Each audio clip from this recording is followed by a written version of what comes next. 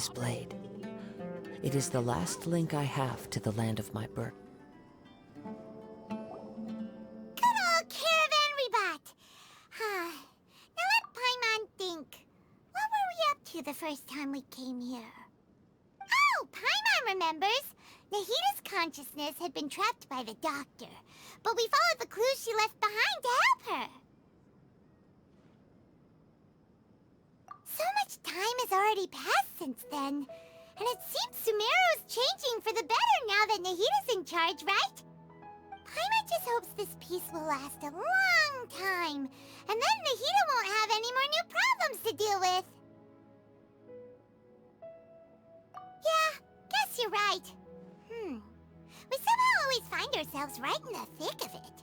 Who knows what will happen next? Come to think of it, maybe it's all because of you. Maybe you're just a magnet for trouble.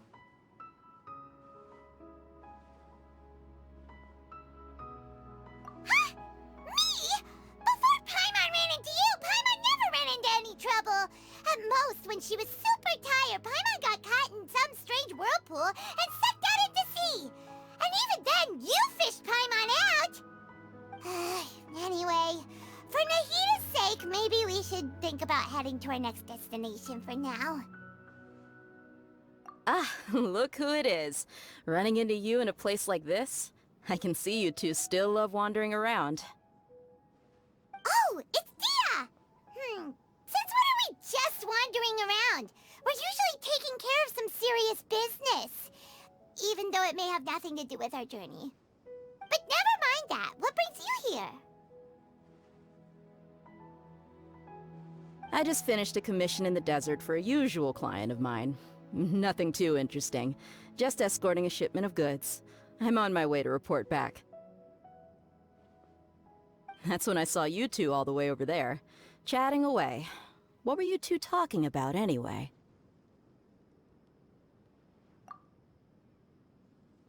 Huh? You serious? Can't say I saw that coming. But you are travelers after all. I guess you'd never stay for too long in one place. Bumping into you like this will become a rarity. I'm starting to feel sad just thinking about it. Hey, how about I gather a few mercs to escort you two? What do you say? Thanks, but no need. Oh, Paimon had no clue you'd miss us so much. But don't worry, we'll come back to see everyone when we get a chance. Sounds good. All you need to do to get to Fontaine is cross this stretch of desert and navigate some waterways. Knowing you two, I'm sure it won't be anything you can't handle. So, when are you leaving? Oh, wait a sec. Paimon just remembered there are still a few dishes in Sumeru that Paimon hasn't tried yet. Now, where's that list Paimon made?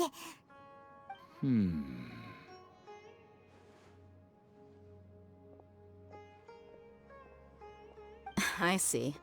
Guess you won't be needing a going-away party or anything. It's sad enough to see you go like this. Though, now that I think about it, Sumeru wouldn't be what it is today without you. Seems true heroes always prefer leaving quietly. By the way, should we go say bye to Nahita? Oh, good point. Then there's no need to bother her in the real world. Then, I guess this is goodbye for now, Traveler in Paimon. Whether as a client or a friend, you're always welcome to come find me. Goodbye, Dia. Bye-bye, Sumeru.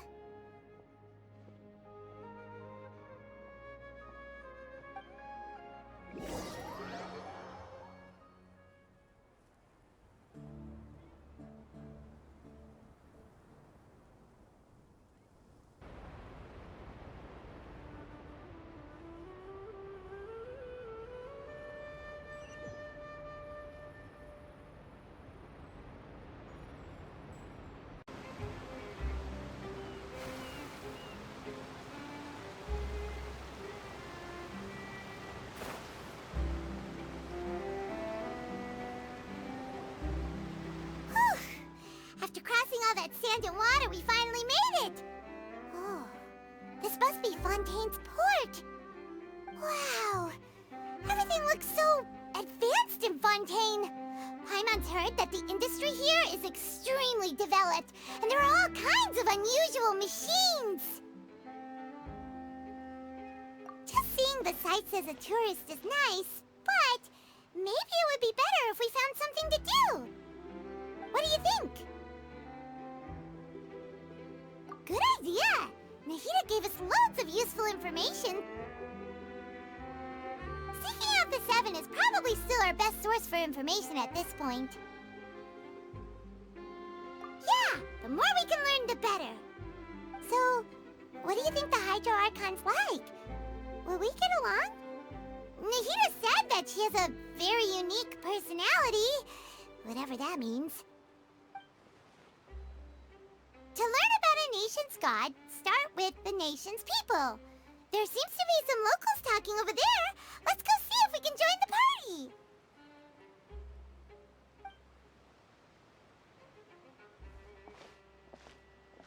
party. If you ask me, it's a tragedy how things ended for him. Clearly, he was a pretty decent person. Yeah, I didn't expect that kind of ending for him. I thought he would at least fight on a little longer for his family. I was expecting a sudden plot twist, but it's a pity that it never happened. Still, his story is quite the tearjerker.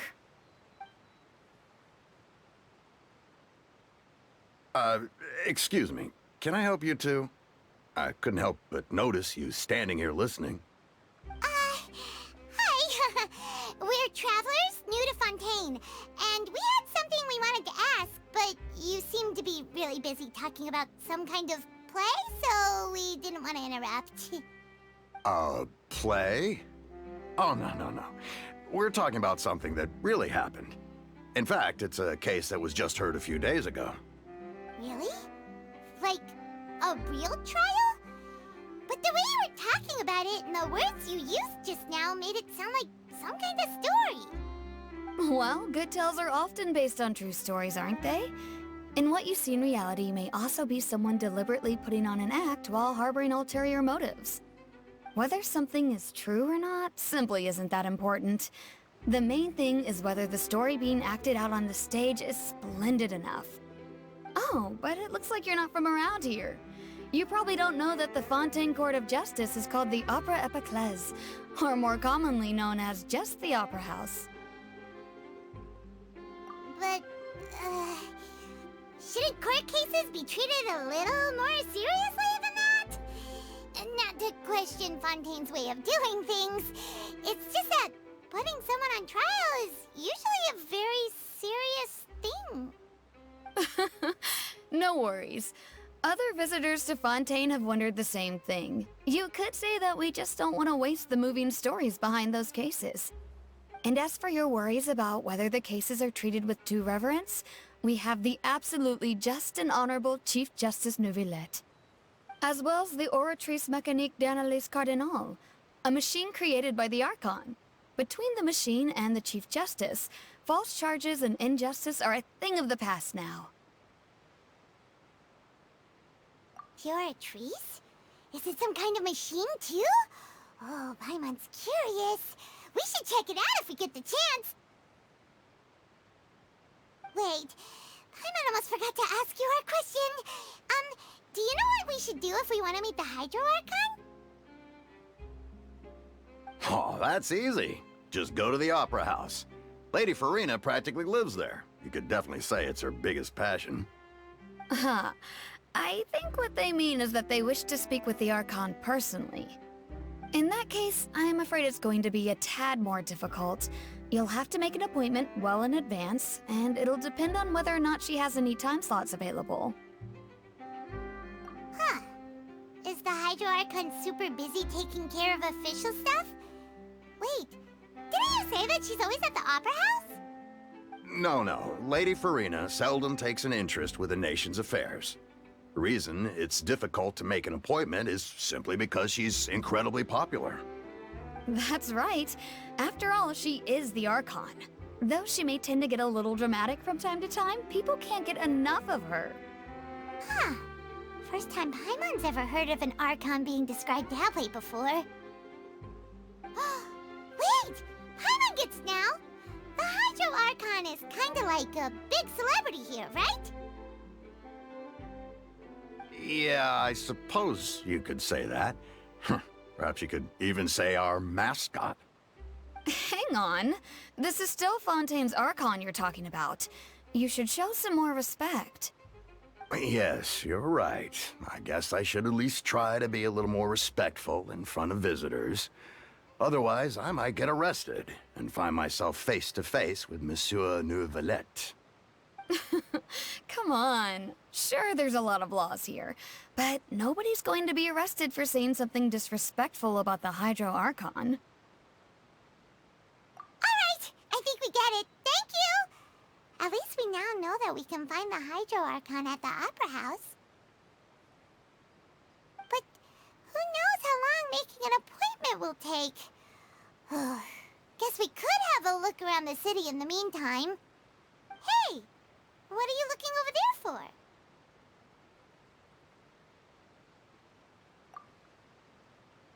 Huh. Maybe something's the matter. She isn't going to jump into the water, is she? Maybe we better go check on her.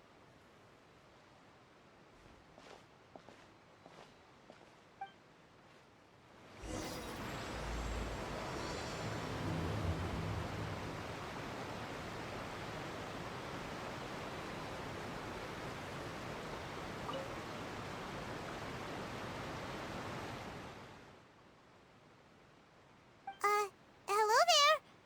Excuse me. Are you alright? Huh? I'm fine. Thanks. Oh, okay then. We just noticed that you seem to be worried about something. About many things, actually. But there's nothing I can do but just keep my troubles to myself. I was just reminiscing about a place my brother and I would play when we were kids. It was just atop that hill over there. See? You're pointing at the sea. Wait, are you saying that you and your brother lived in the water? Though people call the waters around Fontaine a sea, it's actually just an inland lake that's filled with fresh water. And though I can still see that hill clearly in my memories, now it's been completely submerged. He would skip and jump, tossing sand in the wind.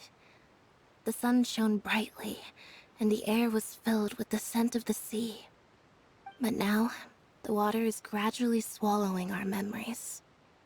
It won't be long before it swallows us. Sorry. Paimon doesn't really get what you mean. I don't believe we've had the pleasure of meeting. Are you Lynette's new friends? Oh, and you are? Thanks for looking after my sister. She often comes here to reminisce about our childhood, that's all. There's no need for any concern. Allow me to introduce myself. I'm Linny, and this is my sister Lynette. If I had to guess, I'd say you must be travelers from abroad. Nice to meet you. Paimon is Paimon, and this is the Traveler. We just arrived in Fontaine. We were just talking with your sister. Even though we didn't really get what she was saying. I see.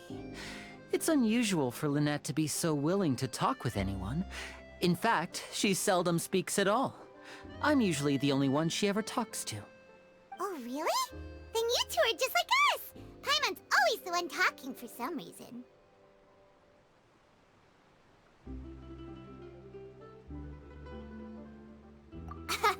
So that's how you think it is?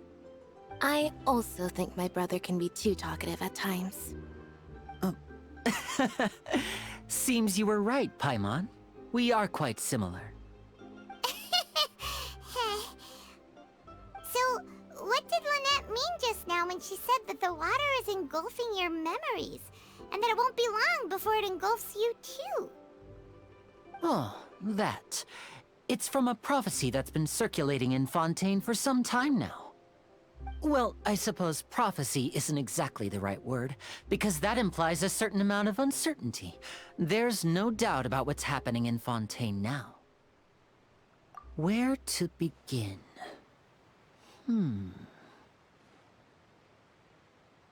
let's put that question on hold for a moment. We still haven't formally greeted each other yet, have we? Did all the introductions earlier not count? Hello, traveler.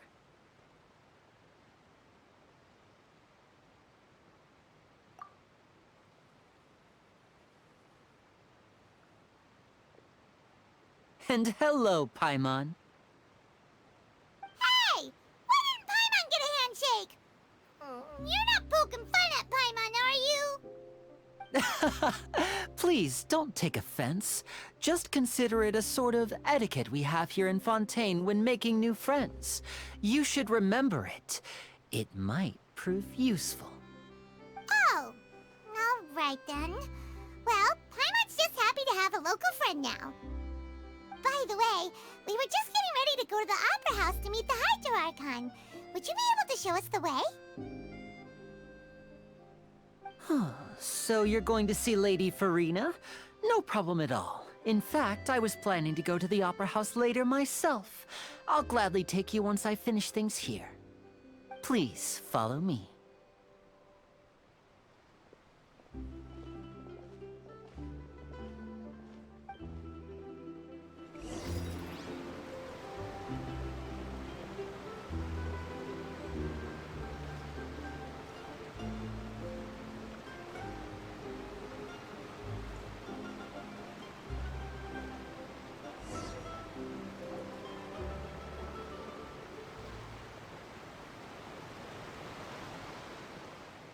You said you were going to see Lady Farina?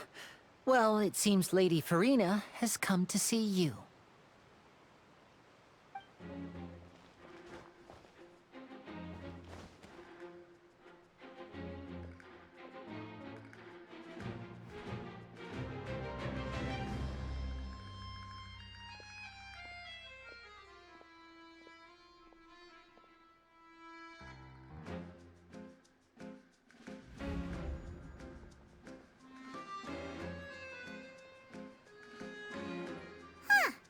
So, she's the Hydro Archon? But how did she know we were looking for her?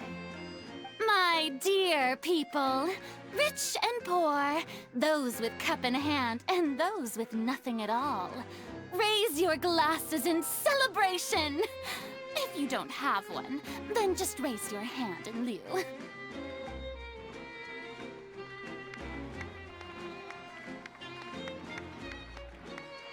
As you can all see, two unfamiliar travelers have arrived in our nation.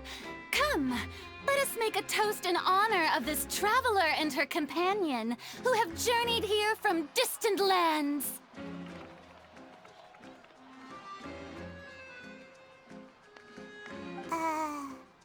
Is she talking about us?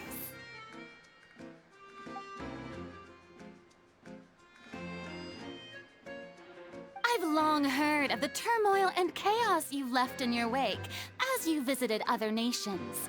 But I welcome you nevertheless. No, I have come to receive you personally. Fear is for insignificant cowards. I am a god, and I will never entertain the notion of such meaningless wariness. You can be rest assured, I see clearly your sincerity. Of course, seeking an audience with me is the most sensible thing to do. It will allow you to truly behold my power and witness my authority. Intelligent people always gather under the correct banner. I, Focalor, hereby welcome you to the nation of Hydro and acknowledge the value and significance of your trip. Now, you may rejoice in this.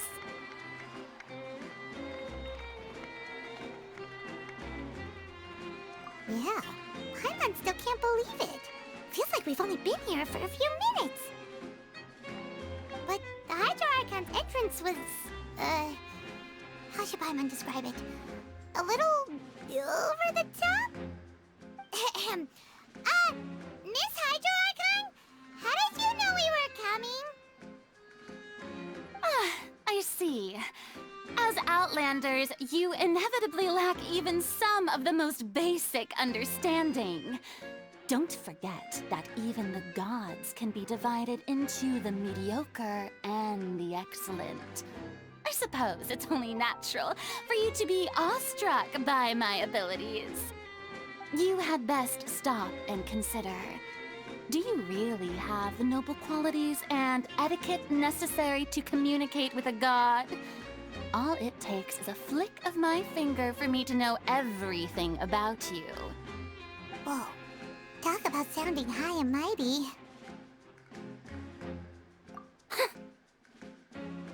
Oh? What's with these looks?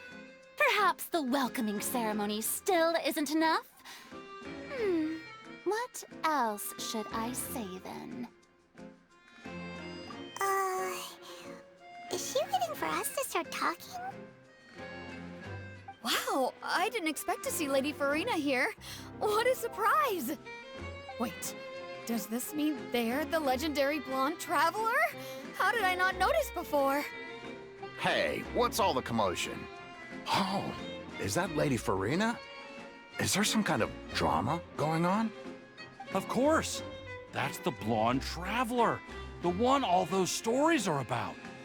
Lady Farina came here to personally see her. Oh, I bet this is going to be the duel of the century. Ooh, I've got to see this. I knew Lady Farina would never disappoint.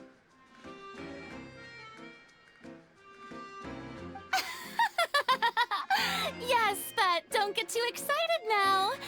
My dear believers and spectators alike tend to get quite rowdy, and despite the noise, I've come to tolerate all their ruckus.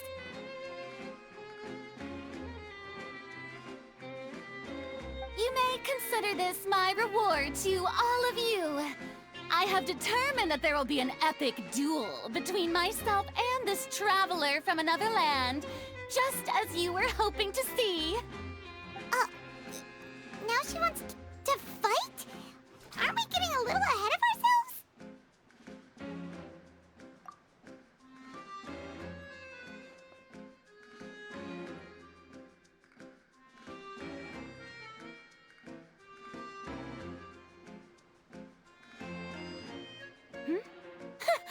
Are you not afraid? Might I remind you that this is a duel against the divine? What are you trying to do, traveler? Provoking a god in front of her people? Stand down, Clorend. I admire her bravery. Few have the courage to draw their sword against a god. She is obviously a true warrior.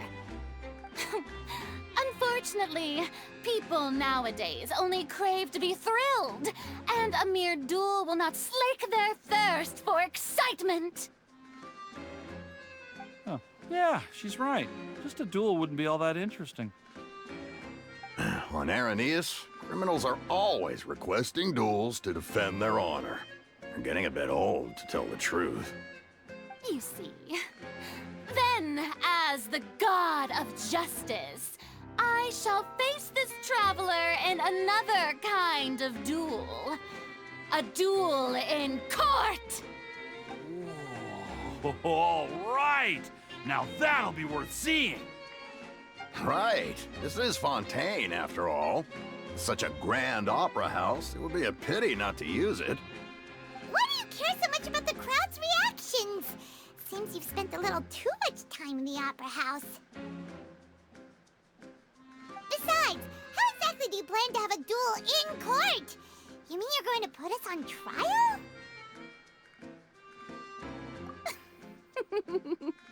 Oh, we have reason to put you on trial. It's obvious, isn't it? According to Fontaine law, no one is permitted to release any flying objects within Fontaine city limits during the first 3 days of each month. You are clearly guilty of violating this law, no? Oh, so that's what they've done wrong. That's our Lady Farina. No one knows the laws of Fontaine like she does. You call that obvious? What kind of law is that? Wait, flying object?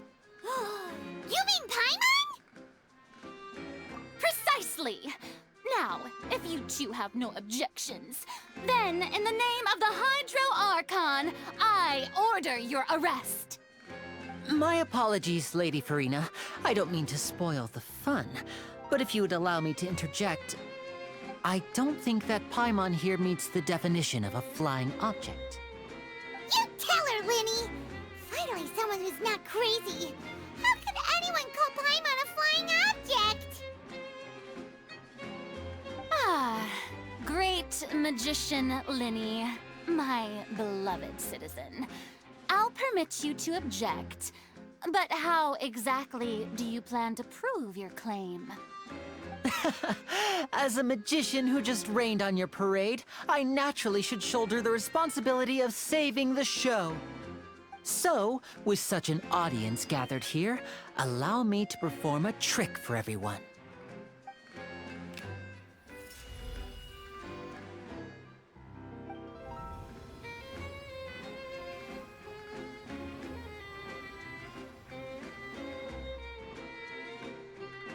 Ta-da!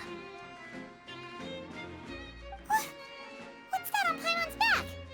Hey, when did you do that?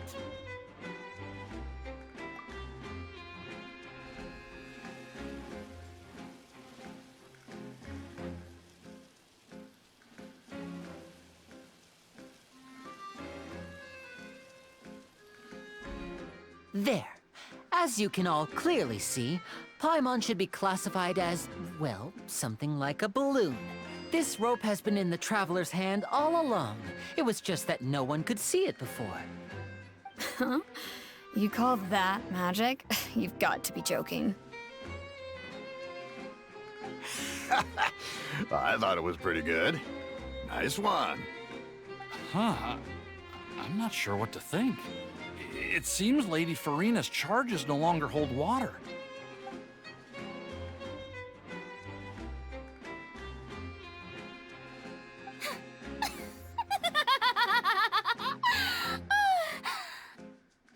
Amusing. Very amusing, Linny. Just the sort of unexpected twist that I enjoy. With you here, today's performance can finally be called complete. Performance? You see all this as a performance? In which case, consider the matter of your trial resolved. The god of justice will not bring charges against an innocent person. But when there are valid grounds, I will not only judge travelers from abroad, but even the gods of other lands. I look forward to seeing your upcoming performance at the Opera House, Mr. Linny and Miss Lynette. That's enough for now. Toodaloo!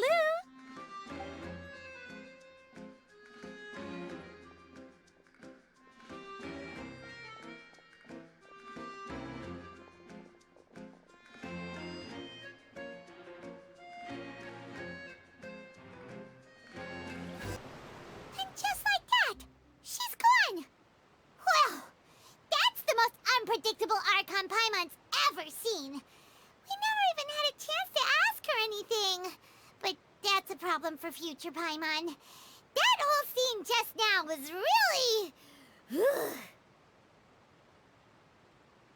Don't mention it.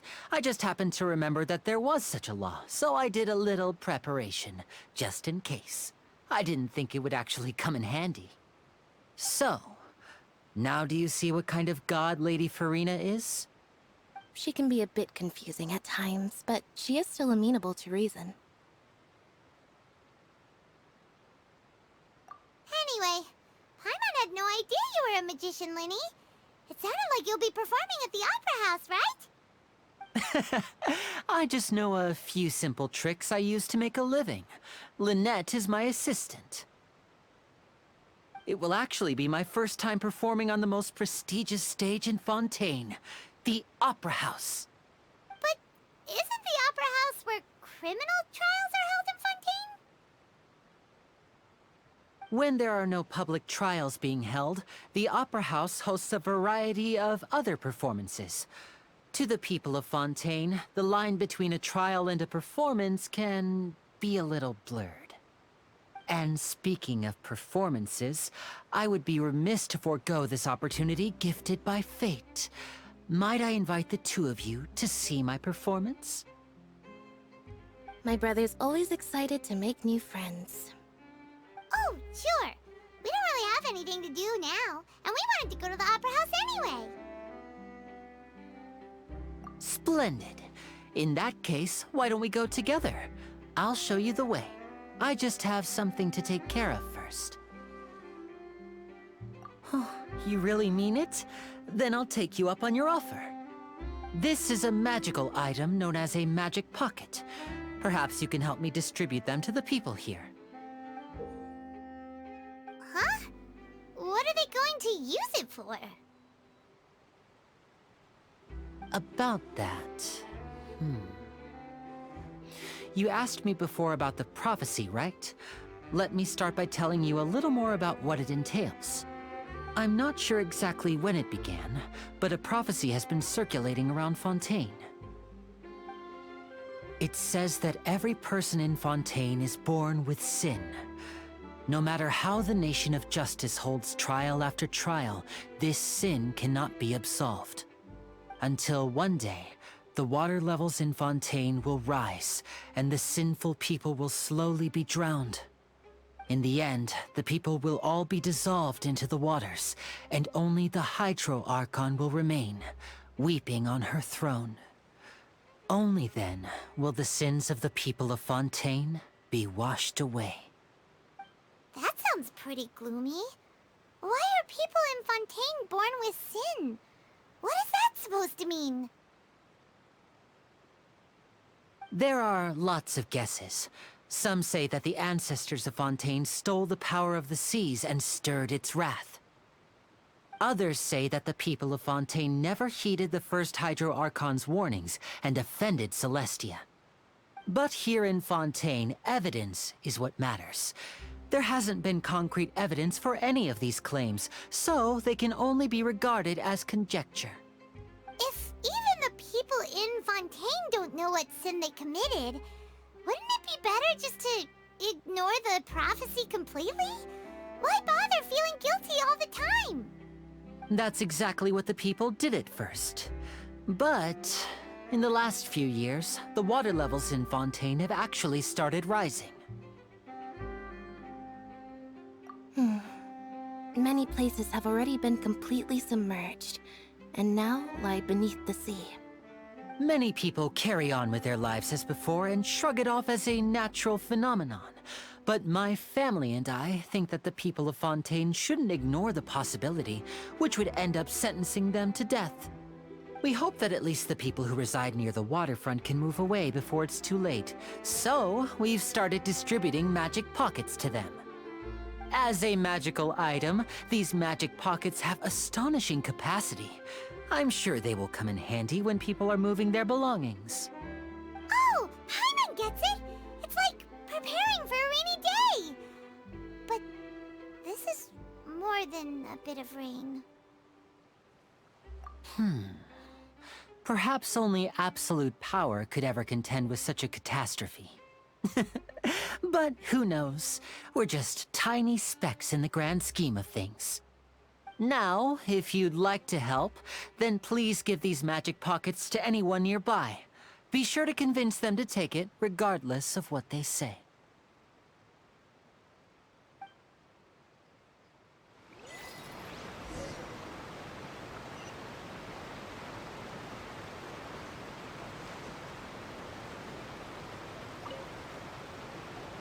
What's this?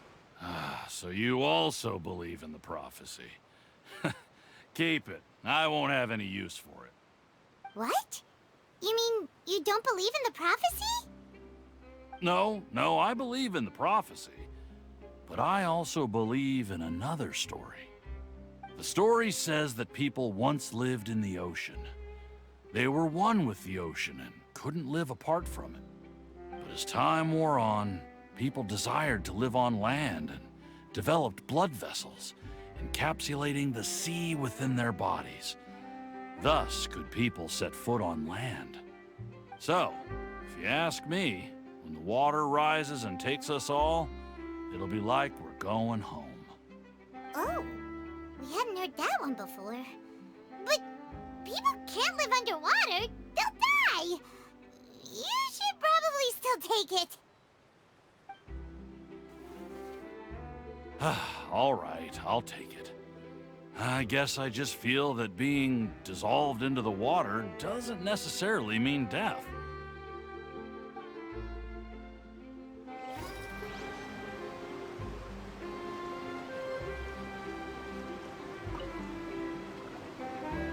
So you're the blonde traveler that everyone's been talking about. My apologies for not recognizing you earlier. Oh, a magic pocket? Seems you really thought of everything. I guess it's better to prepare for the worst and hope for the best. Thanks. Please, also thank the magician on my behalf when you get the chance.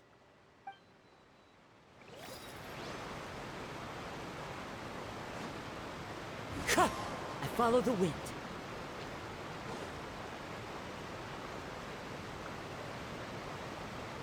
One with nature.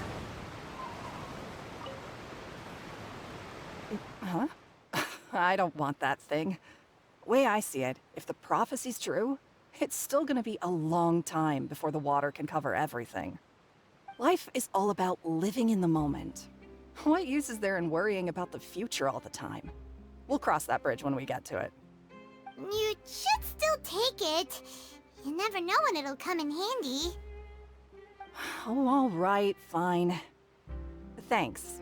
It's just that if I start moving, that means I've already given up on the life I have now. I'd really rather not.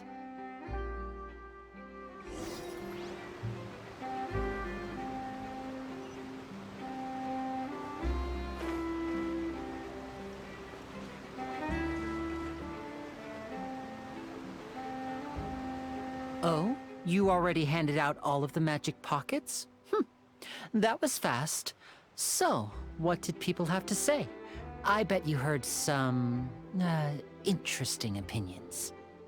Yes, but that will change once disaster strikes. I know they'll change their minds, so it's only right to help them prepare. Is there anything else you need to do before we leave? Yes, one last thing. I have the magic pockets made by a workshop in the court of Fontaine. Since we're out and about, I was thinking about bringing him some more materials. So, you want to collect materials? Just tell us what the materials look like and we'll help. Many hands make light work. Oh, that would be much appreciated. We'll need some Romaritime flowers. I remember seeing them near the waterfront on the east side of the harbor.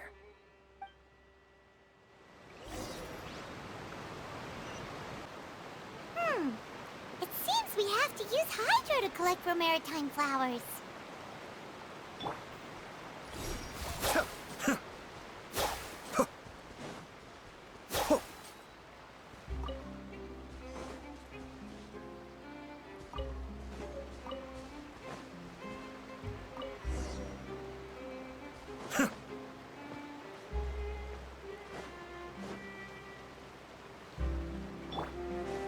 Time to go.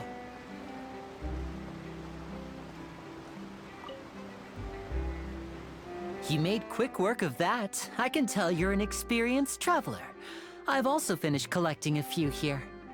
Maybe next time you'll feel like helping too, Lynette. No way. I'm in power-saving mode today. Otherwise, I fear I may not have any energy left for the performance at the Opera House. Fine. Though the performance is still a long way off. Now that we're finished here, we should get ready to head back to the court of Fontaine. So, we're going to the court of Fontaine before we head to the Opera House? Good. Paimon wants a tour of Fontaine's largest city and try...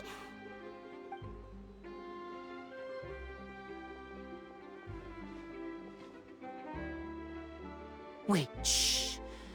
Have you noticed that person over there? The young girl. Huh? What's wrong with her? Paimon didn't notice anything. She's obviously a thief.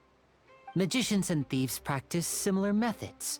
We divert attention, and a distracted audience is one that won't discover what you're really doing. Watch her movements carefully.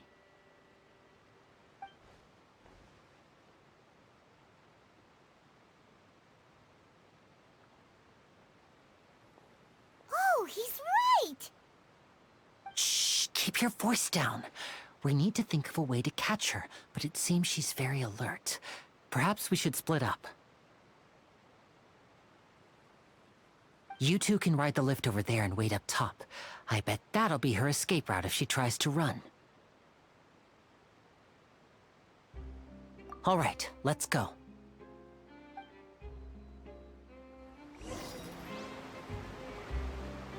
Of my home.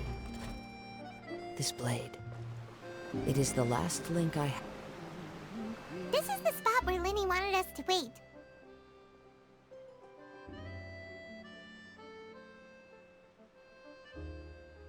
Oh, look! Isn't that her?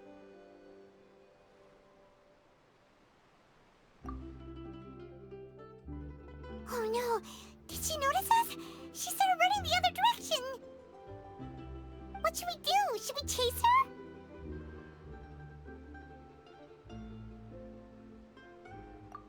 You're right. She might also be trying to lure us away.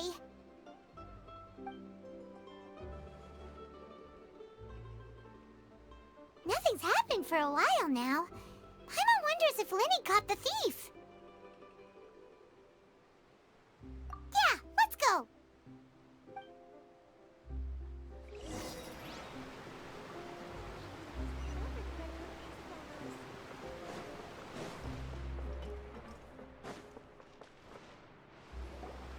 Are you sure that's all she took?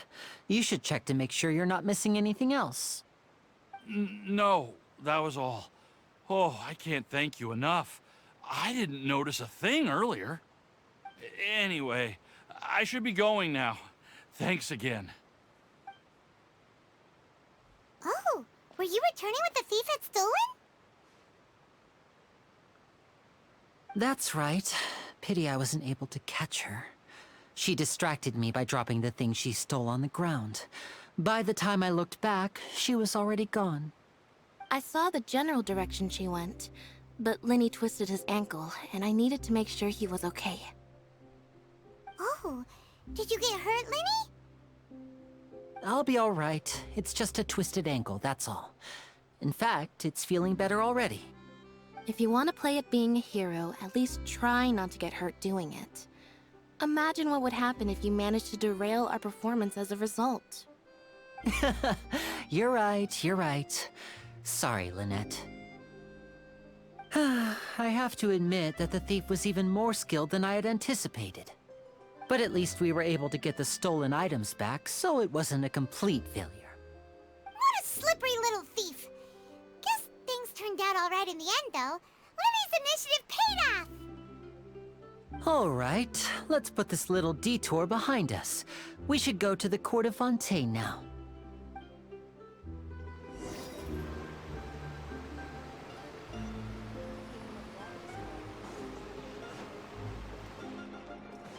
Time to go.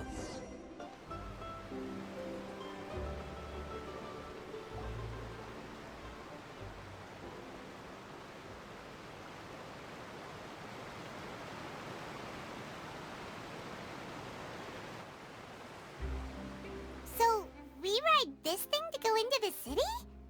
What an ingenious way to get around! People in Fontaine really know how to use water! This is an aqua bus. It allows people to travel between several key locations around Fontaine. It's pretty convenient, but the ride can become a little dull after a while. The scenery is always the same. That's why it's better to travel with friends. So you mean it's still boring even when I'm riding with you? No, that's not what I meant. It's just that, well, you don't really talk that much. Besides, it doesn't really feel like a real trip when it's just the two of us. It's the same as being at home. Whatever. Guess that's what it's like to be an older brother. It's about time for us to leave. Let's get on board.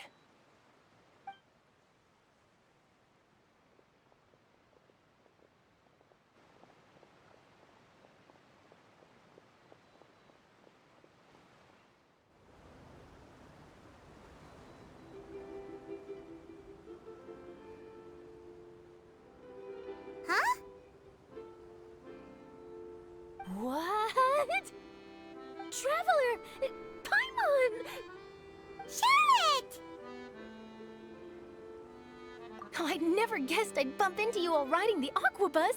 In the story of my life, this is big news. What are you doing in Fontaine? I didn't hear anything about you paying us a visit. Yeah, it's quite the coincidence. But as travelers, we're always on the move. It's not surprising that nobody knew we were coming. Though we still have no idea how the Hydro Archon knew about us. Oh, let Paimon introduce you to our new friends! Oh, no need for introductions, Paimon. I would recognize the great magician Linny and his assistant Lynette anywhere. I wouldn't be much of a reporter if I didn't know who they were. It's a pleasure to meet you. I'm Charlotte, a reporter for the Steambird.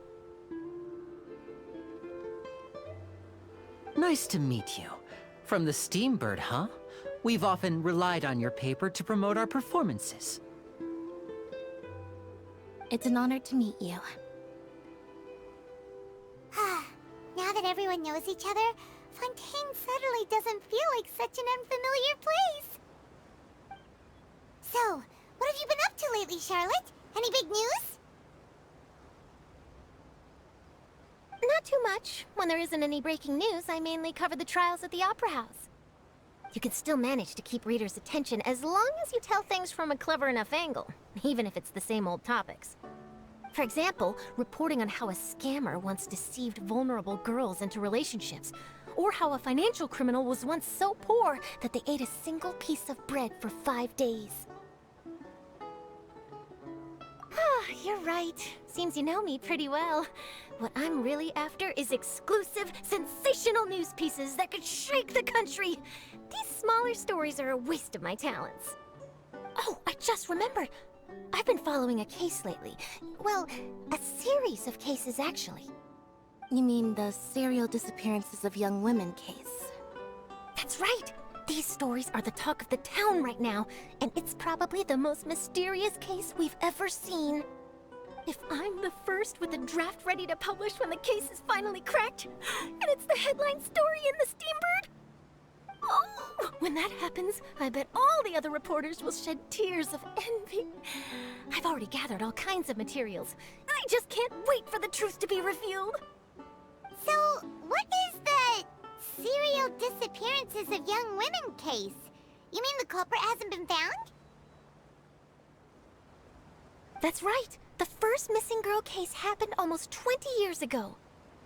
And ever since, after a period of time, another girl disappears. What the cases have in common is that the girls are all of a similar age, and that they've all vanished without a trace. But the scariest part is that to this day, none of the girls have ever been found. Many suspects have been arrested over the years in connection with this case, but shortly after each arrest, another disappearance would always happen. Yes, it's possible. But either way, I believe that every case has some precise truth behind it, waiting to be exposed. Yes, I agree. And at the very least, the family of those missing girls deserves some sort of explanation. I just imagined for a second what I would do if Lynette were to suddenly disappear. I'd pay any price to get her back, and then find a way to track down the culprit. Please don't imagine that, Linny.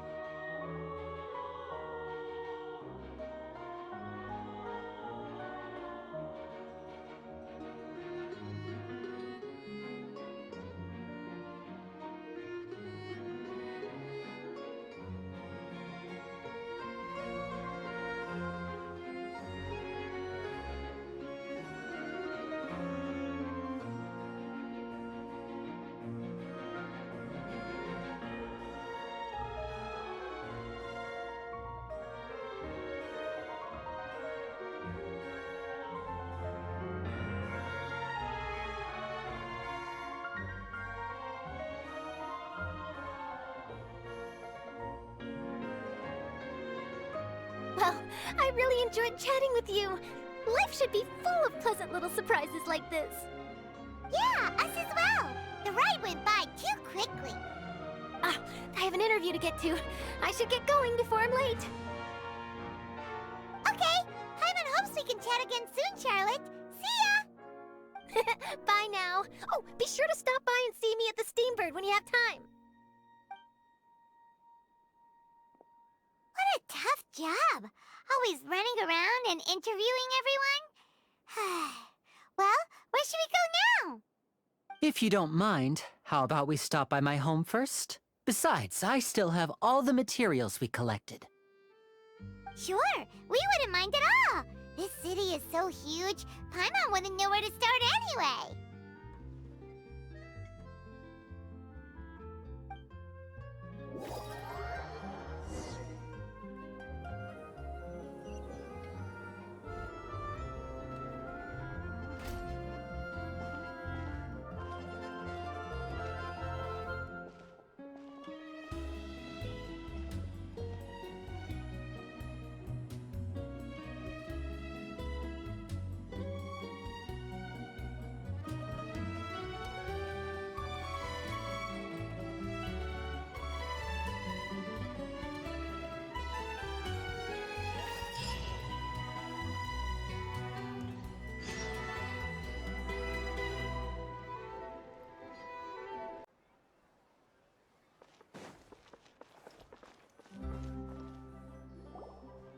This is our current abode.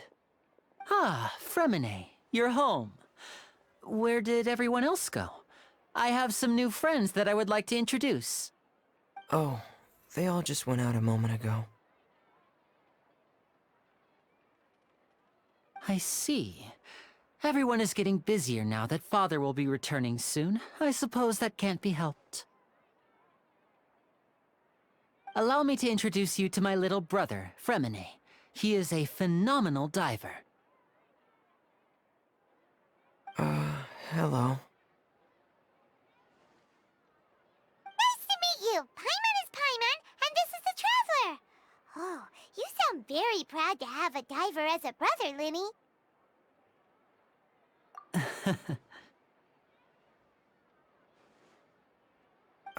Linny, could you come here for a moment?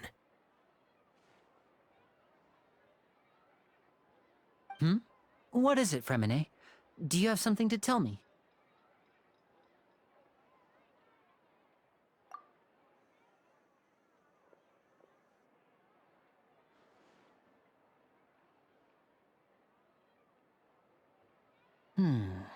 Okay, I see. Is everything all right? Oh, it's nothing. We were just discussing a little housework. Sorry for the interruption.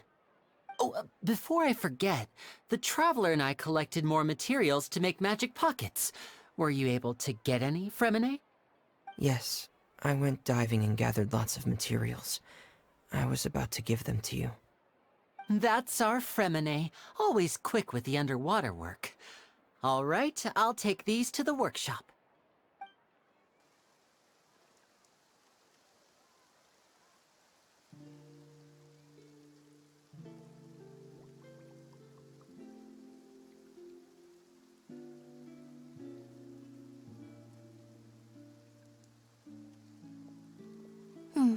Looks like rain. Oh, you're right. But wasn't it clear and sunny just a moment ago? Fontaine's weather sure is weird. I'm afraid that's just how it is here. It often rains on days where there are trials being held in the Opera House, but don't worry, it'll clear up soon enough. What's wrong, Fremine? There's a legend about the rain that I tend to believe. It's said that a dragon of water once resided in Fontaine. Though we don't know where the dragon went, every time it weeps, the skies will cloud up and pour out rain. When I was a child, my mother told me that if I wanted to go outside and play, I should yell toward the sky at the top of my lungs. Hydro Dragon! Hydro Dragon! Don't cry! dragon, then having the power to make it rain wouldn't be very unusual. Let Paimon try something. Hydro Dragon, don't cry!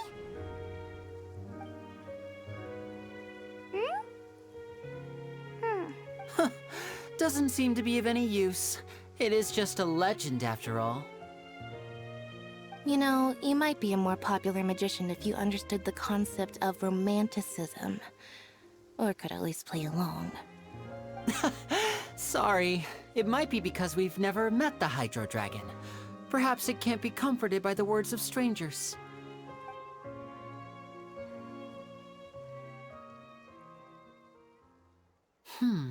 It rained for longer than I suspected. Oh, it's already getting late. Was there something you needed to do, Linny? Yeah, some preparations for the show at the Opera House. I need to find a way to catch the last aqua bus of the day. On the day of the performance, just ride the aqua bus to the island of Aeneas. I'll have Lynette meet you at the fountain in front of the Opera House. Oh, are you leaving now? What is it, Fremine? I'm in a hurry. Oh, I get it. You feel nervous delivering the materials for the magic pockets, is that it? Perhaps we could trouble the Traveler to help us take these materials to the Beaumont workshop and deliver them to the owner there? I'm afraid that Fremine can be quite introverted, and the boss there tends to be pretty talkative. Fremine has always been a little afraid of her. No trouble at all! Don't worry, we're on the case! Sorry for the inconvenience. I'm quite useless when it comes to such tasks. I'll think of a way to make it up to you. Oh, no need! This'll be a walk in the park for us!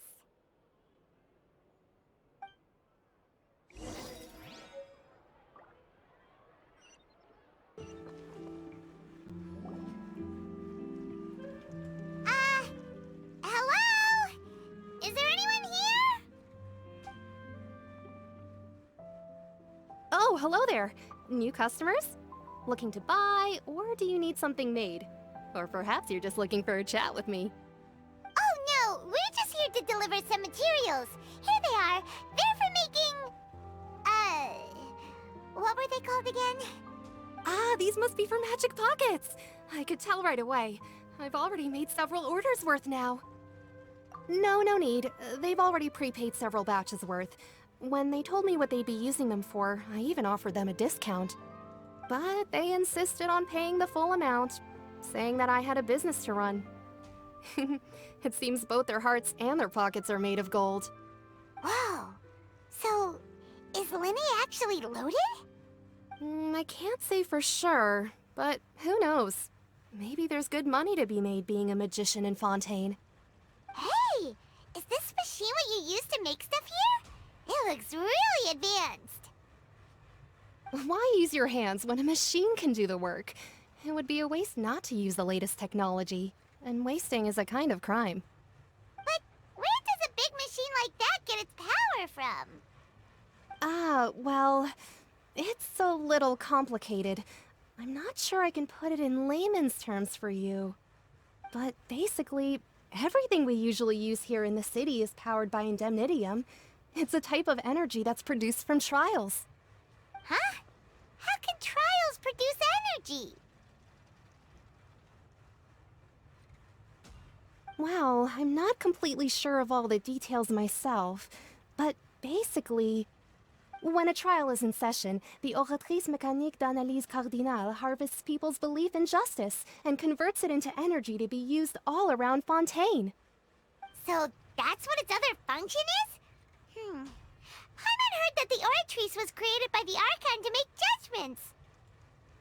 But Paimon still doesn't get it.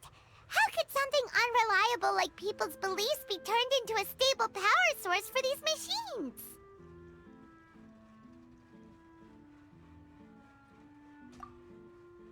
Oh, yeah!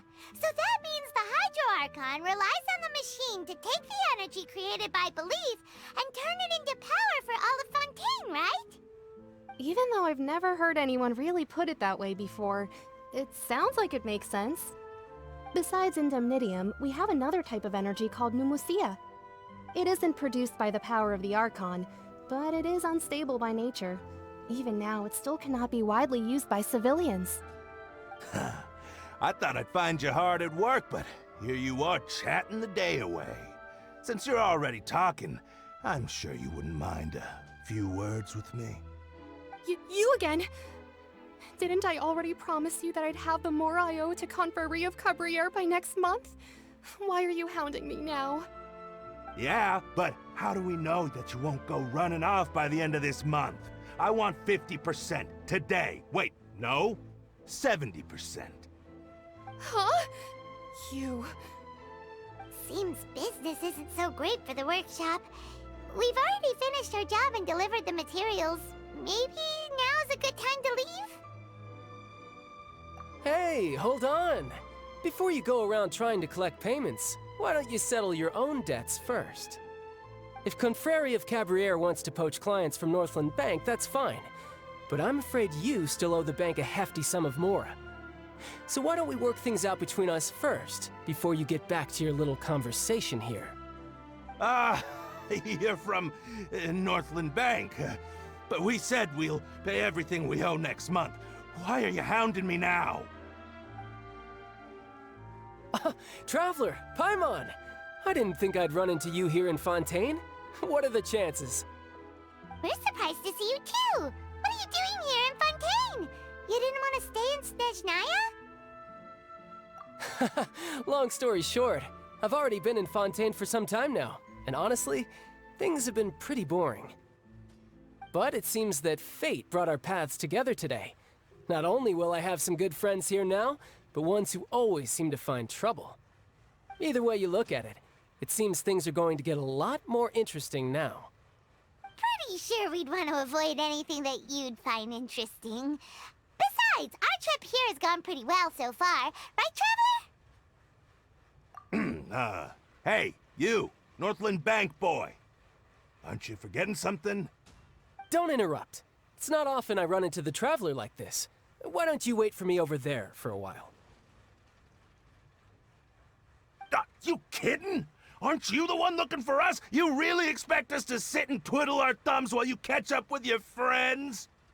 Listen to me, boy. If you want your mora, fine. Why don't you come and take it? Hey, I just said not to interrupt. Oh, by the way, Traveler, the last time I took Tonya and Tusser ice fishing, Tusser said... Hey! That's way over the line! All right, boys, let's see who has to pay up now! Can you at least let me finish one sentence? Fine. Though the bank told me not to get rough with our clients. You're the ones who started it. This is an act of self-defense. You two will have to be my witnesses, okay? I'm sure this won't take long.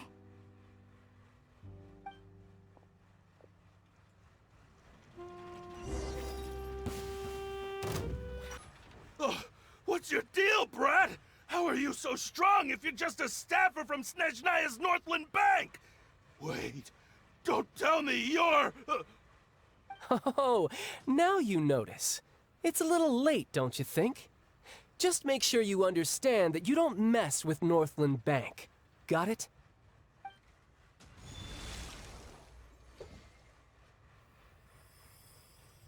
Huh? Now's my chance!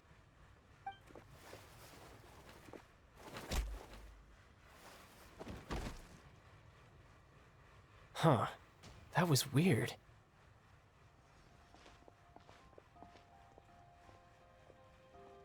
I'm not sure. It's as if I suddenly lost control of my hydropowers when I needed them. Maybe there's something wrong with my vision? Strange. How could that happen? First time Paimon's ever heard of someone losing control of their vision. Never mind. It doesn't matter. If I want to stay sharp, I shouldn't be relying too much on my vision anyway. Besides, I always have my delusion in case I need it. So what are you doing in Fontaine, child? And don't say it's work for Northland Bank. Well, I guess it's because I've been in a bad mood lately.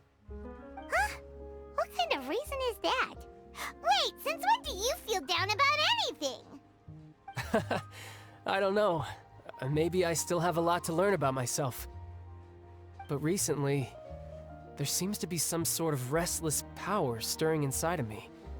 And I don't know why, but every now and then I feel like I'm in a terrible mood. Maybe you losing control of your vision just now is connected with that power you're feeling inside. That is a possibility. I can't remember if I ever mentioned it before, but when I was 14, I fell into some unknown abyss. It was during that time I learned nearly all of my abilities.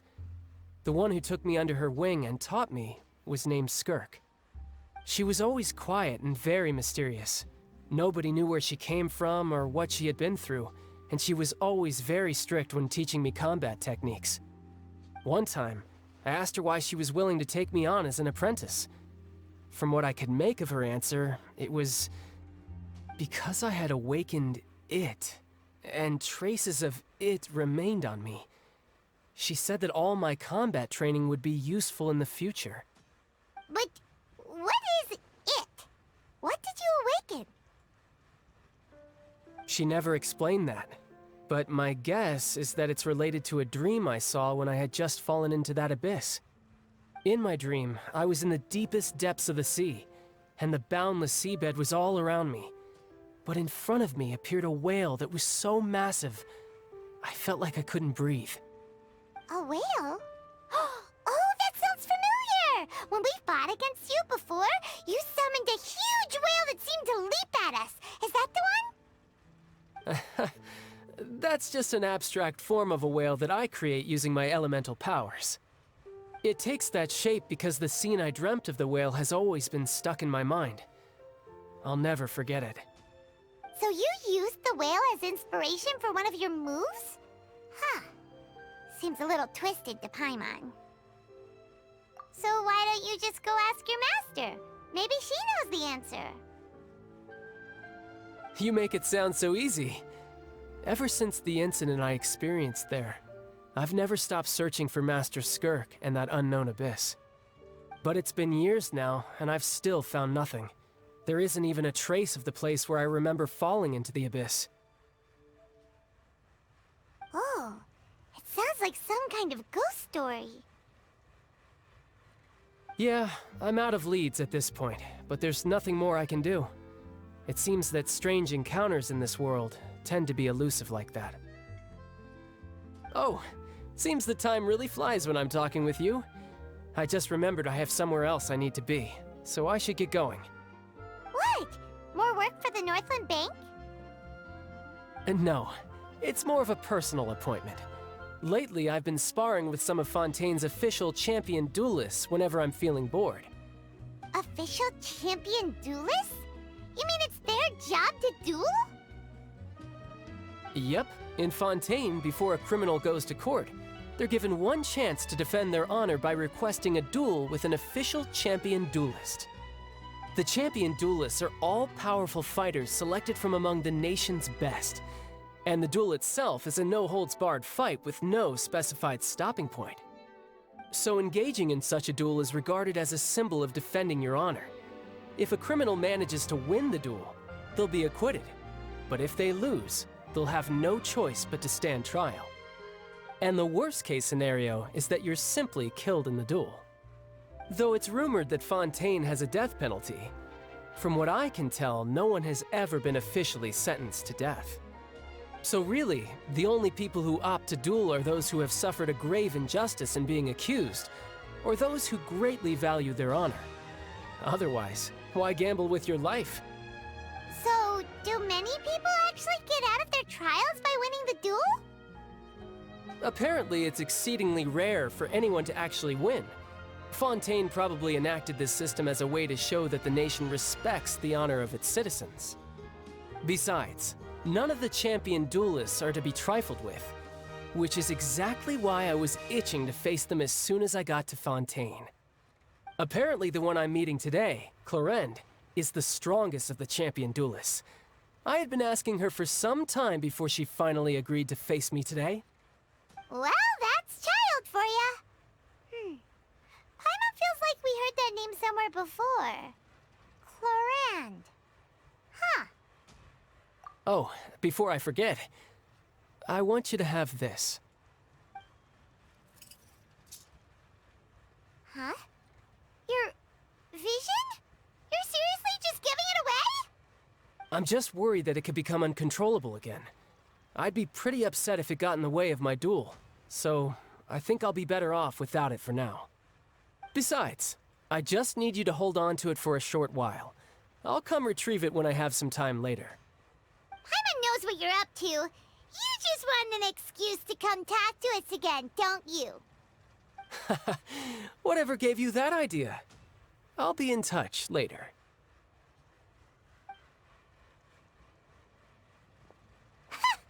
That sneaky guy. He said he's been feeling down lately, but he seemed the same as ever to Paimon. Well, since we don't have much to do for now, we might as well walk around and see the city before Lenny's performance.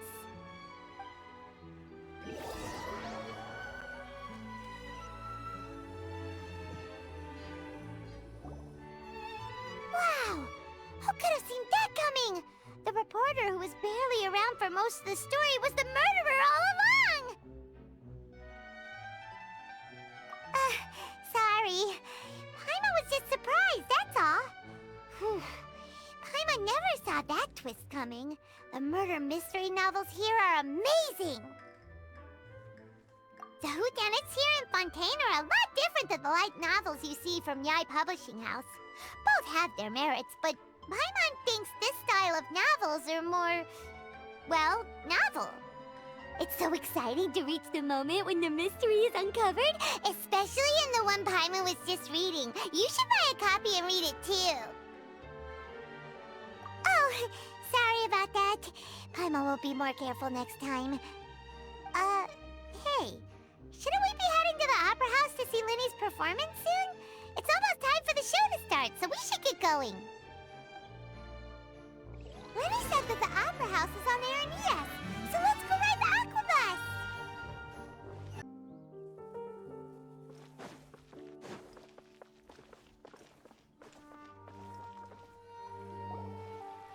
Whoa!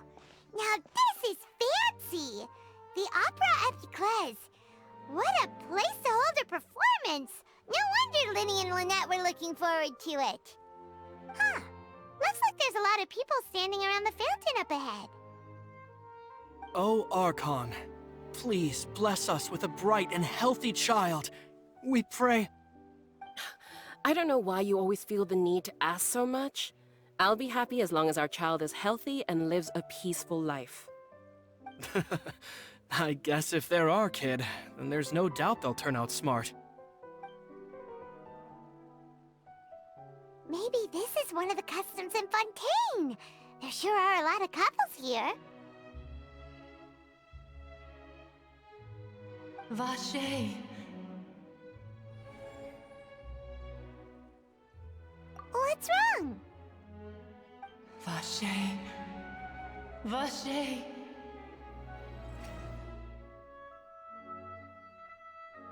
No, Paimon didn't say anything. Are you hearing things? Welcome to the Fountain of Lucine. All the water flowing through Fontaine converges here. It's customary for newlyweds to come here and wish for children. Ah! Lynette! You scared Paimon! When did you get here? Lenny asked me to wait here for you, remember? Right. What do you mean? There are a lot of people here right now. Hey, you're not trying to scare Paimon, are you? Besides, it's the middle of the day. It's not the time for eerie things. I see. I might be able to tell you something that could help explain the voice you heard. In fact, you might not be imagining things at all. I suspect that what you heard is a result of your hypersensitivity to the hydro element. Others in my family have had similar experiences. It's because of her sensitivity to the hydro element? But what would hearing a voice have to do with elemental power? When do you cry, Paimon? Wait, what? What does that have to do with anything? Just answer me. When do you cry?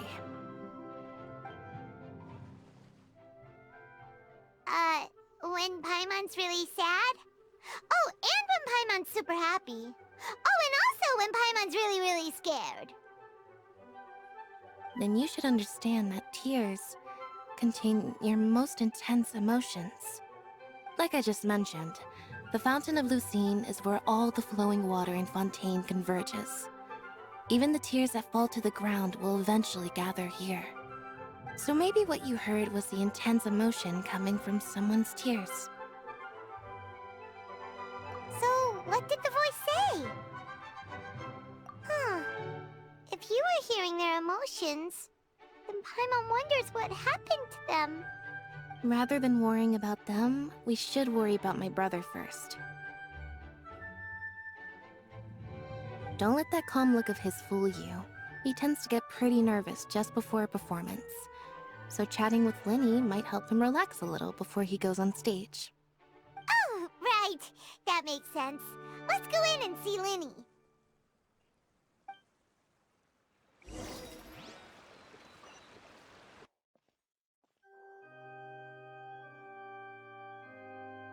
Ah, Traveler and Paimon. Good to see you. I knew you two would come. Are you kidding? We wouldn't miss it for the world. We've been looking forward to it. I can tell, judging by how early you've arrived. But you're actually right on time. The audience still hasn't started entering the venue yet, which means now is the perfect chance for us to take you to the best seats in the house. Wait just a moment. I'll fetch the tickets.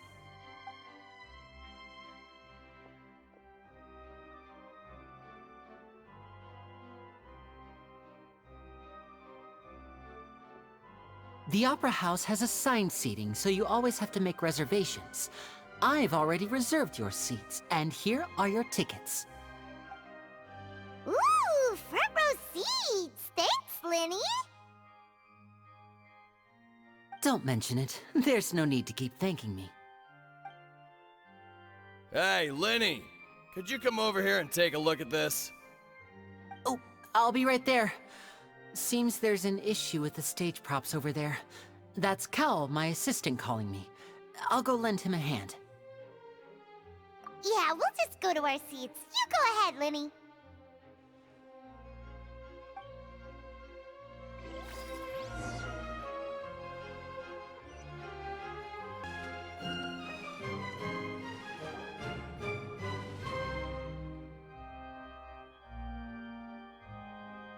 Oh, these should be our seats. Come on, let's sit down.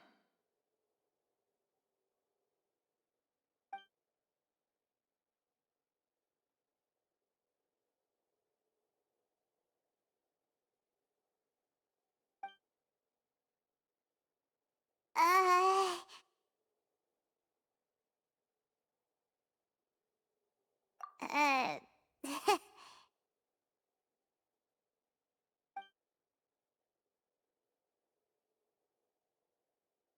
Hey, Traveler. Maybe we should strike up a conversation with the person next to us. Since we're sitting together and the rest of the place is practically empty still, it's kinda awkward if we don't say anything. Ah, you little... Of course you put this on Paimon. Excuse me, I did not realize you felt awkward. I am terribly sorry. I would be perfectly happy to chat with you if that is what you would like. Oh, so you heard all of that, did ya? Boy, you sure have good ears. Paimon thought she was keeping her voice down. Wait, that's not it. Paimon's... Sorry. Paimon's the one who was being rude, talking under her breath like that. So, let's talk, but, what should we talk about? Oh, Paimon's got it. You're also here early and sitting in the front. Are you a friend of Linny's too? A friend, you say? Well, if Mr. Linney would like to be my friend, I would be more than happy to reciprocate. Oh, so you're not friends with Linny then? Oh, this is getting more awkward by the second. Paimon nearly forgot to make her introduction. Nice to meet you. Paimon is Paimon, and this is the Traveler. We just arrived in Fontaine. It is an honor to meet you two. I have heard of your deeds across Tevat. And as required by proper etiquette, I will also introduce myself. I am... Oh, Monsieur Nervillet! What an honor it is to have you here to see my show! Ah, Mr. Linney. I should say it is in fact an honor for me to see your performance in person. Wait, Nervillet? Could he be... I saw you all chatting just now, but it seems you still don't know who Monsieur Nervillet is. Allow me to introduce you to Fontaine's Chief Justice. That seat is always reserved for him. It wouldn't be too much to say that he's the symbol of justice and honesty here in Fontaine. Whoa! Sorry for being so rude just now. Paimon had no idea you were such an important person. No offense taken. Being Chief Justice is merely what I do for work.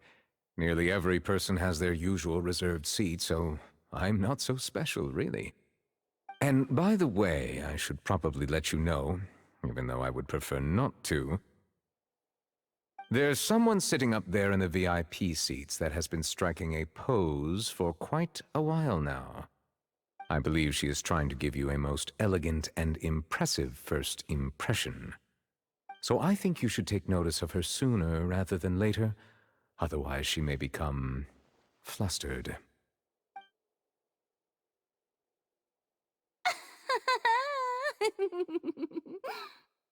Huh? Oh, it's Farina, the Hydro Archon.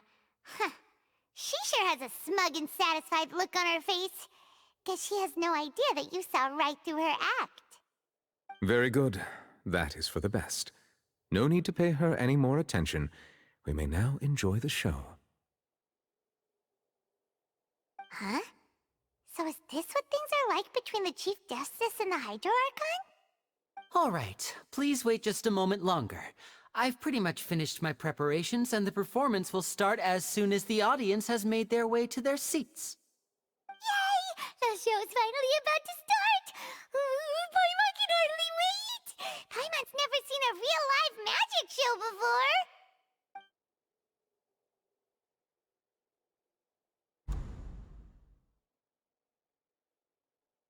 Ooh! They're dimming the lights! The show must be starting!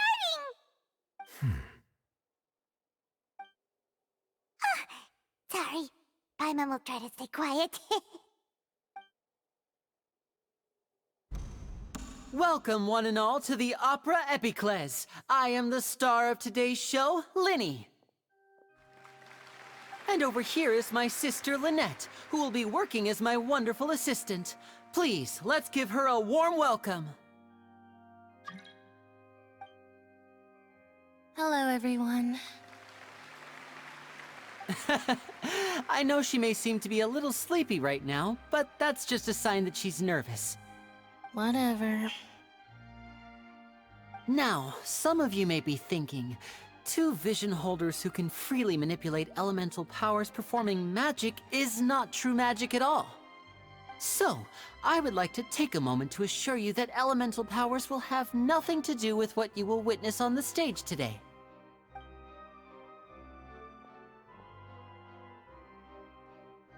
Both Lynette and myself have removed our visions for the show. That way, even the gods won't be able to help us. Oh, good point. That's what makes the show real magic. Now, without further ado, let the show begin. Lynette will now exit the stage to make some preparations. I know you might miss her, but don't worry. She'll be coming right back on stage momentarily. Perhaps in an unexpected way.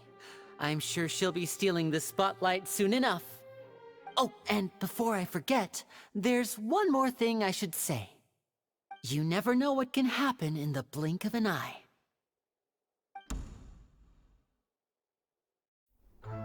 A magician's greatest skill is making things disappear or appear. The possibilities are endless.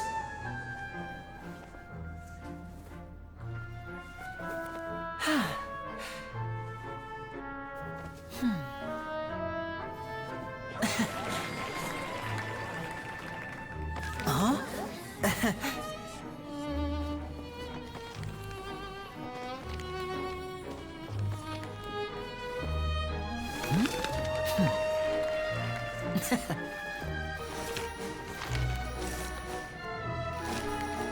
But this isn't what you came for. These little tricks, you've seen them all before. So it's time for something truly extraordinary, don't you think? This one's a little tricky.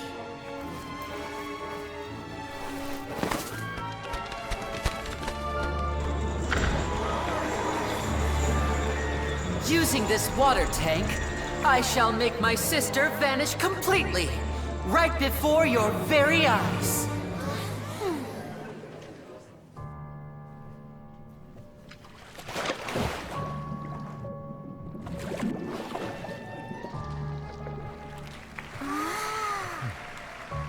It's actually quite simple. She'll just turn into air bubbles and float right out of the top.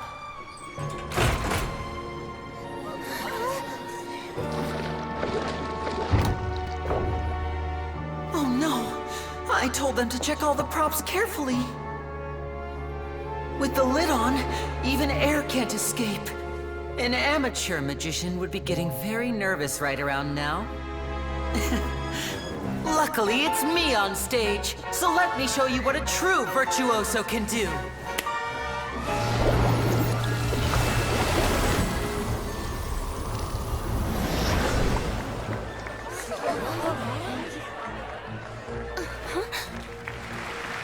Lynette, are you still there? Don't go too far. We don't want to use up all our magic. Hi, I'm back. Uh-huh.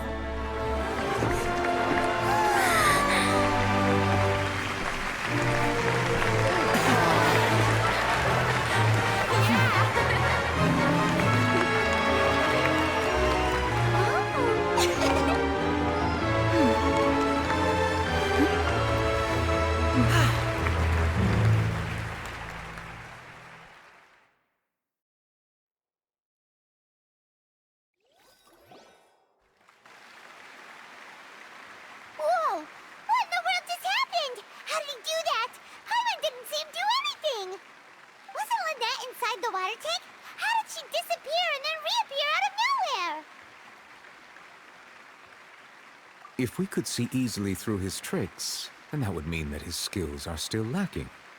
To appreciate magic, you should focus on the show happening on stage, rather than getting caught up in trying to see that which has been intentionally hidden. Guess you're right. Paimon couldn't believe her eyes when Lynette reappeared. Amazing! Thank you everyone. I'm glad you enjoyed that performance. But our magical journey has only just begun. I've prepared even more astonishing surprises for everyone here. The magic of transformation and disappearance can go far beyond what you've just seen. I'm sure many of you are thinking that escaping the water tank was impressive enough. But Lynette is still my assistant after all. In which case, I have ample time to make all necessary preparations. So, for my next trick, I will require the participation of one lucky audience member. Please, if my assistants could bring out the magical boxes now. There are 2 boxes and only 2 boxes. One is here, and one is there in the aisle among the audience. I'm sure many of our clever audience members have already guessed our next magic trick. A swap! Our lucky audience member and I will each enter a magic box. After 1 minute, we will each emerge from the opposite box. Now please, everyone pay very close attention to the box you see here. Don't give me any chance to make a move. Wow! How's he gonna do this? Hey, do you think this is all magic tricks, or does Lenny have actual superpowers? The lucky audience member will be generated by this random number selector. It selects numbers entirely at random. Even I don't know who will be chosen to participate. Now then, let's begin. Let me see. Oh, row 7, seat 3. Congratulations! You now have the chance to experience magic firsthand for an entire minute. Please, come forward. My assistant will take you beside the magic box. I'm sorry, it might be a little cramped inside, but no need to feel nervous. We've carefully arranged everything for you to be as comfortable as possible. You don't need to do anything, but no matter what strange things may happen, don't come out of the box. If the magic is interrupted, who knows where you might end up? You might even find yourself in the Fortress of Meropide. Oh, okay. All right. Before I enter the magic box, there is one more thing I need to ask the audience to do. Could you all give me a countdown? Like this. 60, 59, 58. Just keep counting down. You can go a little faster or slower if you like. I won't be able to see anything in the pitch-black box, so I'll be relying on your voices to know when time is up. Oh, and no tricks now. If you quickly count from 60 in just 30 seconds, then I'll be in a tough spot. Ooh! Paimon kinda wants to count faster after hearing him say that! No, that won't do. I can see it in your eyes. You still can't be trusted. Let's practice together. Come on, repeat after me. 60, 59, 58. 60, 59, 58! That's right, perfect. Keep it going. All right, I'll see you all on the other side once you've finished counting.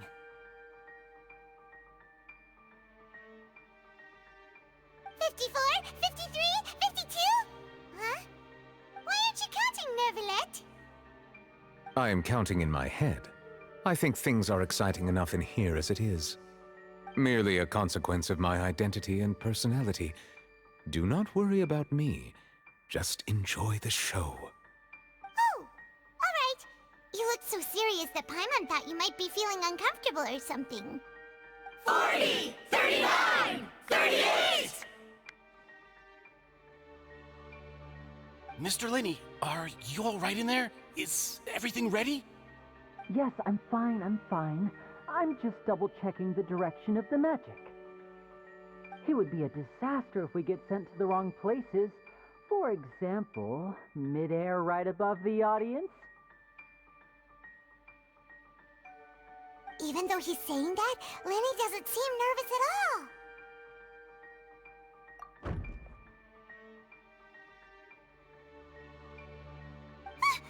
What was that noise? Did you hear it too? Not sure. Anyway, it doesn't seem like anyone's worried about it. 25! 24! 23! What's wrong, Mr. Lenny? I can still hear you moving in there. I seem to have accidentally knocked over a decoration. I'm trying to fix it, but it's pitch black in here. I can't tell left from right. Never mind the decorations. There's no time for that. The show is what's important. No, that's unacceptable. I want my show to be perfect. Don't worry, we still have 20 seconds. Hear them counting? 19! 18! 17! It seems things aren't quite going as planned. I apologize, everyone. It feels like you're all starting to count faster, but that's all right. I know it can be tiring to do such a long countdown. 10 seconds and change is still plenty of time. 10! Almost there now. 8! Swapping two people is harder work than you might think. Even a master magician like me can't guarantee I'll get it right the first time. Hey, wait! Is this the back one? I can't tell. They both look the same inside. Huh? No, that's not it. I'll try again. 7! Hey, slow down! Honestly! 5! 4! Whoops! That doesn't count! 0!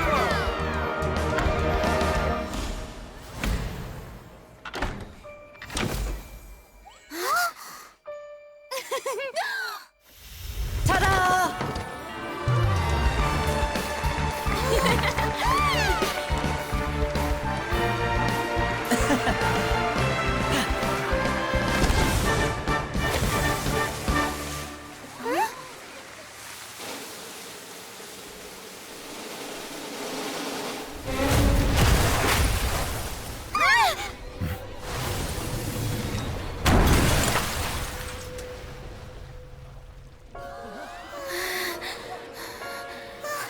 What happened?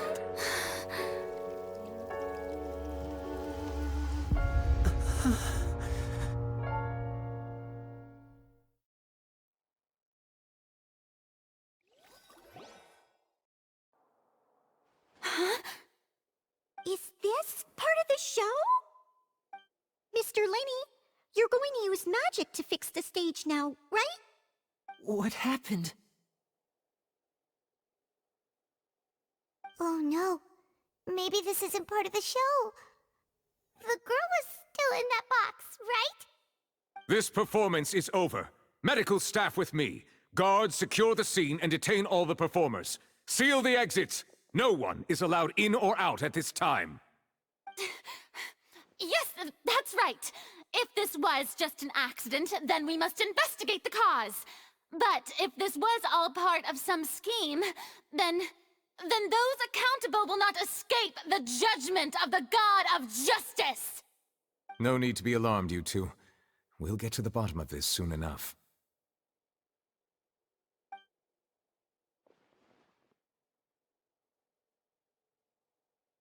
Unfortunately, the person who is in the magic box has been pronounced dead. His name was Cowell, one of the assistants in Linny's magic troupe. Apparently, the fireworks on stage ignited the ropes that were suspending the water tank, which then caused the tank to fall onto the stage. As of now, we are still not sure why we found Cowell in the box, rather than the guest from the audience. And after an initial search of the area, the guards have confirmed that the girl is nowhere to be found. It appears that this incident was not merely some mishap with the performance. And there are many indications that it is connected with the case of the serial disappearances of young women. The serial disappearances case? That's the case that Charlotte mentioned before!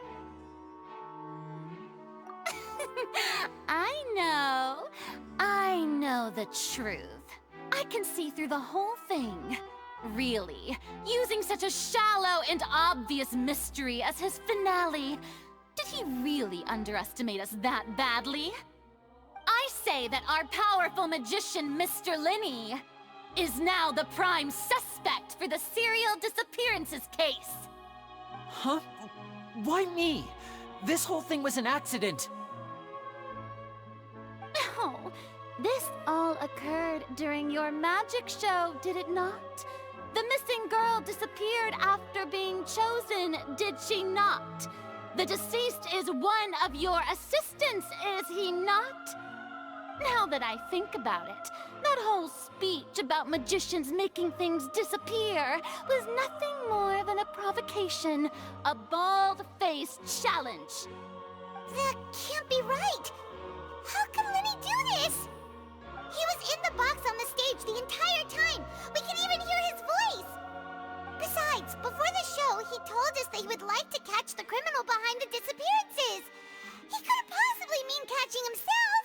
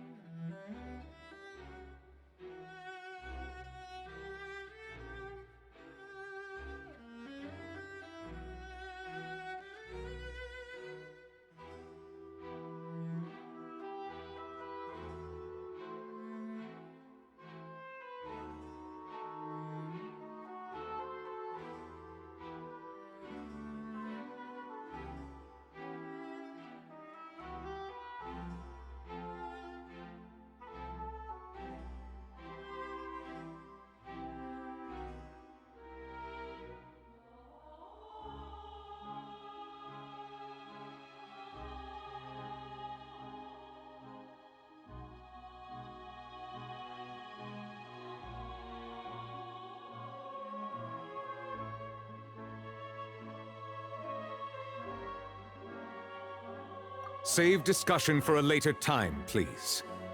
Lady Farina, may I assume that your comments just now constitute an accusation against Mr. Linney and his associates, and that you are pressing charges? Huh? I just think that well, I think it might be a little early to talk about formally pressing charges. But what Lady Farina said just now makes perfect sense. Looks like she's gonna personally deliver justice. A kidnapping and murder carried out under the cover of a magic show. Lady Farina said it all. I mean, of course, my dear people. But what excites me even more than the obvious truth before our eyes is the opponent I'll be facing. That's right. I mean you, Traveler.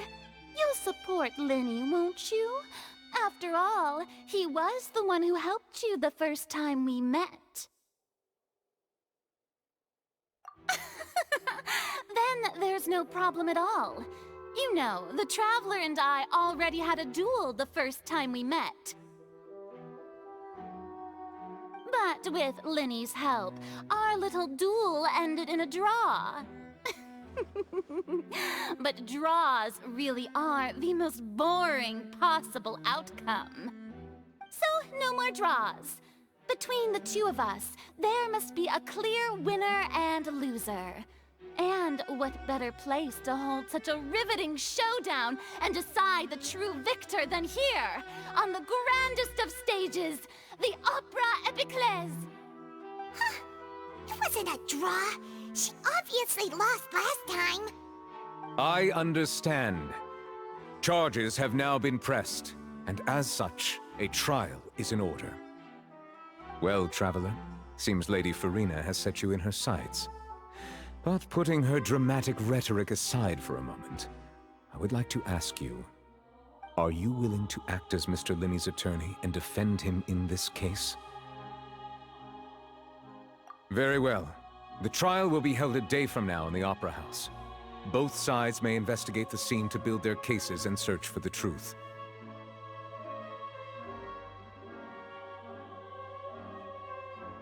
Linney and his troupe are all potential suspects and shall remain within the Opera House. The audience may begin to leave in an orderly fashion once they have been cleared by the guards. A day isn't that long. Let's see what kind of case this big-shot outlander can build in such a short amount of time. I'm really quite looking forward to hearing it.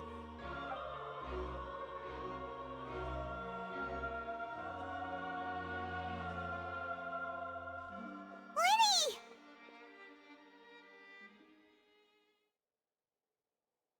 Sorry about everything that happened just now. Were you frightened? Of course! Who wouldn't be scared after witnessing an accident like that? Yeah, I'm a little shaken up myself. How could this happen? And poor Cal. I know you already claimed that you would defend me, but now it's just us talking. Tell me, do you think I could possibly be the murderer? Good to hear. Thank you so much for trusting me. I'm sure everyone sees me as the biggest suspect at this point. But if you ask me, the whole thing is mysteries layered upon mysteries, such that all that's left is confusion. I don't know whether what happened there on the stage was purely an accident or not, and I don't know why poor Cal was in the box. As for how that girl chosen from the audience could suddenly disappear, I'm afraid I don't have any answers either. If someone tampered with my performance, then we need to figure out what they did. Even a skilled and knowledgeable magician like myself couldn't pull all that off in just 1 minute. Which is precisely why we need to investigate! As this book says, the impossible could not have happened. Whatever happened must have been that which is possible. Paimon bought them when we were reading at the bookshop in the city earlier. Pretty cool, huh? Don't worry, Paimon used her own savings to buy them. It wasn't from our travel funds. I think they look cute on you, Paimon. You have good taste, Lynette! That's the right attitude. Feeling depressed isn't going to help me now. I need to get back to my normal self. But with the guards watching our every move, it's going to be especially difficult for Lynette and I to prove our own innocence. Good thing you agreed to be our attorneys. Thanks for that. We'll be counting on you. Yes, thank you so much. Yeah, just leave it to us.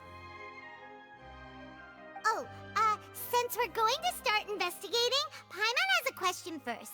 Where did Lynette go during the performance? Ah, well, I'm afraid that would involve some of our essential trade secrets as magicians. The secrets behind our magic are past saving, Linny. I suppose you're right. The truth behind our tricks is going to be important evidence that will be weighted during the trial. 'Tis truly a pity. As a magician, our magic show is a work of art. We've poured countless hours and spared no effort in perfecting it. But if revealing our secrets will help you uncover the truth behind what happened, then it will be well worth it. We should go somewhere else if we're going to discuss our magic tricks. We'll go speak with the guards, and in the meantime, you can go investigate the stage and the seating areas. Alright, let's go have a look while the investigation teams are still here. Detective Paimon is on the case!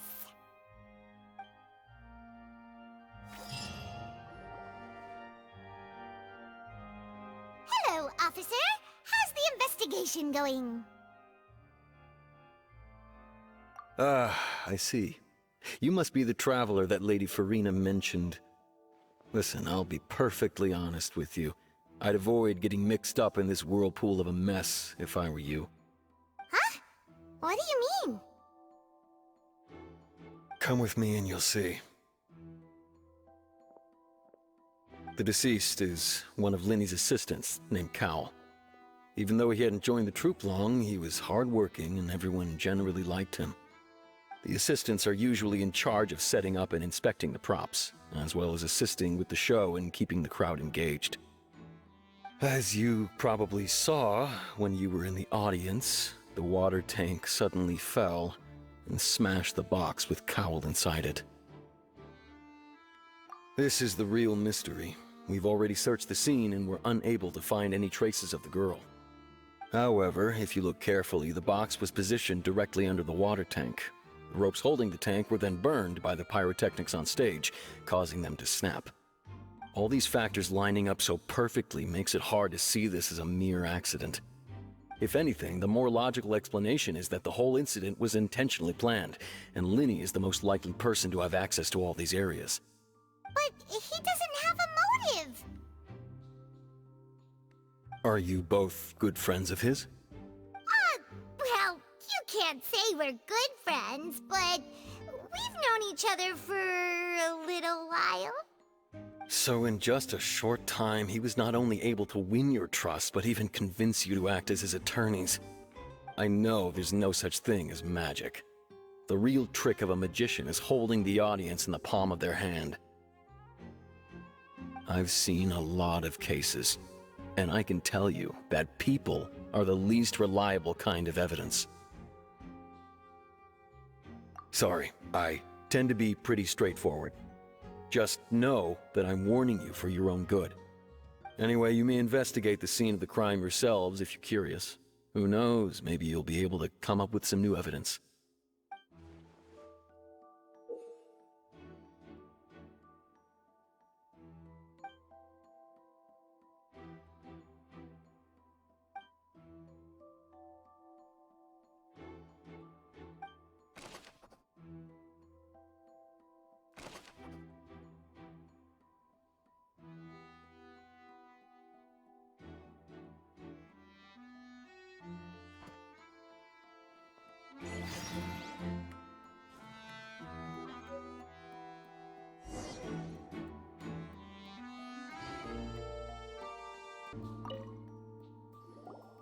Hello there! What are you investigating? Oh, this location has also been cordoned off because the Magic Troupe members are currently considered prime suspects. The investigation team is still collecting evidence. The seats were all booked in advance, so we were able to deduce the missing woman's identity by checking the guest list. Sure, it's not like this is confidential information. We will publish it later anyway when we petition the public to help us find the missing person. Her name is Halsey. She's a painter from Fontaine who's made a bit of a name for herself. Apparently, she wasn't a regular at the Opera House, but she'd been feeling some pressure with her work lately, which made her decide to come see the magic show. The magic troupe members all claim not to know her. We have looked into her social connections. It seems that she has no personal grievances or conflicts of interest with the suspects. Simply put, she wasn't related to the magic troupe at all, which matches the features of the previous serial disappearances. Were the victims of previous cases also chosen at random? That's how it seems to us, in any case. Apart from the fact that they were all young women of around the same age range, there really weren't any other connections between them. Okay then. No need to be so formal. If you do happen to see the missing girl, please be sure to contact us. It is of utmost importance that we get to the bottom of these disappearances.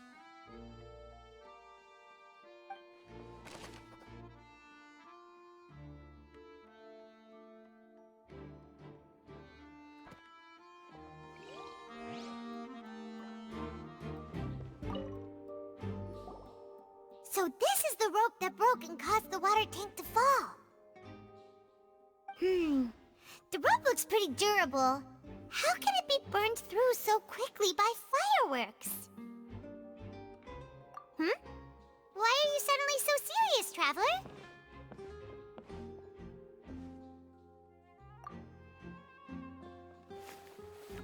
Whoa! Look! This bit is made from different material! Most of it was burned away, but there's still a little bit of it left. So if a rope meant to hold something was made with that kind of material in it, then that means... Wait! Paimon should write all this down! Let's take notes!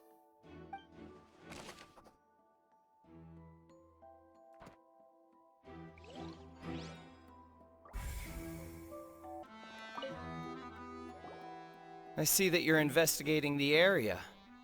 Well, it just so happens that I'm interested too. If you find any new and interesting leads, be sure to share them with me, alright? We don't have too many thoughts yet. Then why don't I tell you my hypothesis first? The way I see it. It all started with that loud thud. The thud? Oh, you mean the sound that happened during the countdown? Yes, exactly. It wasn't terribly loud, but I suspect that most people heard it. It's just that everyone was awaiting the results of Linny's trick with bated breath, so no one paid it much mind. But now that the incident has happened, the thud has become an important clue. That makes sense. So, what do you make of it? I'm of the opinion that it may have been the sound of Linny's accomplice. Lynette, perhaps. Jumping atop the water tank, or something like that. And when the pyrotechnics went off, she cut the rope, sending the water tank crashing down. But wasn't the noise we heard too loud for that?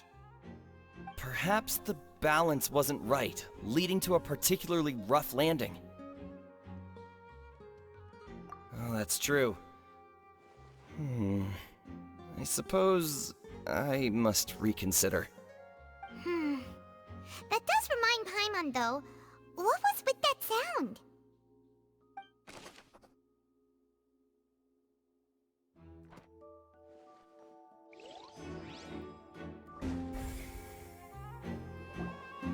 Hey, you! Yes, both of you! Over here! I've been keeping an eye on you for a while now. Huh? You mean us? That's right. If I'm not mistaken, you're also among those who wish to cut down the thorns and pursue the truth. No? And by the looks of it, you're not from Fontaine. Well, you're right on the more about that one, but who are you?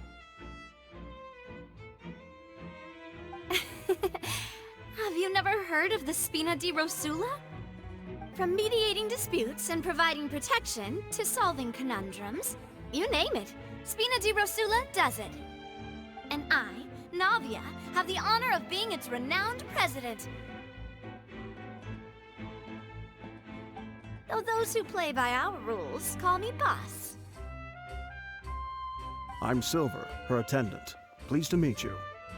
And I'm Melus. Demoiselle's various daily needs and affairs are under my purview. Huh? Boss? Demoiselle? What gives with the names? Well, I am the second generation president. Melus and the others are still used to my previous title. My apologies, Demoiselle. Should you prefer, boss, I will endeavor to use that instead. No, no need. You don't have to call me boss. Just Navia is fine. Okay, if you say so. Not that we're members of Spina di Rosula anyway. All merely trifling details. Never mind. Now, back to the situation at hand. That's right. I've always kept an eye on the serial disappearance cases. My interest stems from a matter back from my father's time. Judging from the look of things, I find Linny an unlikely mastermind. Really? We think so too! That's why we're looking for clues now. But how did you come to that conclusion? Intuition, naturally. My unparalleled intuition. Farina sure was quick to point the finger at Linny without any decisive evidence whatsoever, wasn't she? But that's not uncommon for her. If you remember, the Justice had to interrupt her and ask if she was pressing charges just to keep her from getting carried away. Anyway, a trial begins the moment someone levels charges. And, of course, there was no way Farina was going to back down in that situation. Sounds more like you just don't trust the Hydro Archon. Well, what's your opinion? I must admit that she can be interesting at times, but liking her doesn't mean that I'll blindly agree with her. All right, I've answered your question. Now, it's time you answer mine. Wait a minute! Did that answer count? Well, I say it does. But don't worry, you won't hear any pointless questions from me. In your opinion, do you think it's right to treat a trial like it's an opera? Well? And why would that be?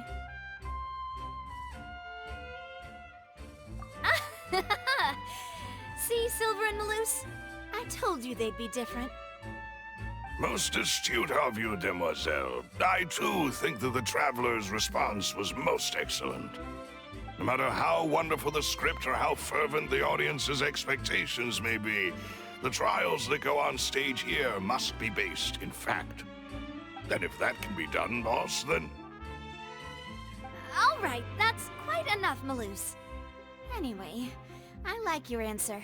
You passed with flying colors. Now, I need to make some preparations, following which our joint investigation shall commence. You two shall be my assistants.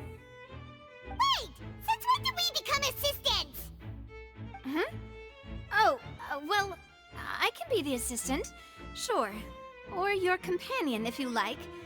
I'm really not that fussy. That's more like it. Far be it from me to brag, but I believe that Demoiselle's intuition will be instrumental in uncovering the truth. You wish to save a friend from false accusations, and we wish to unravel the disappearances. In this sense, our goals are aligned. You have a point. You're quite the talker, aren't you, mister? And what about you over there? What do you think? You seem like you've got something on your mind. I have nothing to add. Oh, alrighty then. We'll be making some preparations first. Just be sure to let us know if they start revealing Linny's tricks. Thanks!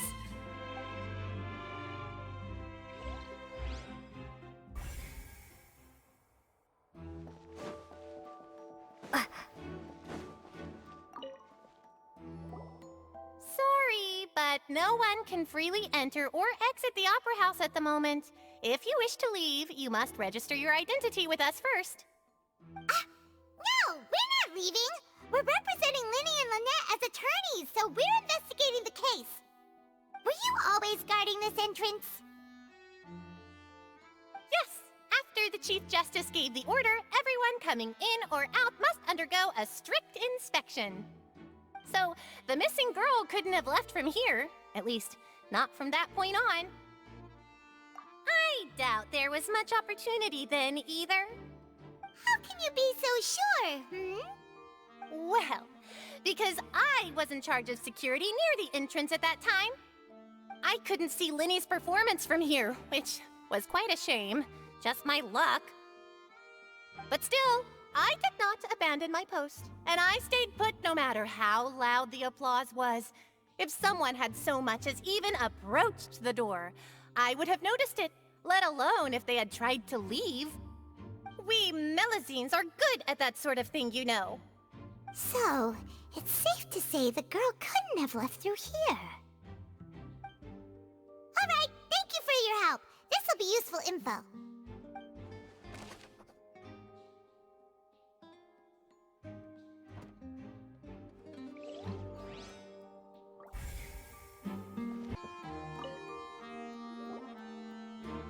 The investigation team has some new findings. Turns out there's an issue with the random number selector after all. See, I told you. What if the machine picked some big guy's seat? You think the murderer would have still made his move then? Sorry to interrupt, but we're helping Linny and Lynette with their side of the investigation. What were you saying about the number selector? There's something wrong with it? You're trying to help them? That'll be a tall order. Linny used the machine to pick a random member of the audience during his performance, right? The lucky girl that later disappeared. Well, we thought there might be a serious problem with the machine, so we had it taken away for further inspection. It turns out that the seat number it picked wasn't random at all. The machine picks that same number every time. I'm sure you already know that you have to make a reservation in advance to get a seat, regardless of whether it's a trial or some performance. In other words, Linny knew who would be sitting where from the very beginning. That much checks out. Linny reserved our seats for us, too. Bet you see why I was saying it'd be tough to make a case for Linny. Even though it's bad for Linny's case, Paimon had better write it down.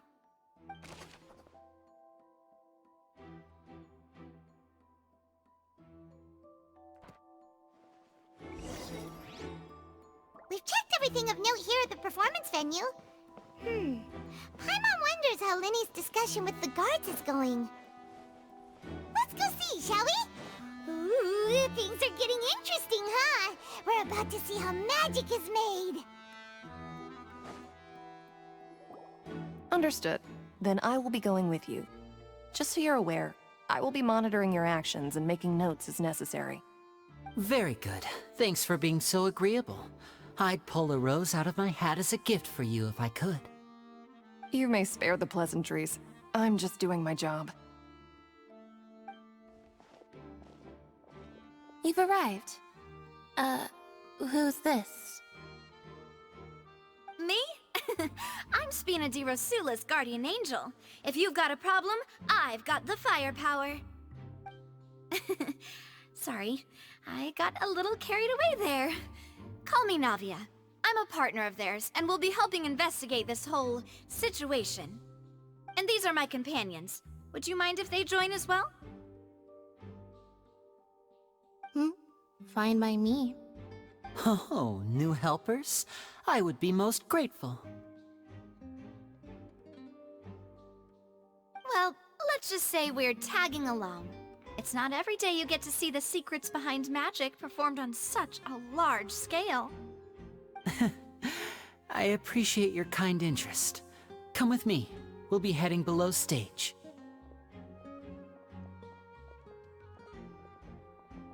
Huh? Below stage? Yes, a world of secrets is hidden beneath this magic box, prepared specifically for this switcheroo trick. But before I reveal everything, you should have a look first. Notice anything strange here?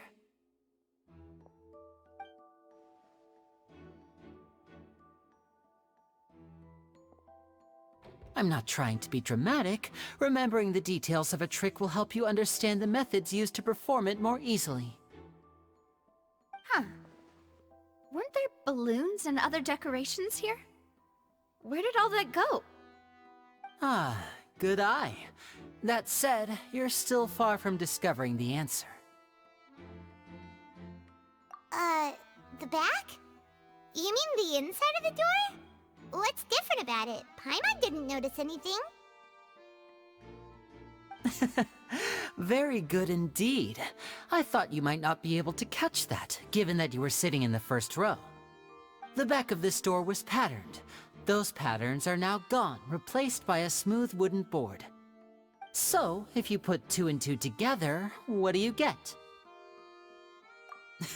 Exactly. All right, let's go. I'll tell you how it works as we head down.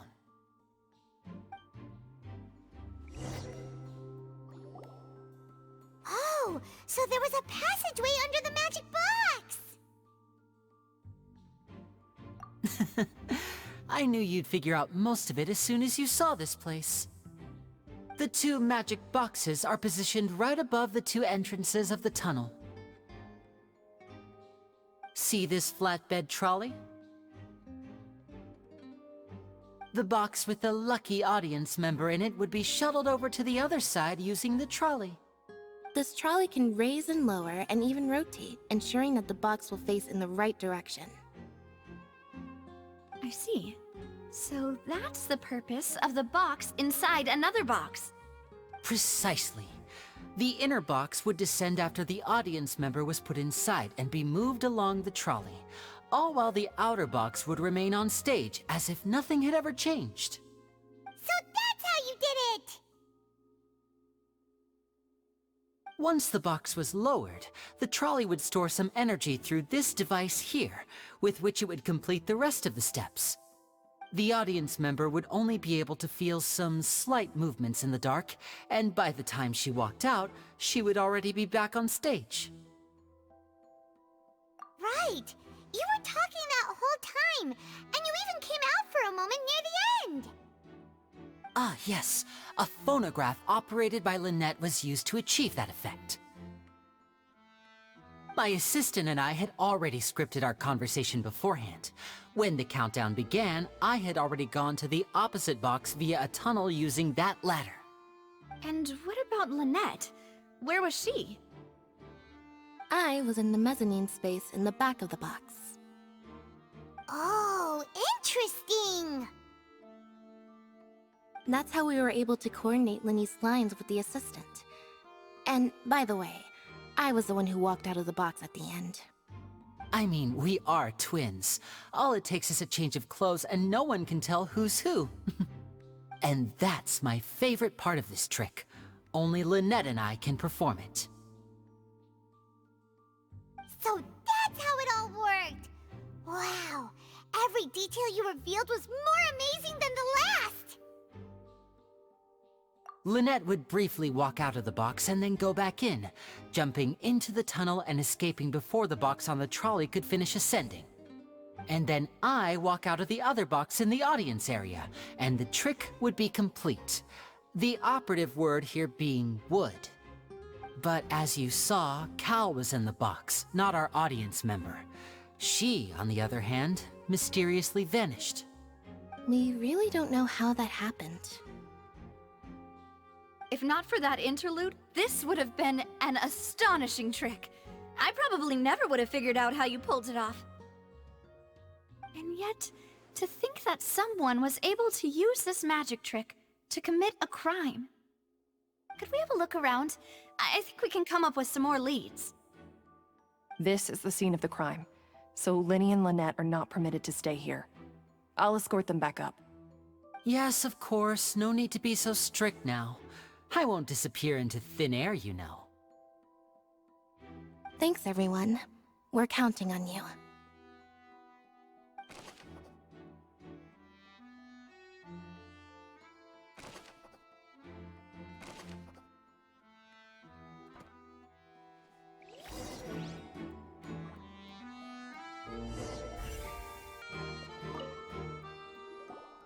Huh.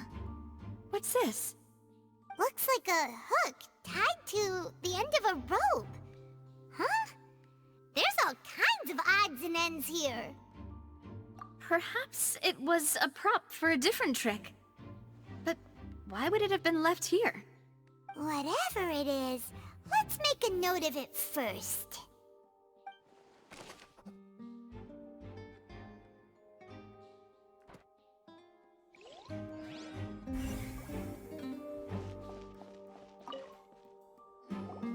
The floor is wet. Please be careful not to slip.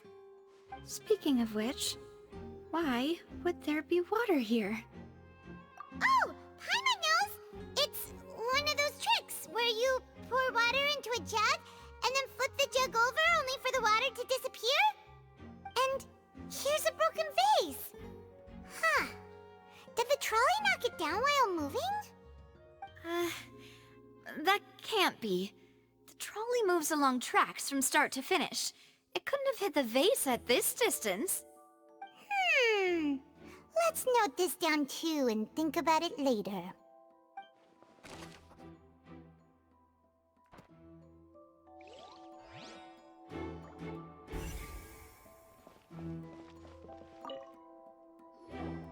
Oh, these are the clothes that the lady chosen from the audience was wearing, right? Her clothes are here, but she's nowhere to be found. Right. And do you really need to do that if you're kidnapping them? Ugh, this is so confusing. Paimon doesn't want to be a detective anymore.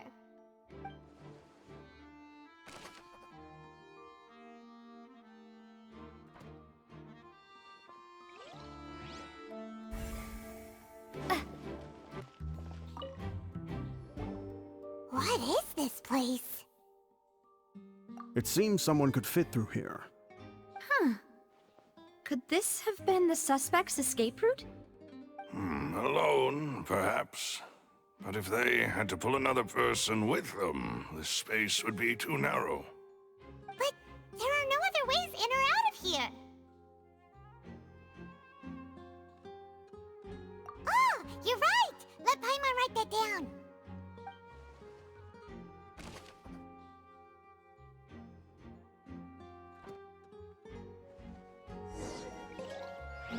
Seems we're just about done investigating down here. Yes. Let's head back up.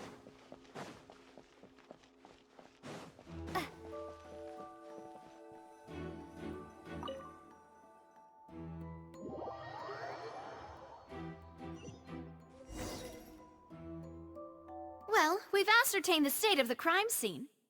Let's find a place to sort out our findings once Malus returns. Seems to me that there are several things that don't add up here. Apologies for the wait, demoiselle. So, what did the guards say? Did the criminal escape through the vent? They believe the odds of that are very low, since the vent leads to the Opera House's basement. The guards have checked the area carefully. No one left through the basement during the performance or after the incident, and no one was found hiding there. So the tunnels become like a secret chamber then! You know, like the kind you usually see in novels! The plot thickens. Halsey's disappearance and Cowell's death are both quite inexplicable. No wonder Farina was so confident in her accusation. All the current evidence points toward Linny and Lynette. In other words, the charges are very likely to be upheld unless we make some considerable progress. Charges and then trial. So if the charges are upheld, they'll announce a sentence?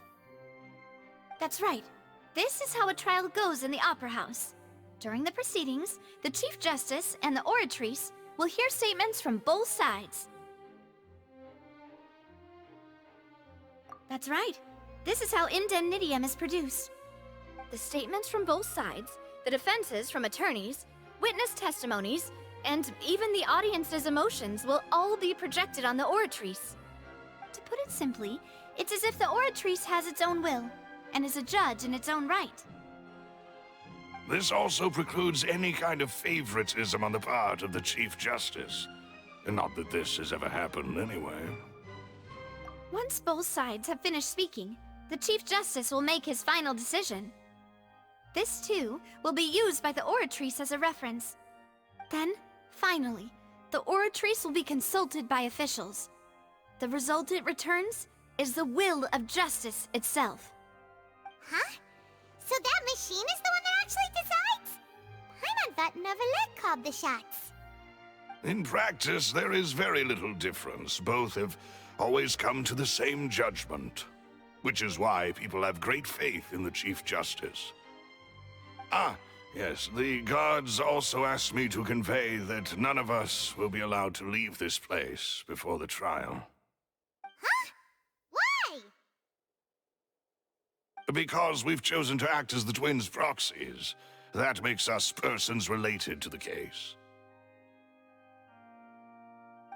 They're concerned that we might be colluding with outside parties, or that we might find outside help to disrupt the case. And even if that were not so, it could prove problematic if we happen to spread key information about the case ahead of time. I'm ready to break out at any time. Whoa, whoa! There's no need for that! Paimon thinks they have a point. That said, are they providing food?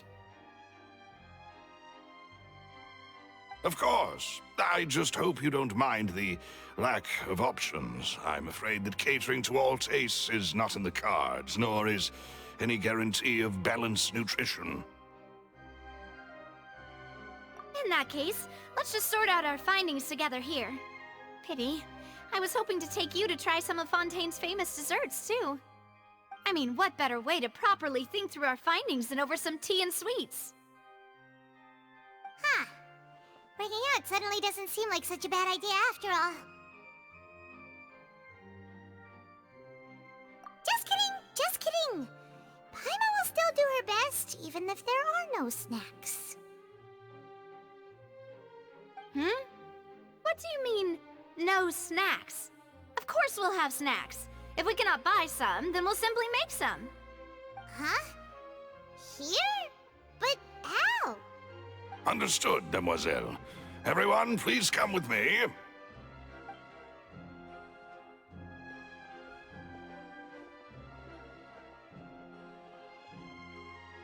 Wait, you're carrying a portable stove with you?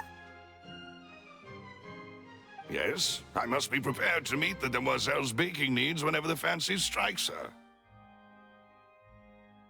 I have eggs, sugar, and almonds at the ready.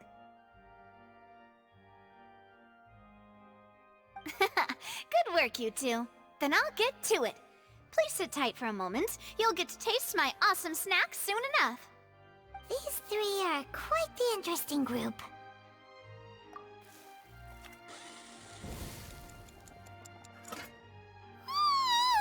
And Paimon thought it smelled good while it was still in the oven!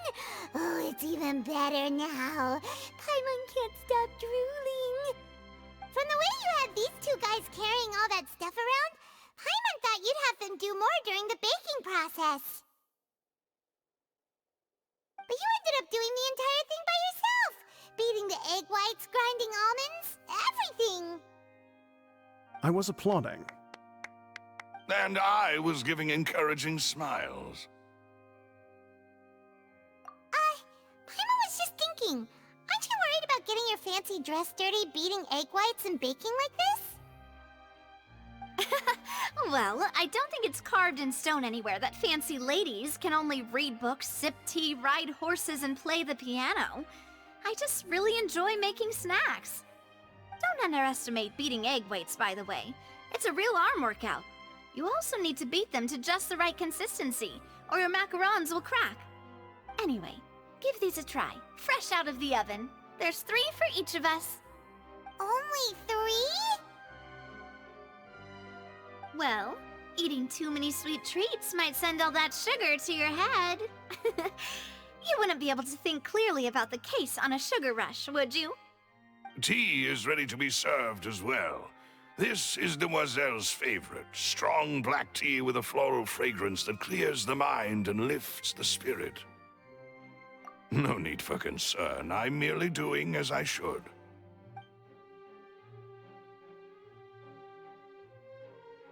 All right then. Down to business. As Paimon mentioned previously, the tunnel seems to be something of a secret chamber. However, we can assume that Linny and Lynette were not alone within it. Some criminal also occupied its sealed confines. The magician twins could have committed the crimes, of course, but they lack any logical motive. Exactly! Why would they do such a thing right when everyone was watching?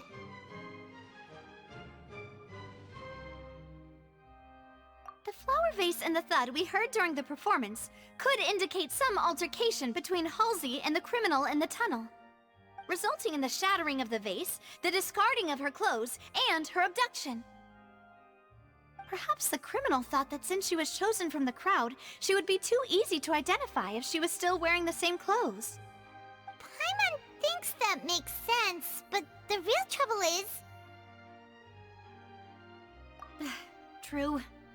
None of the clues we found thus far support the existence of this third person. But the only people left to consider are both technically victims, whether it's the missing girl, Halsey, or poor Cowell. Huh. Could Halsey have secretly made modifications to the magic props in order to murder Cowell before making her escape? That's right. And even if she had tampered with the setup, she would need to understand the entire trick to pull it off. Nor does she have any motive. The guards said that she has never had any dealings with the magic troop's members. Were we not thorough enough in our search? From the sound of things, this is turning into an impossible case. Your macarons are amazing though, Navia. They smell great! They're nice and crisp and super sweet. They are my specialty after all. And I see you've already had 5 of them. What? 5? Oh, that can't be right. Paimon only counted 3, honest. Please don't worry about it. At my age, a few less sweets might actually be a good thing. No. Being greedy is one thing, but Paimon knows how to count. Besides, Paimon knows that if she ate too many, then others wouldn't have enough. Wait, even you don't believe Paimon? How could you? If Paimon ate those 2 extra macarons, then may they turn into stone in her stomach! All right, we get it. Well, I suppose one of us might have gotten too engrossed in our chat and eaten them by mistake. No big deal. Malus, set up the stove again if you would. Huh? What are you doing? Making sure everyone gets 3 macarons, of course. Exactly. We don't want to trouble you. As you wish, demoiselle. And I have the egg, sugar, and almonds. Well, this really is your hobby, huh?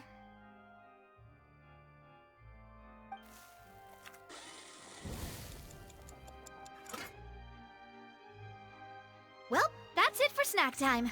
I'm going to have another look around the area. I don't know what we're looking for yet, but we've still got some time.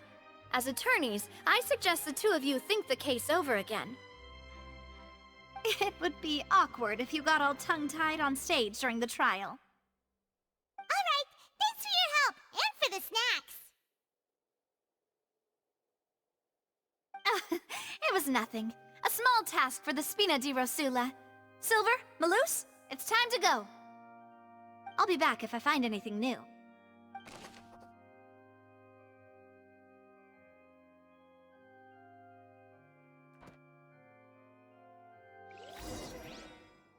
All right, it's time to put our heads together. We've got to get our defense ready for the trial. Oh, it's probably gonna be a long and difficult case. There's no point in worrying about that now. We just need to prepare. Here, take Paimon's notes. They should help you review the situation.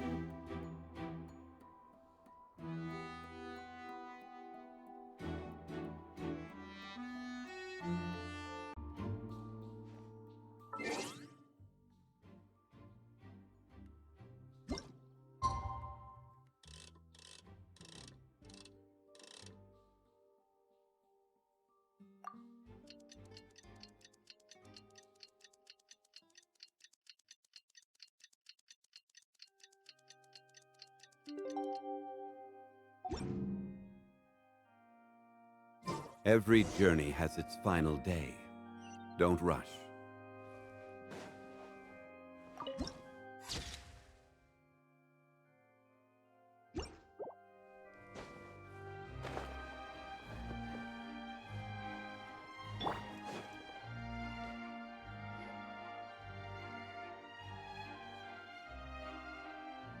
What do we do? The whole situation is so confusing. Good plan. Impossible things don't just happen. We'll get to the truth one way or another. Just relax. Even if everyone else suspects Lenny and Lynette, at least we will be supporting them from the stands. Besides, I doubt Farina understands any more about what happened than we do. Thanks, Navia. Well, we'll be going then. Best of luck to you.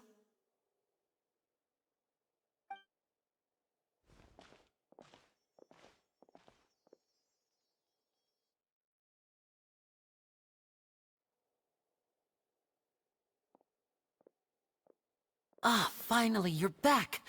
Well, how did your investigation go? To be honest, you might be disappointed. No. We're already very grateful that you were willing to help. Well now, don't you all look disappointed. Don't tell me that your investigation came up empty-handed. That was to be expected, of course. The guilty can never produce proof of their innocence. But don't let that stop you. I shall be terribly disappointed should you, my most anticipated foe, concede so easily. Since both parties are present, I declare that the trial regarding the magic show incident is now in session. Firstly, in order for the audience to understand the causes and results of the incident, could we please have Mr. Linney explain the trick? Yes, of course. I will explain while Lynette demonstrates on stage. All the necessary items have been prepared.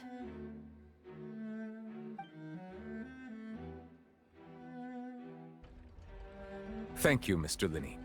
In that case, I take your statement to be that you ran to and remained hidden within the magic box in the audience stands once the trick began, and thus could not have committed the crime. Is this correct? Yes, that's correct, Your Honor. In that case, I call upon the prosecution. Lady Farina, do you wish to refute his statement in any way? Why, of course I do. Allow me to take the first shot and break this case wide open. Mr. Linney is clearly lying. There is no way you could have been in the box the whole time if you were to abduct Halsey and murder Cowell. In fact, I'd say you were hardly in that tunnel at all. That is simply your hypothesis based on the presumption that I'm guilty. Oh, is that so? And if I may ask, what did you hear while you were inside your box? The roaring countdown of the crowd, of course. That's how I kept track of the time and built anticipation for the finale. And you didn't hear anything else at all? Nothing that might leave an impression of any kind? No, nothing. I see.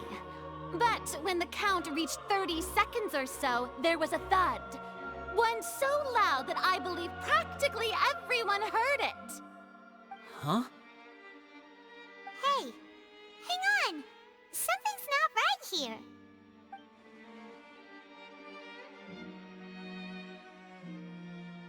Yeah, I'm sure he could have heard a noise that loud from inside the box. I was right by the box, and I definitely heard the thud. Look at those scales. Could those mean... Well then, ladies and gentlemen, allow me to use the words of the magician himself. You never know what can happen in the blink of an eye. Indeed, it seems his alibi can also collapse in the blink of an eye. Of course, I have armed myself to do far more than smash your alibi. Confidence cannot go unfounded, and my foundations are rock solid. Tell me, aren't you and Lynette actually from the House of the Hearth? The House of the Hearth?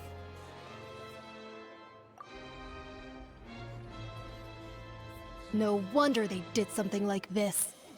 So the serial disappearances were the Fatui's doing. Now it all makes sense. I've got a feeling that what happened on stage probably wasn't just an accident. That's irrelevant. Our identities have nothing to do with what happened. Indeed. Then perhaps you could tell us everything that happened during that 1 minute. Your first priority is to prove yourself innocent after all. I'm sure there is little that needs to be kept secret now. Unless your script already has holes in it. The Outlander is speechless. My, oh my, don't they look flabbergasted? Now comes the infighting and discord, I suppose. This was almost too easy. Good thing I made all those preparations. Seems the all-nighter I pulled last night is really paying off. Hey, Linny! Why didn't you tell us this before?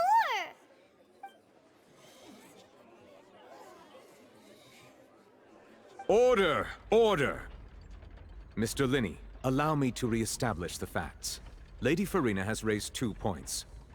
First, when the thud was heard in the Opera House, you were neither in the box nor the tunnel. Second, you and Ms. Lynette are both members of the House of the Hearth. Are these claims true?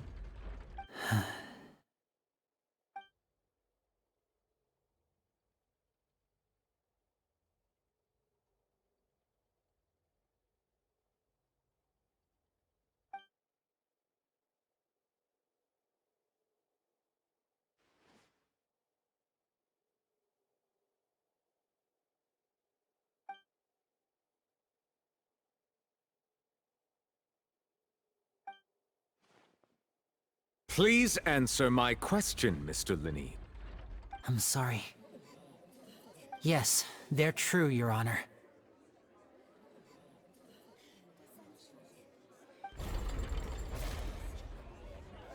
I knew it!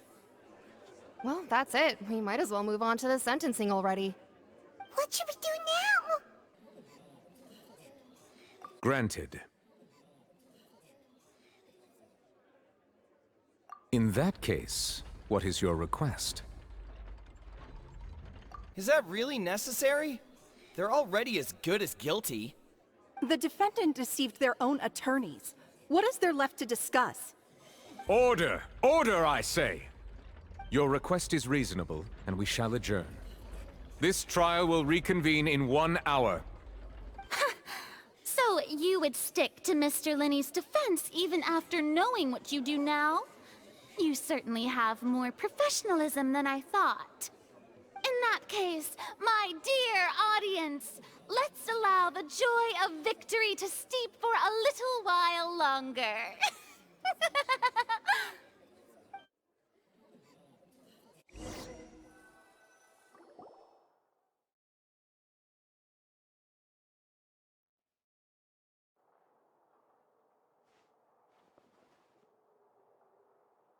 Well, this is awkward.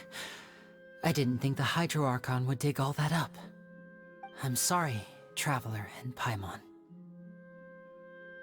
Yeah, sorry. Paimon doesn't know where to start. We trusted you two. We based our entire reasoning on the assumption that you weren't bad guys. Not to set the wrong tone or anything, but Paimon's really mad!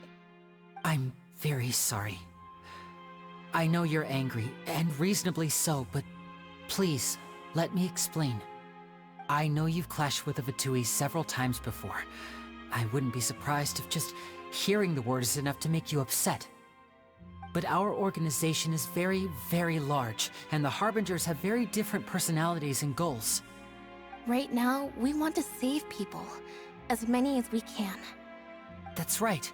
I'm sure we're on the same page when it comes to this nation and the disaster that its people might face. I knew if it weren't for our respective identities, we could become good friends. That's why I didn't wish to flat out lie to you, but chose to hide some details instead. The truth is very important, but being completely transparent about everything would see us spending more effort than we need to. Right. So, you be the judge. Heck, if I were you, I fear that I'd even struggle to trust me at this point. You met a Fatus who works as a magician, a trickster by trade. All by coincidence, too. But still, I'm asking you to trust me. I am no criminal. At least, not in this case. Sorry. Please forgive us. Well, you both say that, but... Right. Let's hear your answer first, and no lies now! Of course. I'll answer any question you ask. We've been trying to find out how the Oratrice operates. We want to know why it has a consciousness. Why can it deliver sentences accurately? During our investigations, we learned that the machine's core is beneath it. From that moment on, Lynette and I have been designing this box swap trick, with the objective of getting close to the core. Is that why you needed a whole minute? That's right. In truth, the audience would take about 75 seconds to count down from 60, while I would only need 15 to get to the opposite box. So, after jumping into the tunnel, I accessed the Opera House basement via the vent, and went to investigate the room in which the core is stored. That air vent was created during the construction of the tunnel specifically to execute this step. Well, nothing. As soon as I reached that room and was about to investigate, I heard someone's voice. Which should have been impossible, of course. I was quite certain that I was the only one in the room. That voice seemed to recognize me and tried to speak to me. I chose to err on the side of caution and retreated the way I came.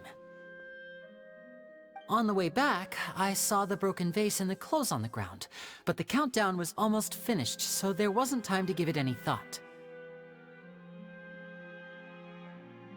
After that, the homicide occurred just as you saw.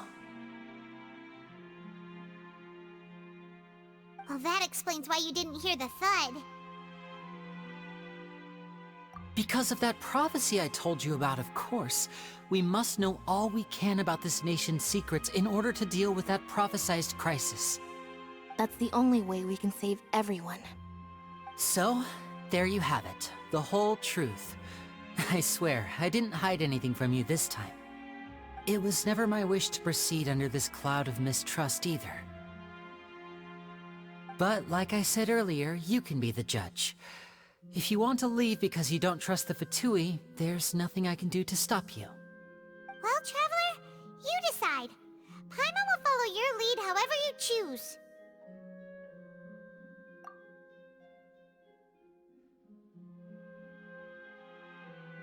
Okay, thank you.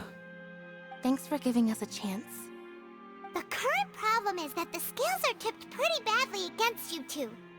If we want to refute the Hydro Archon's accusations, we're gonna need a seriously watertight defense. Huh?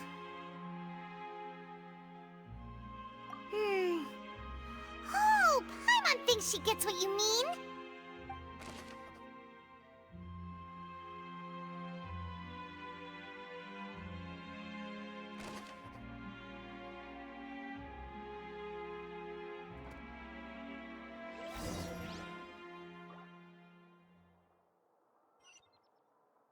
Time to go.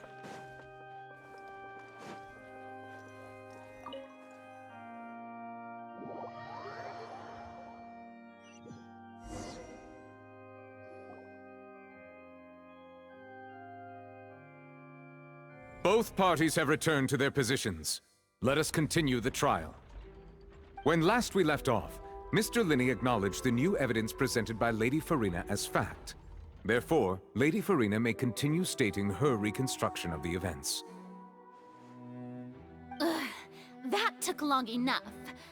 Now then, if everyone would lend me their attention. At this stage, let's revisit that scene from Linny's perspective.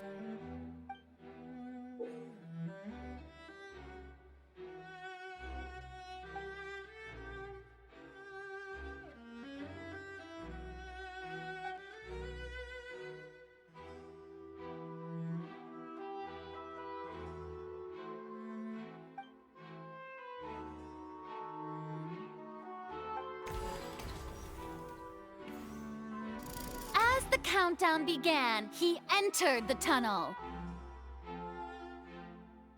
When the flatbed trolley passed, he opened the box and got into an altercation with Halsey, which caused the loud thud. He did not realize that this sound could be heard by everyone in the opera house, which is why he claimed earlier that he could not hear the sound. Finally, he used the vase to knock her out, before making her change clothes to prevent others from recognizing her. At this time, Cowell arrived in the tunnel, having heard that strange noise, and caught Linny red-handed. So Linny proceeded to knock him out too before stuffing him into that box. Afterward, Linny passed the unconscious Halsey to his accomplice through the magic box in the audience stands, before operating the devices such that Cowell's death would be ruled an accident. And there you have it. That's the truth behind what happened. Does the defendant's side have any objections to Lady Farina's description of the events?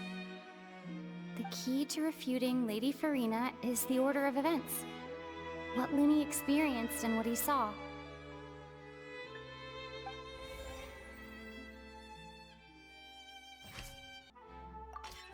According to Linny, he left via the vent after entering the tunnel. He couldn't have had that altercation with Halsey.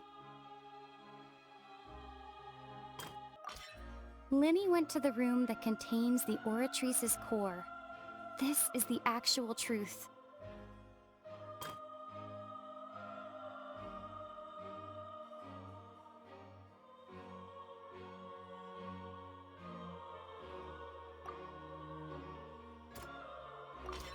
Linny did not take part in the underground altercation. He only witnessed traces of the aftermath. Attention! Ace Detective Paimon has something to say! When the countdown started, Linny did indeed go into the tunnel. But he immediately used a vent to access the Opera House basement, which is where the underground core of the Oratrice is stored. Once he reached that area, he heard a voice in what should have been an empty room. Since he felt something was amiss, he returned immediately. The crime scene had already developed by the time he reached the tunnel again, and in order to complete the magic trick, he did not remain there for any length of time. Finally, he reached the surface, and that was when the accident happened from his point of view. Therefore, he's innocent!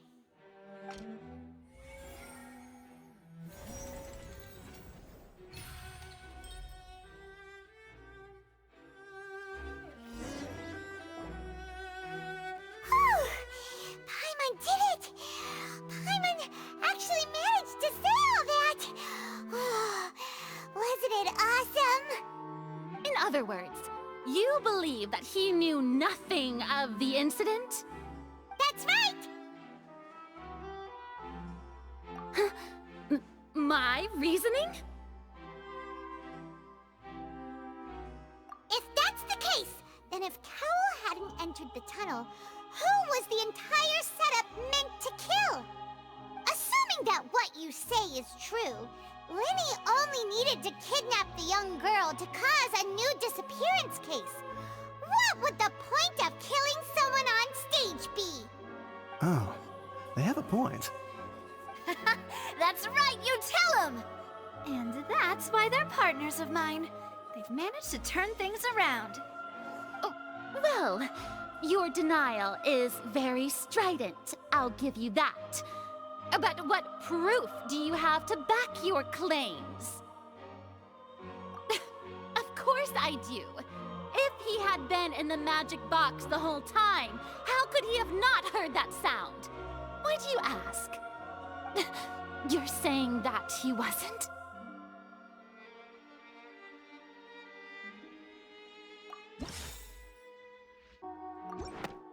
That's right! Lenny wasn't in the box or in the tunnel. That's why he didn't hear anything strange during the performance. This means that when the crime happened, Lenny had already entered the basement via the vent. The same clue you used to disprove his alibi has now become the best proof! Ha ha! How do you like that? Well played. To think you'd use such logic. Well then, if it wasn't Lenny who committed the crimes, then who was it?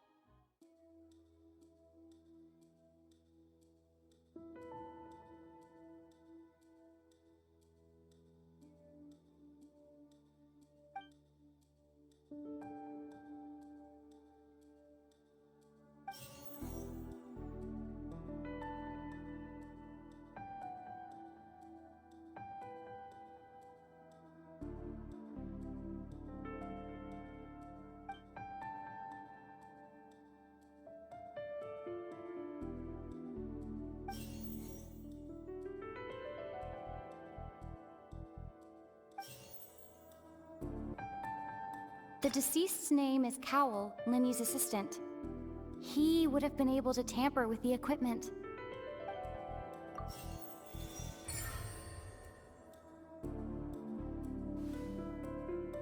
Huh?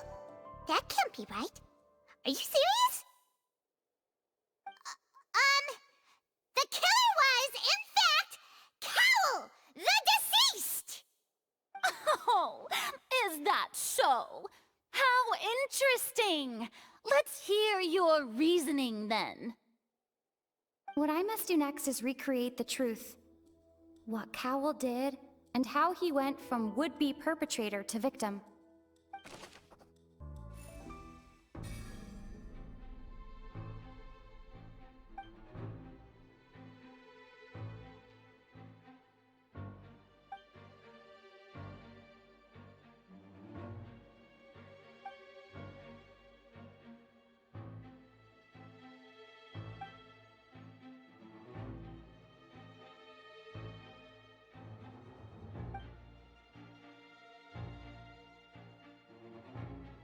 What's wrong, Traveler? Are you still having trouble figuring things out?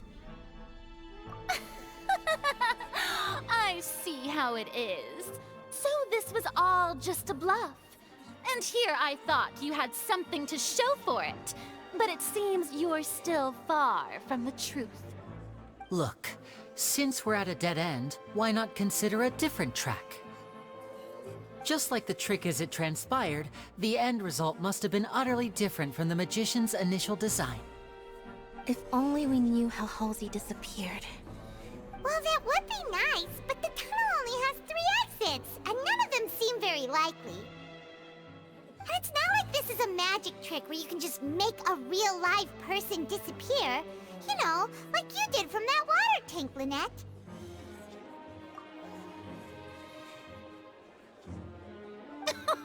Excuse my interruption, dear opponents, but do you not see that the crowd is growing impatient? There is no greater sin in this opera house than an awkward delay in the performance.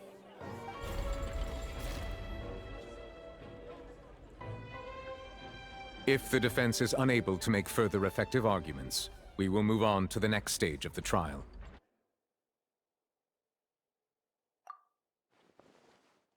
Lenny was not in the tunnel at that moment, which gave our criminal ample time. The sound we heard may have come from a clash between the missing Halsey and the criminal. The deceased's name is Cowell, Lenny's assistant. He would have been able to tamper with the equipment. No one entered or left the Opera House through its entrances. So, where would the criminal have wanted to take Halsey? Halsey's clothing was in the tunnel. So, there must have been some fear that she would have... The vase was not broken by chance.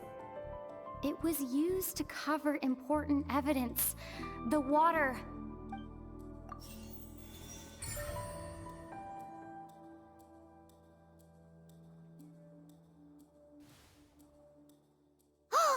Paimon gets it! It all comes together if Halsey disappeared instead of being kidnapped. Lynette escaped from the water tank, vanishing gradually and leaving only clothes behind. If there's a similar method where a person could be transformed into water... Oh, just a moment, please.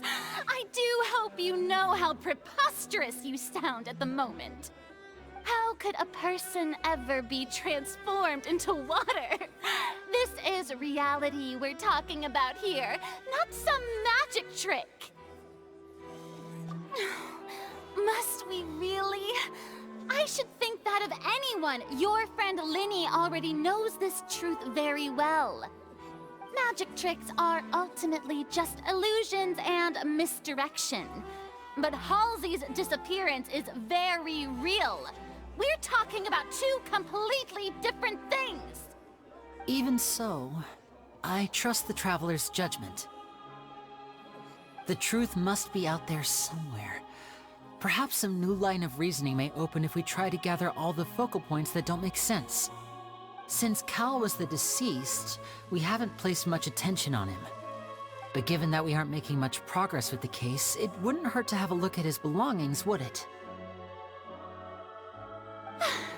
People really do come up with all sorts of harebrained schemes when at the end of their rope. The way I see it, your suggestion that we broaden the scope of our investigation is nothing but a tactic for stalling the trial. Nevertheless, I believe that this is a reasonable request on the part of an attorney. Since the trial does indeed appear to be at an impasse, I believe that additional evidence may help us make more progress. Guards, please step into the lounge and examine the personal effects of the deceased, Cowell.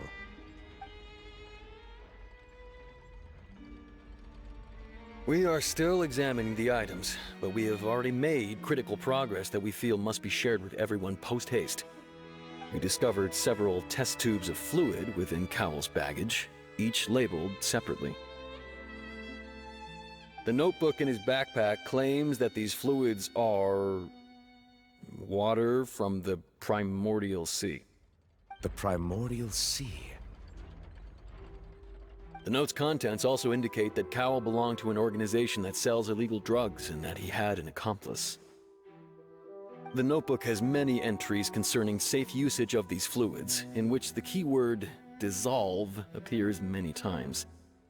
One of these tubes was labeled Opera Epiclese, along with yesterday's date. It is empty. The notes also state that these dissolution properties work exclusively on people from Fontaine. It's likely that Halsey was chosen as some sort of test subject. As such, we believe that the defense's hypothesis is, in fact, supported by sufficient evidence. You've got to be kidding! People dissolving into water? Could something so ridiculous actually be true? Wait a moment. This reminds me of a certain prophecy, but it's just a coincidence, isn't it? Huh. If people can become water, does that mean that the water tank's real use was as a means to hide water stains? And if Cowell was targeting that girl... Wait just a minute. Could that mean... You two, with me, quick! Demoiselle, wait! What about your partners? They Let's go. Just trust me.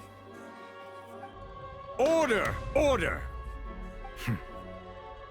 It is undeniable that further examination of the deceased's personal effects has yielded some surprising results, but we cannot yet verify the veracity of these clues. Still, let us assume that these clues are indeed authentic, albeit with the understanding that Ms. Halsey has yet to be found. Guards, please continue examining the items along these lines.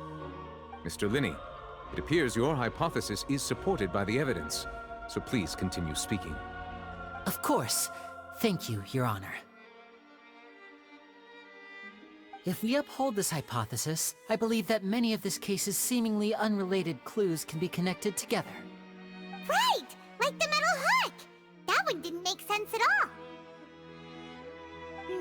Let's think about this. Cowell's methods must have something to do with that water from the primordial sea.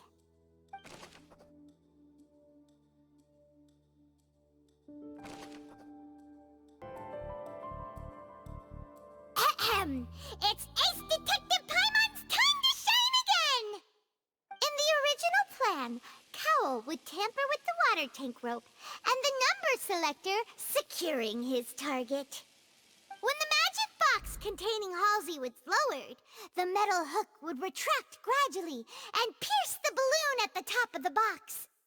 When the balloon attached to the box popped, the water from the primordial seed inside it would pour down and dissolve Halsey. Afterward, Cowell would enter the tunnel and break the flower vase to conceal the water inside the tunnel, with the remaining evidence being covered up by the water tank on stage. But he encountered something unexpected in the tunnel, and wound up being fatally hit by the same water tank he meant to use to cover his tracks. Huh. That does make sense. That actually links together a lot of the more confusing pieces of evidence.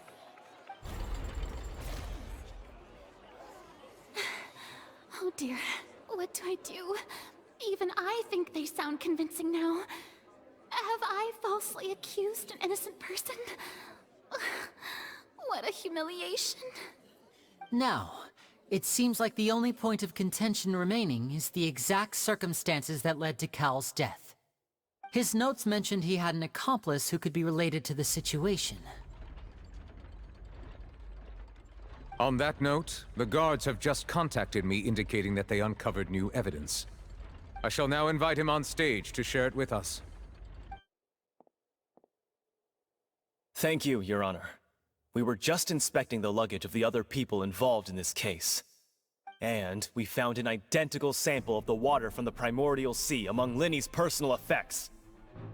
What? That can't be. Oh, I see. Well, how wonderfully comedic to have your own counterattack only to come back and wound you. Does this not clear all doubt? My dear citizens, my loyal audience, allow me to present my reasoning and bring this performance to a swift close. Linney did not need to take part in the dissolution of the young woman at all. Indeed, he did leave the scene via the vent. Having made modifications to the props beforehand, his accomplice Cowell then caused Halsey to vanish using the water from the primordial sea. But upon his return, in cruel avarice, Linney desired sole credit and prepared to do away with his partner in crime. Ultimately, he knocked Cowell out, and the tool meant to cover the crime up also became a murder weapon. Now, as much as I regret having come to such a viciously straightforward conclusion, it does seem that the famed Fatui is quite the cold-blooded and ruthless organization. Am I right, Mr. Linney? We've used up all the evidence we collected. there's no way for us to make a rebuttal here.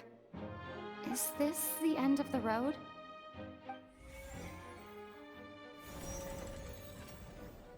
Oh no! Paimon can't think of anything either. It doesn't look like there's any way around this. Seems using the water as new evidence was too good a move. Why did this have to happen now? I think we've all seen enough now, and we have ample witnesses to my flawless reasoning. I believe this is indeed the finale! Now then, my good, noble Chief Justice, should we not, in your view, move... Excuse me, everyone, but I must interject! Miss, I must ask you not to shout, and to respect the ongoing legal proceedings. Oh, come on. Don't be hasty. I have a good reason for interrupting, you know.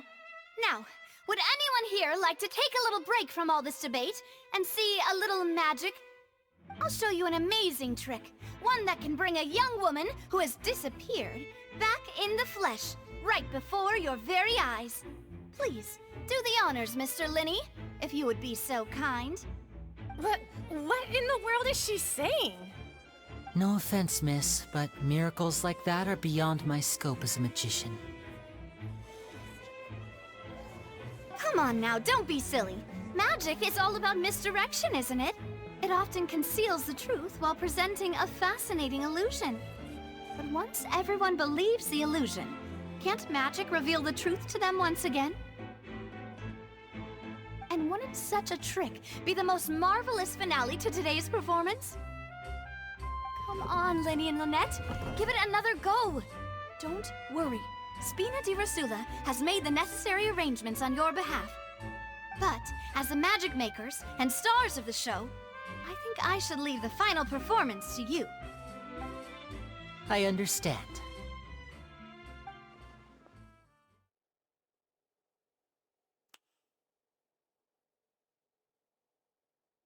And voila!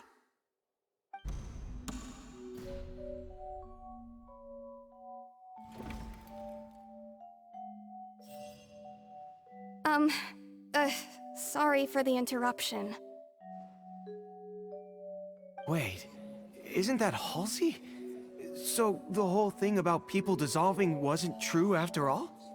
To be clear, I'm only here because this person told me that if I testified, the merit of doing so would lessen my sentence. I was hiding outside this room listening to the proceedings because I was afraid that I would be the one put on trial. I was just feeling happy that no one had noticed me, and then before I knew it, she caught me. That'll teach you to underestimate us three. Where should I begin? I'm sorry. I'm the one who killed Cowl. I admit it. What? Why? Firstly, my name isn't Halsey. It's Lillian, and I'm originally from Mondstadt. I heard that Linny's show was gonna be a real thriller, but I missed the chance to buy a ticket, so I stole one. That's how I make a living. I steal stuff here and there. And I'd never been caught before. But I was noticed at the harbor a few days ago, and I barely got away. Linny was the one who caught me in the act. Hey, no wonder you look familiar. So you were the thief! Liddy even mentioned that you were pretty skilled. Well, and I thought that would have been the end of it, but then the number selector chose me. He even mentioned the Fortress of Meripede. That's a prison, isn't it? So you can imagine how shocked I was. I thought he was onto me for sure. So I played along with the show while looking for an opening to flee, but then I got water poured on me for no reason, and then someone jumped into the tunnel to nab me. I wasn't going to take that lying down, so I knocked him out and stuffed him into the box. There was nowhere to run from there, though, so I had to change my clothes and hide in a box containing performance costumes. I slipped out after the first guard arrived at the scene and continued hiding inside the opera house. Can a person even hide in there? But I swear I didn't know that the water tank would fall down. Really, I swear it. Had I known that, I wouldn't have put him in the magic box. I may be a thief, but I'm no killer. Well, that makes everything pretty clear now, doesn't it? This time, we need to tell the entire story from Lillian's perspective.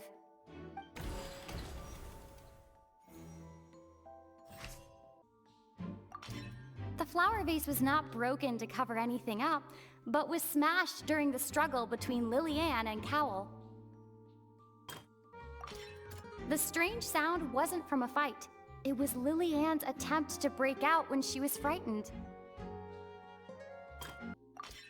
Lillian was afraid that she would be recognized if she left, so she changed clothes and hid, biding her time. Just what one might expect of an experienced thief. And it's Ace Detective Paimon time! Having been selected out of the blue, Lillian panicked. Her panic only intensified after she entered the tunnel and had water poured on her head. So she kicked the door open, producing the thud we all heard. Hearing the commotion, Cowell leapt into the tunnel, only to discover that Lillian had not dissolved. He did not know that Lillian was not from Fontaine, but was a thief who made her way in by stealing a ticket. Mistakenly believing that the water from the primordial sea needed time to take effect, he tried to force Lillian back into the box. The two broke the flower vase during the struggle, but Lillian came out on top, knocking Cowell out and putting him in the box. With no way of escaping, she changed her clothes and hid in the costume trunk until the performance ended.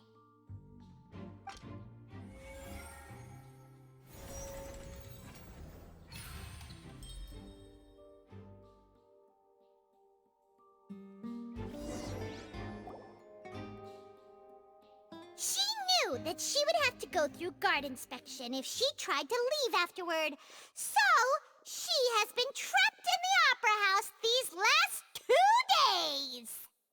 She had already become desperately hungry by the time we were chatting over macarons. So, she swiped 2 of them right under our noses. Talk about a sneaky thief. At this point, all the events that happened in the tunnel have now come to light! Ah, so that's the whole story. Bravo! Bravo! Now then, Lady Farina, do you wish to speak against the defense's statements? Please answer the question, Lady Farina. Also, if I may add, the trial has not yet ended. As such, I request that the prosecution not leave the room before the proceedings have concluded. What, are you reading my mind now? No, I have no further arguments. I admit defeat. But really, could you at least have left me with some dignity? Wow, look at that! She's like a deflated balloon now! If there are no objections, then as the Chief Justice of Fontaine, I shall once again repeat the full sequence of events. The actual perpetrator of the serial disappearances, Cowell, selected his next victim from the audience reservation list. With some modifications to the selector, he could ensure that the pre-selected young woman would be chosen. To cover up any evidence while committing the deed, Cowell thought of allowing the water tank to fall, which would conceal the water left behind after the young woman was dissolved. He also tampered with the rope suspending the water tank, using the fireworks at the end of the performance to cause the tank to drop and hide the watermarks. He poured the water from the primordial sea into a balloon during the preparation of the magic box and stuck it to the box's lid. Finally, he passed the prepared hook on a rope through the gap in the magic box's door when bringing the young woman to said box. When the magic trick officially began, the box containing the woman was lowered into the tunnel, tightening the hook rope and bursting the balloon containing the water. If all had gone to plan, the the young woman would be dissolved at this time. However, Liliane was not from Fontaine, and thus fled the box with a loud noise. Realizing that there was trouble, Cowell entered the tunnel and met Liliane. Thinking that the waters had not yet taken effect, he decided to proceed. However, his opponent was more capable than he thought, and he was overcome, knocked unconscious, and placed into the magic box, and thus became his own final victim. Liliane, according to her own statements, then changed clothes and hid until the performance ended, before hiding in other parts of the opera house. As for Linny, he was in the underground structures within the opera house, and was thus ignorant of these happenings. From this reconstruction of events, we can conclude that Linny, the accused, is in fact innocent. While there is much in Linny and Liliane's conduct that should still be investigated separately, this case, at least, can be handed over to the Oratrice to make the final decision.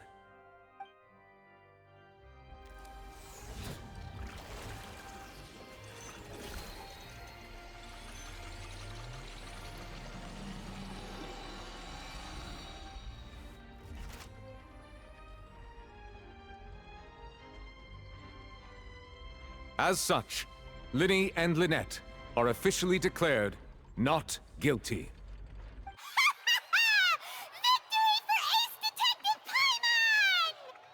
Great work, partners. Thank you all. Thank you so much. Next, I think we deserve an explanation, Guard Vaughn. How did you find the water from the primordial sea in Linny's baggage? Right! Your discovery caused me to make a serious mistake, you know. Or was that not a discovery, but false evidence that you dared to bring before this court? I suspect that the accomplice mentioned in Cowell's notes was not Linny, but you, yes?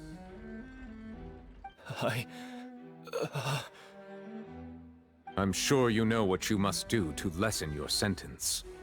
Speak quickly! Unless you want to earn yourself a one-way ticket to Coupon Town. I was just following orders. We were supposed to place blame for the serial disappearances onto Linny, and thus cause suspicion to fall on the Fatui. The higher-ups said this was the best opportunity to do so. And now that your plan has fallen through, and the secrets of the water have been revealed, you have become a liability to said higher-ups, yes? Therefore, you would be wise to tell everything you know, and seek the protection of the guards. Yes, I'll tell you everything I know. Our boss discovered that the water can cause people to dissolve. It can also be made into a potion, which when extremely diluted, can cause people to experience unforgettable exhilaration. We've been in this business for a while now, and have made decent mora off it. The disappearances were also the boss's idea. I mean, this is the boss we're talking about.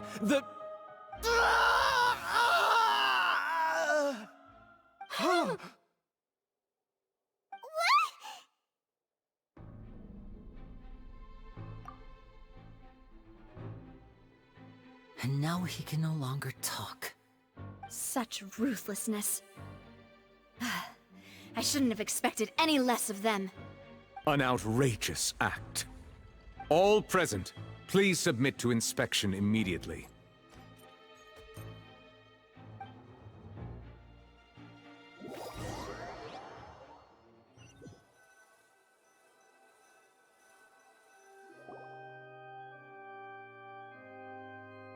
So, we're just going back now?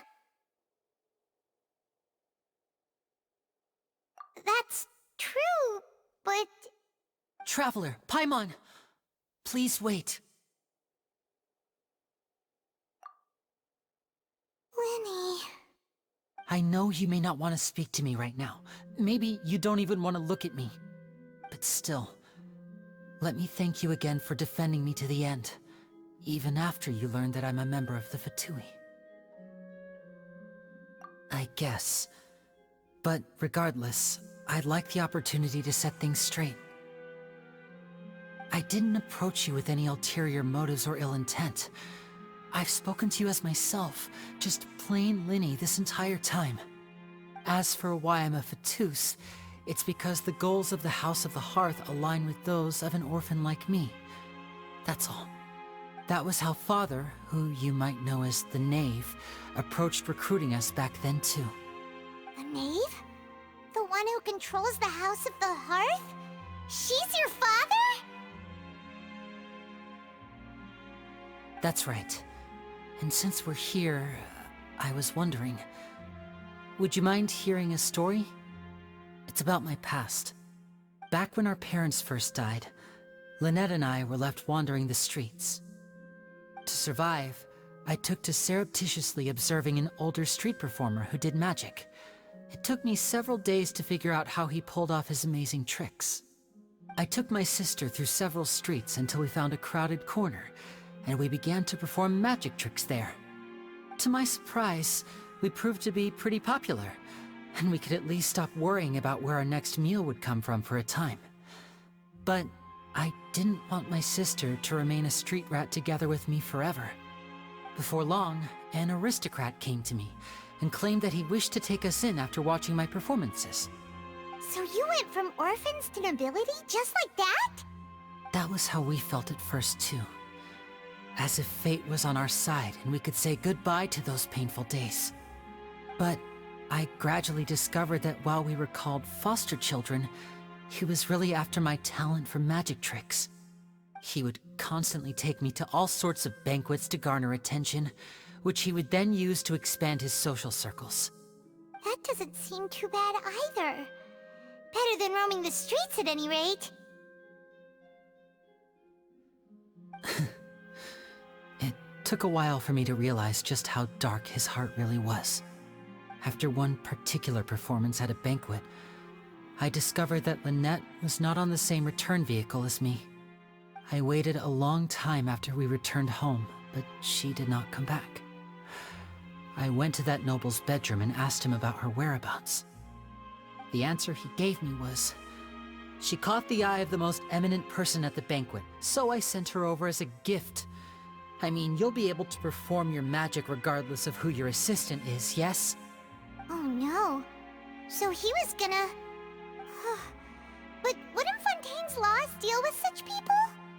As far as outsiders are concerned, this is a relationship akin to adoption or foster care, and they have their ways of escaping the eye of the law.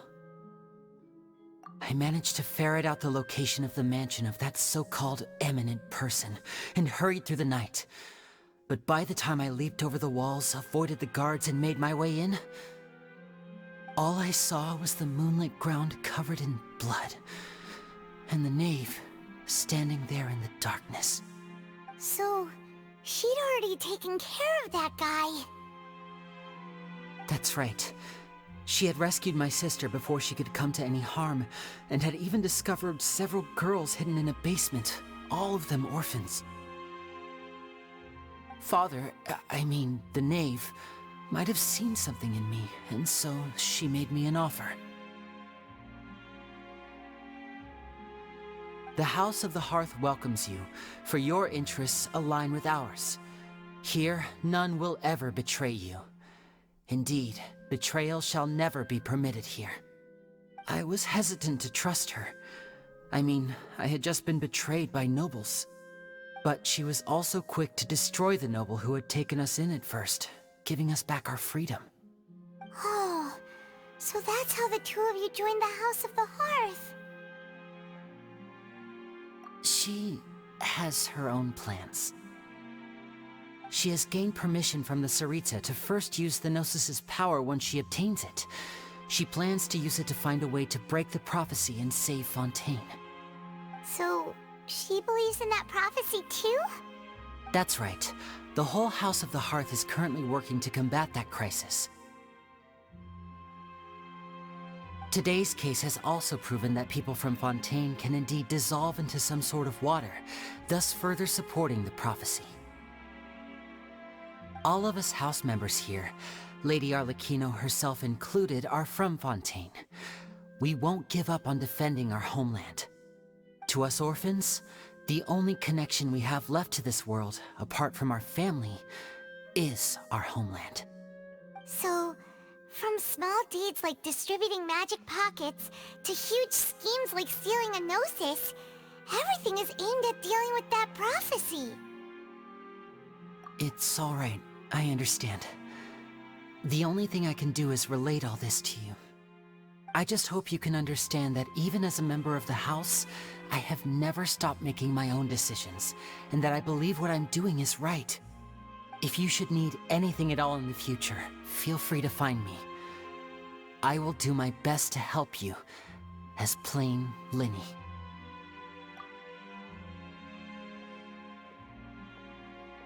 Bye, Linny!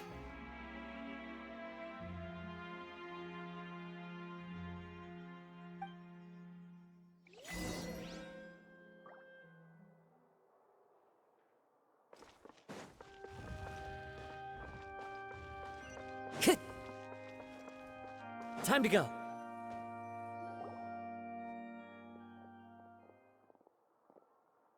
Hey there. What was with the disappearing act you pulled right as the trial ended? Were you looking for us, Navia? Well, this whole thing isn't exactly over, is it? I do feel that we're getting closer to solving the serial disappearances case, though. Don't you think so, too? Huh? What's wrong, my dear partner?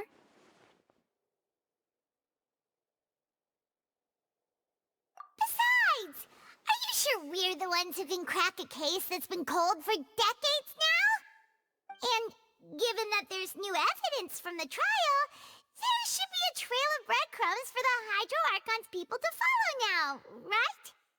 Ah. I see.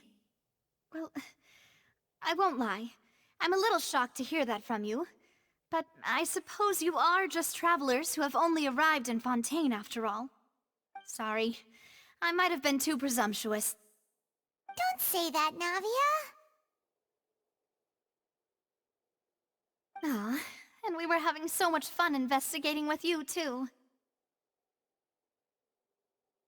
It was like having new waters flowing into a stagnant mire, causing new hope to spring forth, and the reflection in the murk to become clearer. Well, sorry about that. I'm a bit prone to nostalgia. Don't mind me. Wait, shall we have a farewell meal? You know, to commemorate our time as partners? Huh? Do we really need to get that formal? Well, guess you really did treat us as partners, huh? Well, I'd just like to have a proper ending to every important memory. That way there are no regrets later. Anyway, it would just be a meal, so it shouldn't take up too much of your time. You don't have to twist Paimon's arm. If Boss Navia's treating, count Paimon in! Oh, wonderful! In that case, why don't we return to the court of Fontaine and head to the Hotel de Boer? I believe we'll make it just in time for dinner. All right then, let's have our farewell meal!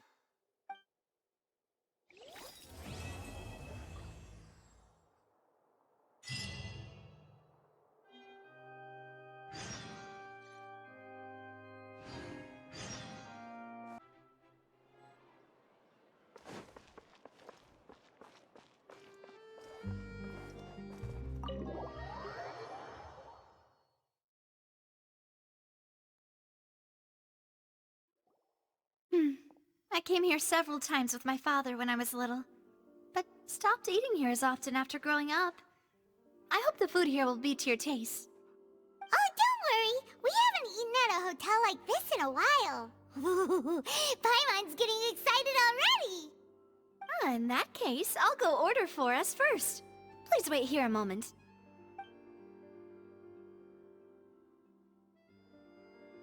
Ooh, everything looks so good! People in Fontaine sure know how to enjoy life! Why, of course. Go ahead, try whatever you like. If the food's good, I'll make a group reservation for the rest of Spina di Rosula next time. And if it's not? Well, then I'll still bring everyone. Albeit with only one dish per table. sure have your own way of doing things. Oh, we called this a farewell meal, but we could also treat it like a victory feast, right? We did just win that case after all. Oh, true. Very true. In that case, boss, we'll have another 2 dishes. Huh? Paimon didn't mean that you had to order even more food.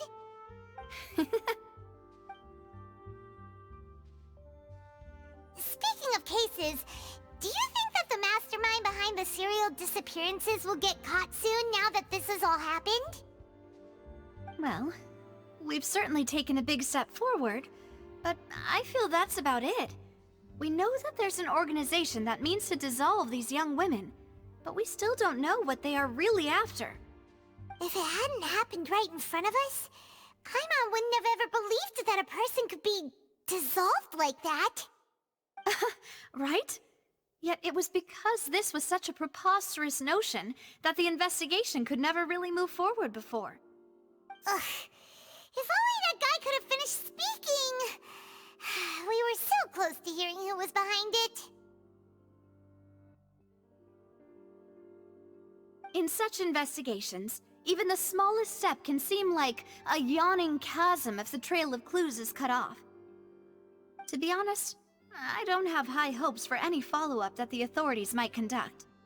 It's not that I don't have faith in their ability, it's just that a different perspective is required in some matters. It's easy to guard against and deceive a single narrow perspective. A shift in thinking is required at such times in order to produce a breakthrough. Which is exactly why the Spina di Rosula exists. Those highfalutin folk are not all-knowing. That's why we exist. To seep into the cracks where filth falls through, where their watch fails them. That's the kind of problems we solve. Seems Paimon thought things were simpler than they actually are. It's all right. Well, this was supposed to be a farewell meal, so I doubt you have further interest in this business, right? Let's talk about something else. Like, what are your future plans? That's true. We didn't have a chance to speak to her after the trial ended. It didn't really seem like the right time or place to do it anyway.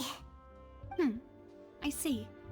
So, your primary objective, which has been foiled so far, was to have a chat with the Hydro Archon. I've heard that there's a long line of people waiting to meet Lady Farina. I suspect you'll be waiting for quite a while, considering that you missed your chance today. Yeah, we've heard that she's super popular here in Fontaine, and that it'll be tough getting any of her time. Well, would you consider some more, unique ways? Perhaps even methods of, let's say, questionable legality? Guess that's Spina di Rosula's boss for you. Chock full of sketchy ideas. Well, what did you have in mind? Well, one way would be to infiltrate a performance troupe at the Opera House, only to abandon your act at the play's climax and ask to speak to her after the performance. I'm sure Lady Farina would be eager to see the ending, and would agree in order to finish watching the play, don't you think? Could you suggest something a little more practical? This plan seems pretty hard to pull off. We'd have to go learn how to act, and acting's really hard. All right, here's another.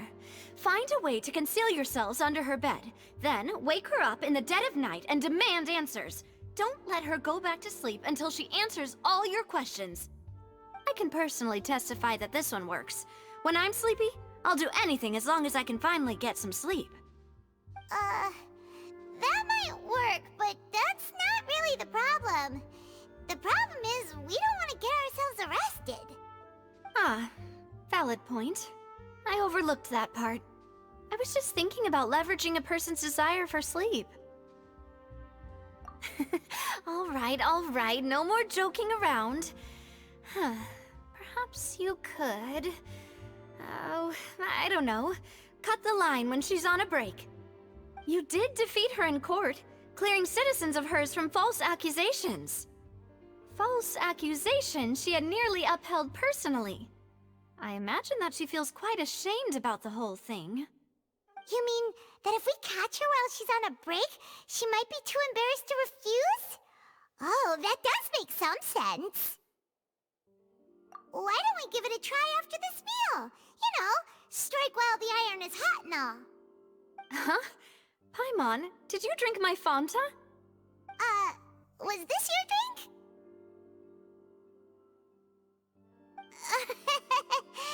Sorry about that. Paimon wasn't really paying attention and the cup was right next to Paimon. Would you like to order another? No, it's fine. We're just about done here. Alright. Honestly, Paimon wouldn't recommend Fonta anyway. It tastes kind of salty and icky. Is that so? Huh. Well, in that case, we'll have to blacklist the Fonta here then. If we're all finished eating, then I'll go pay. Yeah, we're stuffed. Thanks for the treat, Navia.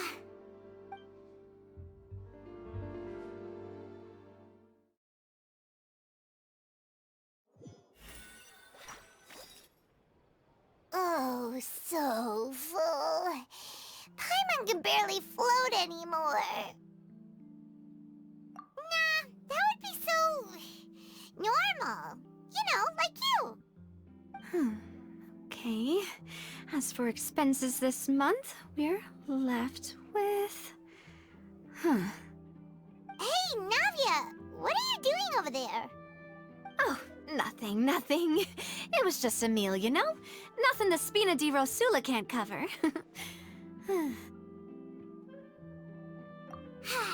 Let's get ready to try to meet the Hydro Archon again. Bye, Navia! So this is goodbye, huh? Well, if you do encounter any other trouble in Fontaine, you're always welcome to contact the Spina di Rosula. I'll give your requests the highest priority. In any case, I wish you smooth sailing. I'll see you again, partner. See ya!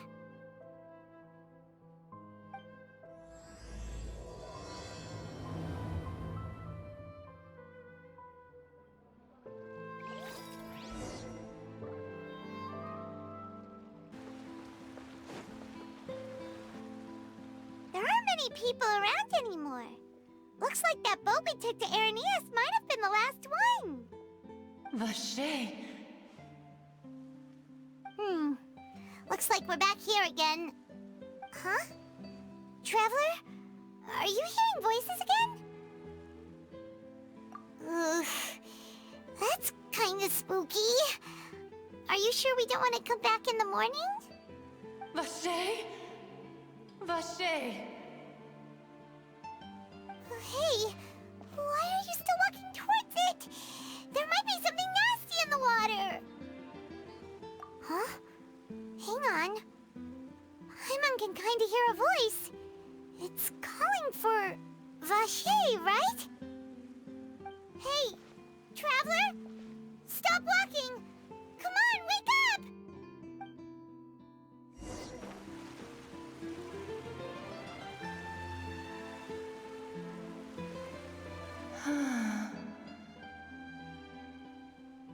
Vache, are you... my dear Vache? No, wait. You seem to be someone else. Do you know Vache? Do you know where my love is? I'm... Wait. Who am I? I'm very sorry. I fear I do not know. My memories feel like they have been washed away like a flood. So many fragments dissolved amidst the tide, never to be recovered. How much have I lost? How many things that I once held dear while on land have I since forgotten? Yes, that is what I was once. But now, I am but the consciousness of one who is lost, therefore. I do not know how I came to be like this either. I only vaguely remember being covered in light blue water, and then all grew dim. I also remember going to many places. I loved adventure, loved exploring places of peril. No matter where I went, Vacher would go with me. I knew how dearly he loved me. And I also loved him equally as much. But now, we can no longer go back. The pain of such parting. I never knew how heavy it could be. No, our reunion no longer has any meaning. There is no way for us to create any new memories. The thought of me gives him no succor. So let it lie forgotten beneath the waters. If you meet Vacher, tell him not to look for me. Tell him to move on. That is the only thing I still remember. Perhaps that is so. As I was submerged in the waters, losing consciousness, I saw Vacher above the surface. His eyes were filled with such sorrow, such longing. If only I could have comforted him, told him that I did not suffer. Indeed, I had felt a great warmth. Is that what you call it? Dissolving? If anything, I consider it a form of release. It was a state of neither fear nor frenzy, with only an endless peace, like the water's still surface. I could also liken it to being a thirsty person who drinks water for the first time, and only then sees how they have lived for so long in a world of endless want and anxiety. I think I hear your companion. It's time for you to go, I think. Farewell, then. I am glad that you were able to sense my presence. Remember, if you see Vacher, tell him not to seek me out any longer.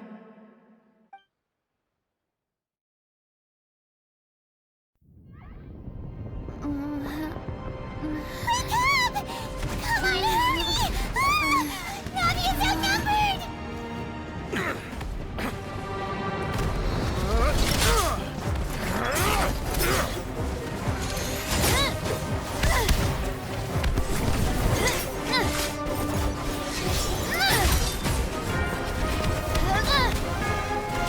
Demoiselle, look out!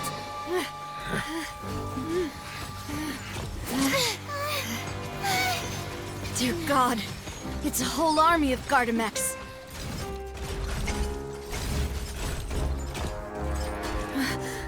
Clorand?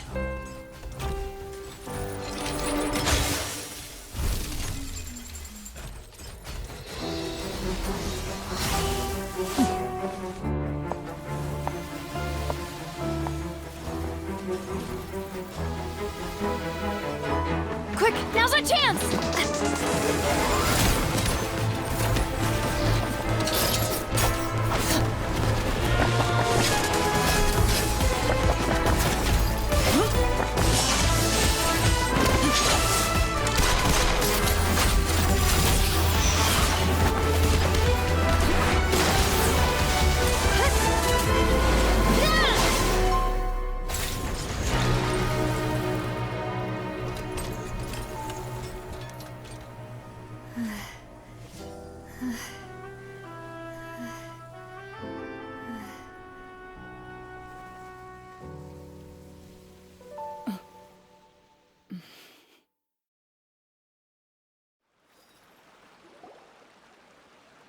I should thank you for lending us your sword there, Clorand. But before I do so, could you explain how you managed to show up here? I followed you. It seemed to me that danger has followed you more closely as of late. I believe that following someone without their knowledge is actually called stalking, is it not? Mr. Callus's last wish was for me to ensure your safety, and I will not betray his trust. He would do the same, were he alive today. Do not speak of my father!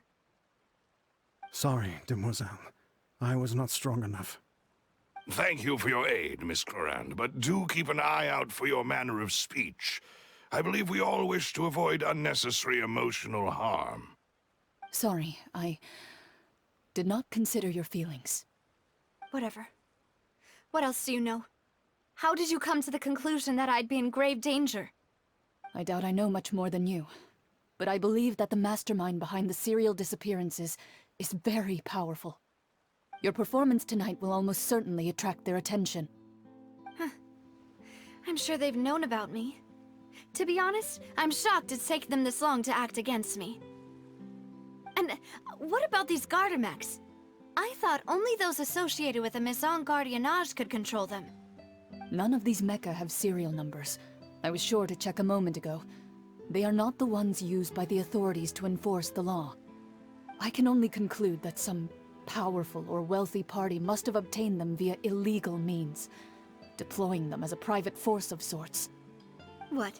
Your point being that they're out of Spina di Rosula's league, then? Yes. Be careful, and do not act rashly. I will continue investigating no matter what. We will bring the truth to light. That's my father's true last wish. Regardless, thank you for your help today, Clarant. But if you get any ideas, tell me first. I don't much appreciate being followed. I do not think that they'll strike again anytime soon. So I shall stop following you. Good day, all.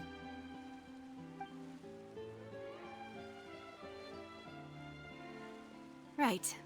I suppose that's the best news we've gotten today. Demoiselle, I believe that Miss Clorand was being sincere with you. If we tried, we could attempt to thaw relations a little. I know, she's... Oh, thank goodness! Paimon thought we were done for! Those Gardamex came out of nowhere while you were unconscious, and Nadia and her gang saved us! Oh, and there was that champion duelist named Clorand who came out to save us too! We got lucky there. Paimon probably couldn't have fought them off otherwise. Oh, come now. Forget all that polite talk. That wasn't really a farewell meal we had back there. Not for me, anyway. In truth, I hope that every meal we have together shall be a victory feast. As such, we're still partners. There's no need to thank me.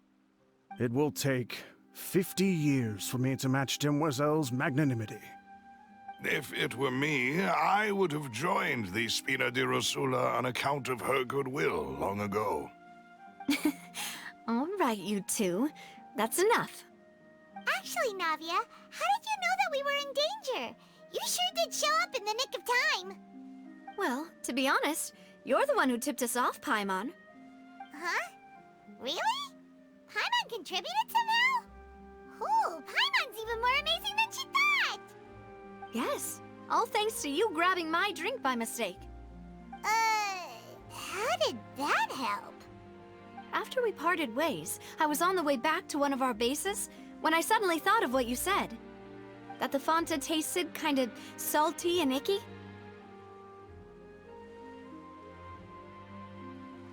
Fonta only comes in sweet flavors, so how could it have tasted salty?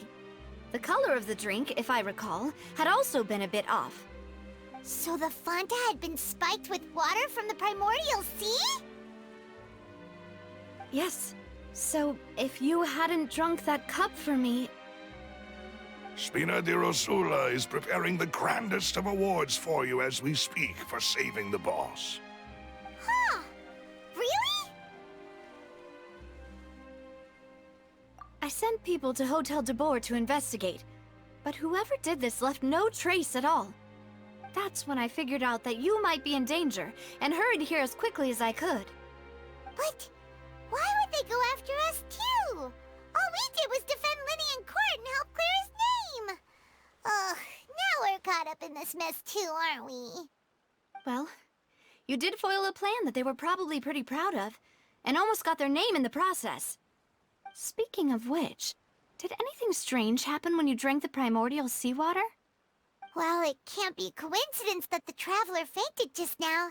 She said that she heard that voice calling for Vache again. Oh, and this time Paimon heard it too, but it was real faint.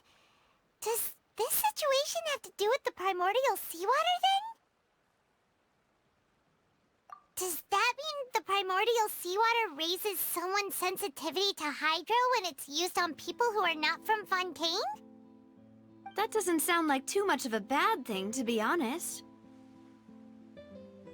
New intel? While you were out cold? Well, let's hear it, shall we? Oh, that is important. Vache. That name doesn't ring a bell.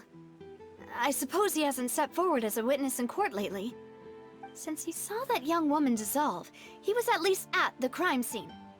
But he never gave testimony or any information regarding people dissolving in the primordial seawater. Could he have been threatened? Yes, thank you. This is very important information indeed. We will continue to investigate. Oh, you mean you'll help us investigate? Well, you did say that our farewell meal didn't really count. That means we're still partners, right? And besides, we're in this now whether we like it or not. You're not gonna let those people who targeted us get off the hook so easily, are you, Traveler? Demoiselle, do try not to look quite so pleased. You are the face of Spina di Rosula, after all. You talk too much. Well, in that case, let's head back to one of our bases, shall we? I'll arrange accommodations for you. We also have some plans to go over, and hopefully we can deepen our bonds as partners. But we'll take that one step at a time, I guess. Don't worry, you two. With us around, our base is definitely secure.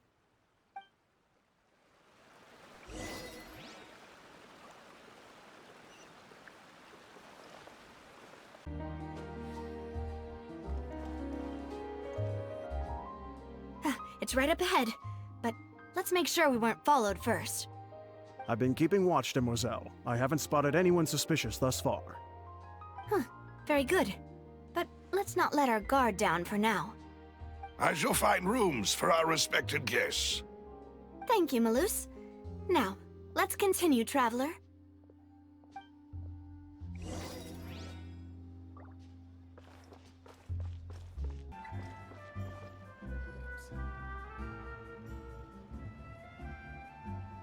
So, this is your base?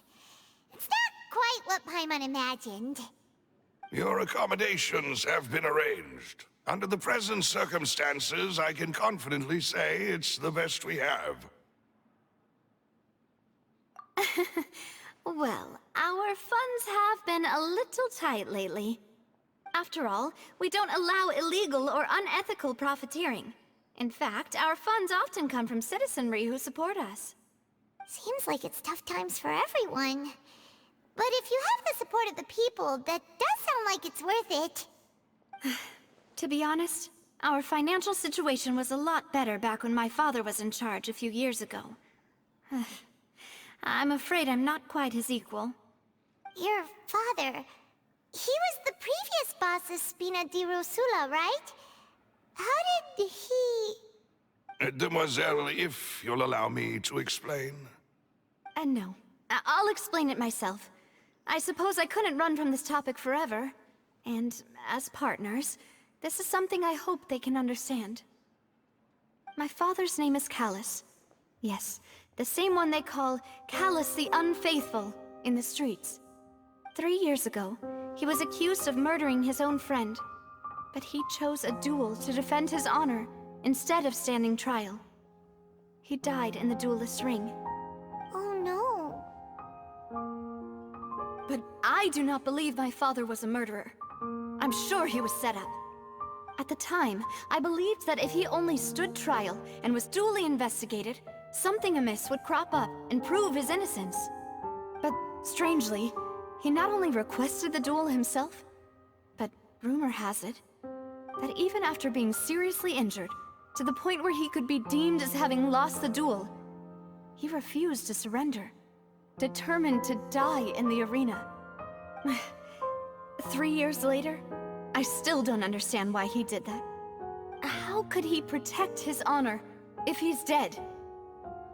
If anything, he gave up his chance to defend himself. The closest piece of info I have is that my father had been investigating the serial disappearances case at the time of his death. Ah, so that's why you're so determined to get to the bottom of that case. That's right. I've also tried to investigate the murder my father was implicated in, but I haven't found a single new clue in my countless reviews of the investigation records. However, I believe that if the murder case is related to those behind the disappearances, they must know something. I must know what really happened. Was my father coerced? Framed? Even if he really did kill his friend, I must get to the truth. If only he'd been more open with me when he was still alive. He even hid the fact that my mother died due to complications when giving birth to me. And now, here I am investigating his death. You really are a handful, aren't you, Papa?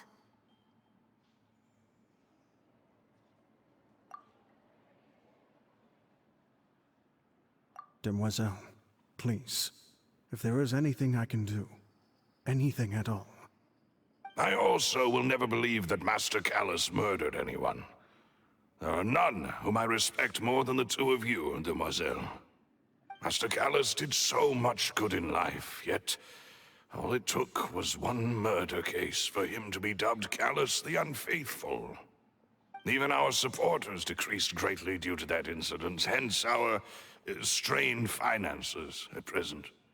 Wait, if Callus was such a good man, wouldn't people at least be a little suspicious when he was accused?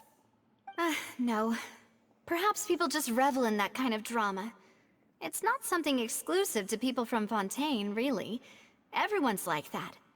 People love watching the evil turn over a new leaf, but they also enjoy watching good people fall into an abyss from one slip-up just as much.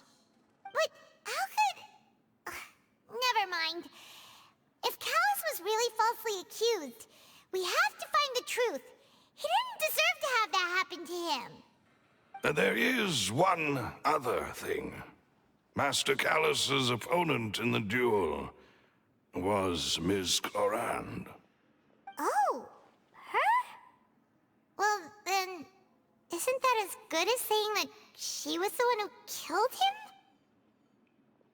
Yeah, that's not the sort of thing that you can just let go and move on from.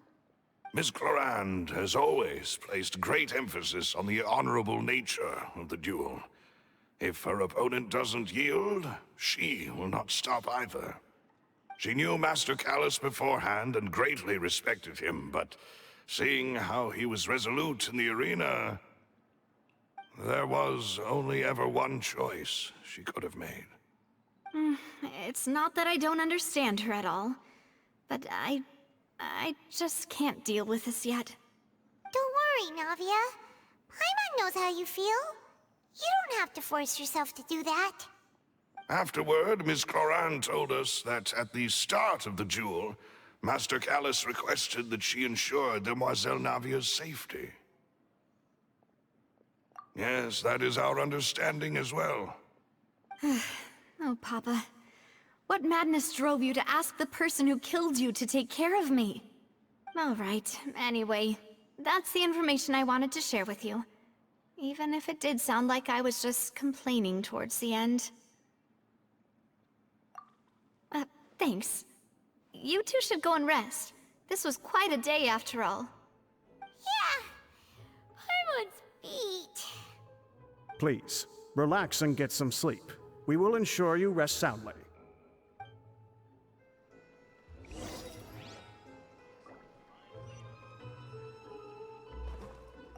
Whether it be responsibility for Spina di Rosula or Master Callus's death, it all landed on Demoiselle's shoulders so suddenly. This won't do. I must become stronger.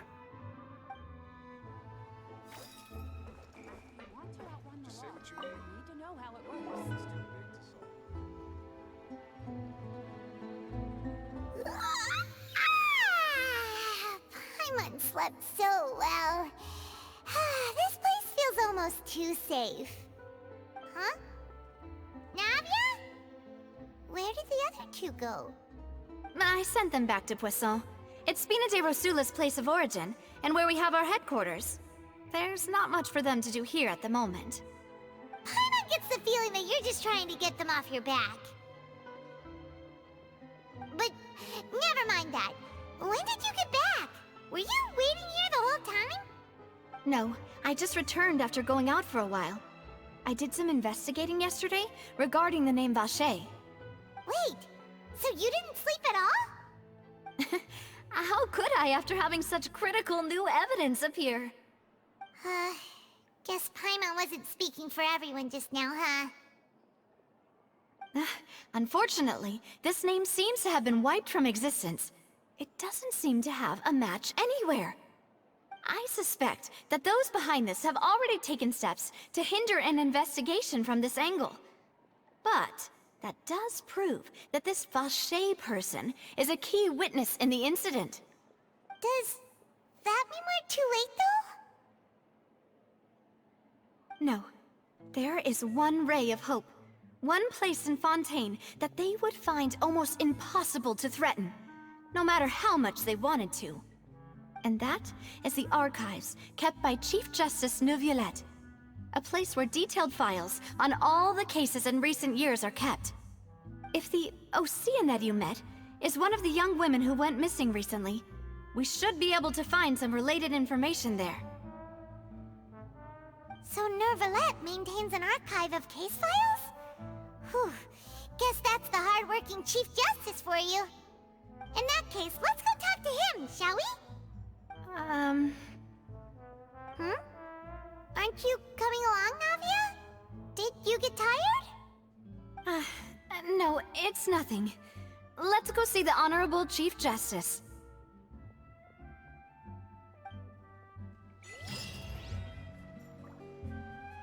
Time to go.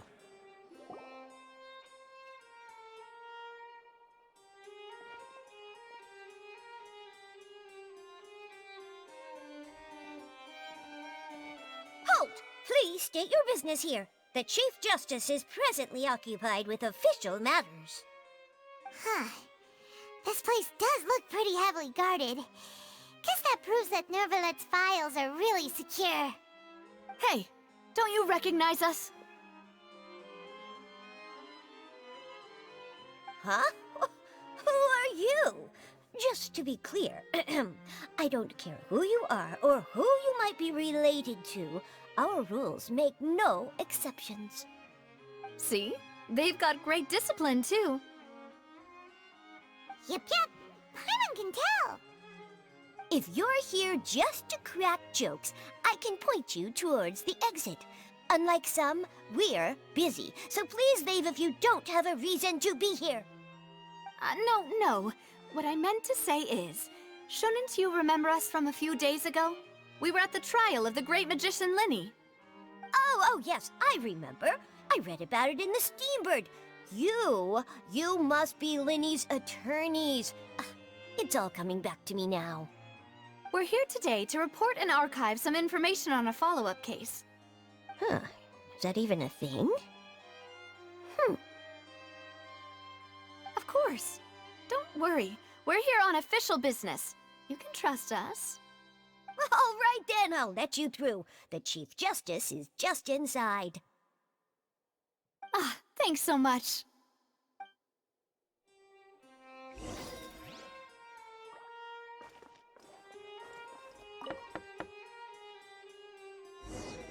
Please come in.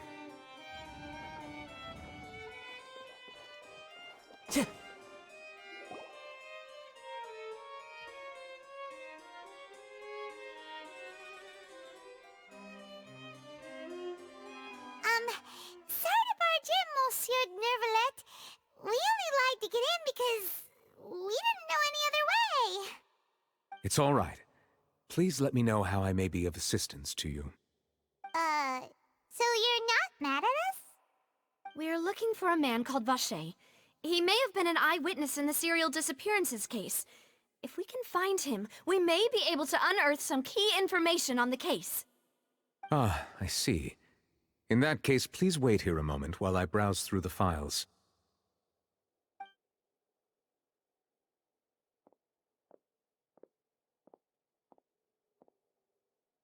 Who knew that Neuvillette would be so easy to talk to?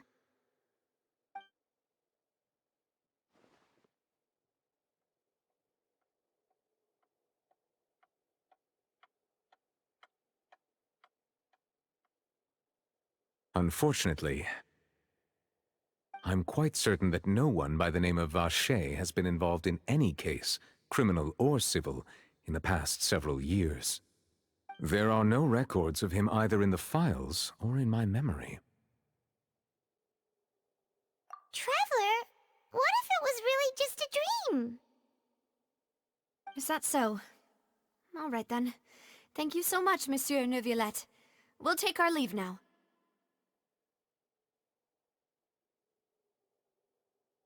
Ahem.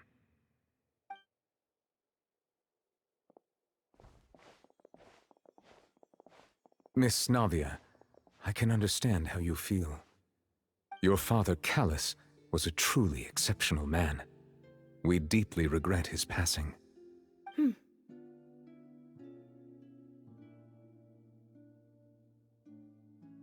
And what are you trying to say, Monsieur Neuvillette? Are you trying to console me? Extend your sympathy? Or just express some tendril of regret? No. You are not trying to do any of that. I can hear it in your voice. There's no emotion behind your words. You only said those things because you felt like you should. It's just like last time. After my father took his place in the duelist ring, I pushed through the guards to talk to you as a last resort. You even told me then that you thought there was something fishy with the case, yet you still allowed the duel to go ahead. In your eyes, the value of a human life is nothing compared to those cold laws you hold so dear. If you truly regret my father's death, then why didn't you call a stop to the duel? Why didn't you give me the power to stop him from throwing his life away? Why did you just let him die, despised and hated by all? Everything was hanging on a thread at that moment. Just the tiniest effort could have changed everything. There are still so many things I never got to tell him. So many questions he still owes me answers to. If you really have no heart, then just look me in the eyes. I, Navia, will show you the true meaning of regret. I'm sorry, Miss Navia. You and my father are truly alike. You keep all kinds of things in your heart and never say a word to anyone. It's not so much that you can't feel, but that you would never express anything. Oh well. In any case, everyone already knows full well the apathy of the Chief Justice. My apologies for taking my emotions out on you, Monsieur Chief Justice. Let's go, Traveler and Paimon.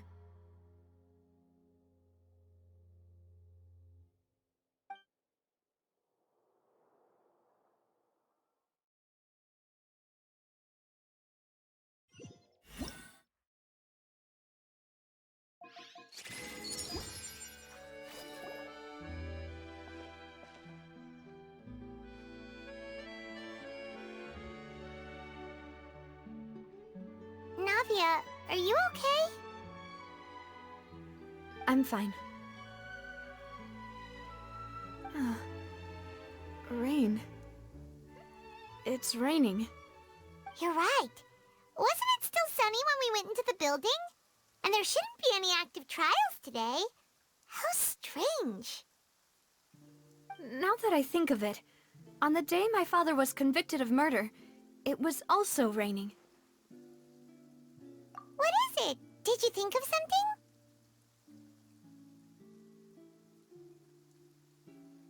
Yeah, he was outside. It was uncovered and the rain could fall there. Why? Do you think the rain could have affected the crime scene? That thought has occurred to us before. We've even expanded the search area to try to account for that, but didn't find anything of value. Oh? Wait. You don't mean... So you're saying that the true murderer could have been turned into water and then got washed away with the rain? Yeah, and if that's what had happened, then no one would have believed your dad, even if he explained what he saw to the authorities. I really think I found a true genius for a partner. You're completely right.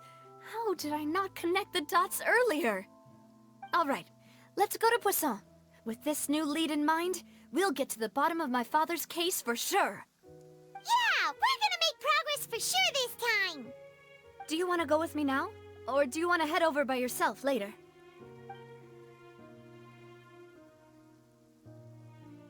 Great, let's go then.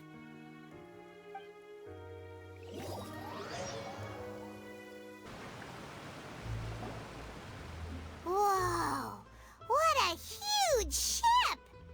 Why would a ship be anchored at a place like this? There's no need to be so surprised. While it may look like a ship, it's actually Spina di Rosula's headquarters. My father was the one who asked for it to be built like this. Perhaps our taste in exterior design is the only thing we occasionally had in common. A gigantic and glamorous ship embodies discovery, opportunity, ambition, and conquest. It symbolizes Spina di Rosula's bright and limitless future. And Paimon thought you were bluffing when you said Spina di Rosula had a glorious past. Paimon was confused why a group with such a history would live in the sewers. But now that Paimon has seen this ship for herself, she's been convinced. Well, Poisson is where Spina di Rosula began, after all. It's our main base, our home.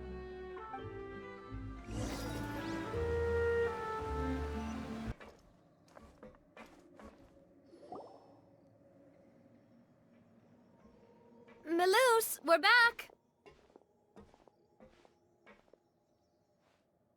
Apologies for the wait, demoiselle, and our most important partners. You said before that you still had some business at the court. What brings you back to Poisson so quickly? About that. It's because my partner here reminded me of something really important. You see, what if my father's case had something to do with water from the primordial sea? You still remember, right, Melus? On that night, it was raining? Yes, the case was quite similar to that of Mr. Linney's. Both were what you'd call impossible murders. Could you tell us a bit more about what happened before? Yeah, of course.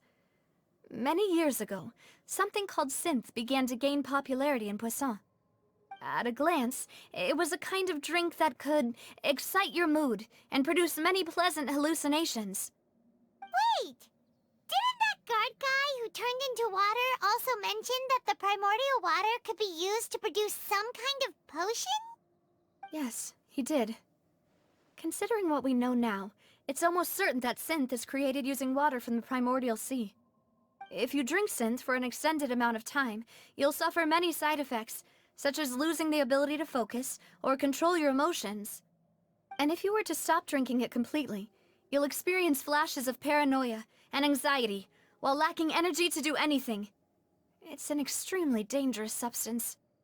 As he oversaw Poisson, my father was compelled to put a stop to synth abuse and called for a complete ban of it.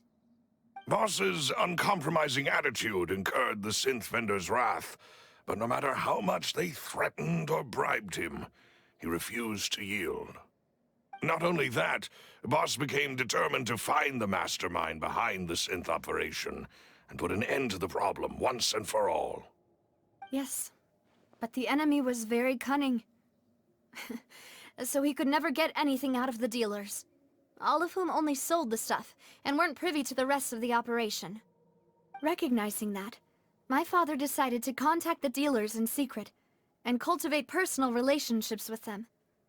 Finally, he was able to convince someone to become his informant. The man's name was Jacques. He felt greatly ashamed about his work after seeing many families destroyed by synth abuse. That night, my father hosted a banquet at his countryside estate. He planned to meet up and exchange information with Jacques over some food. But then, we heard 2 gunshots from the courtyard.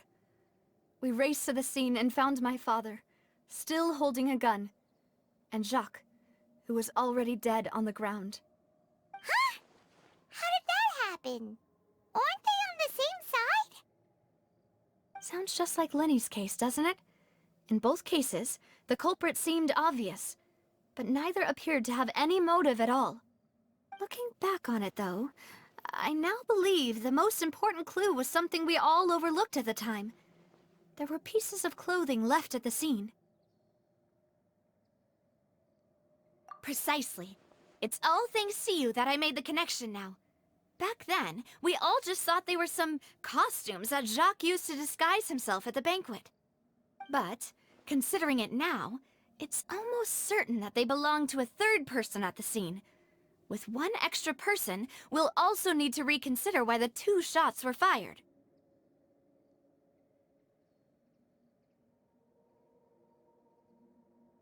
You're right.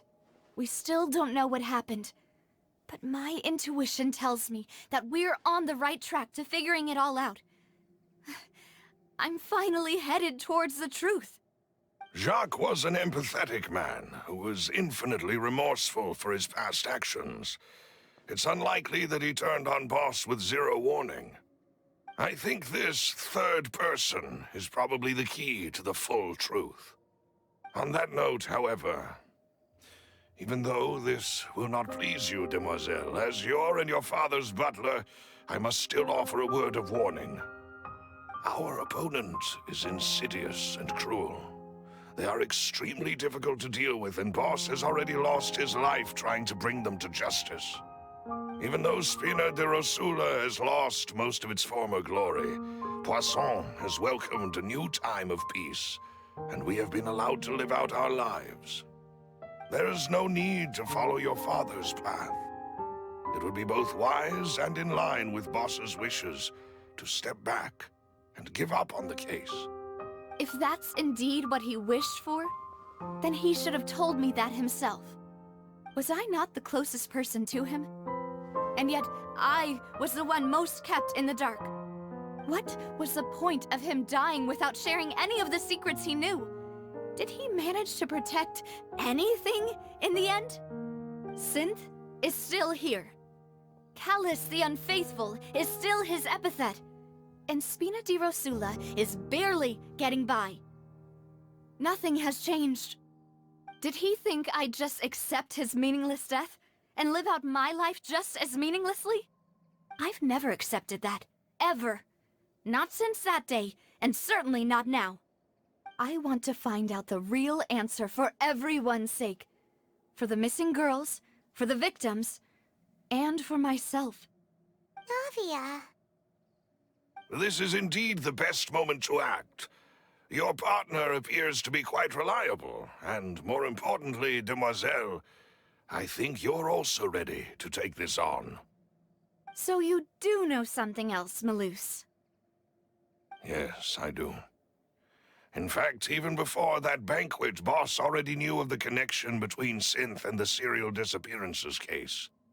But what drove all the tensions to the boiling point was the revelation that you, demoiselle, had been selected as the next target to disappear. What? Boss also didn't tell you that he had been diagnosed with a rare illness. The doctors told him that he had no more than 5 years left to live. And the serial disappearances case caused him great anxiety. 5 years was nowhere near enough time to resolve this long-standing conflict. But once he passed away, all the danger would pass on to you.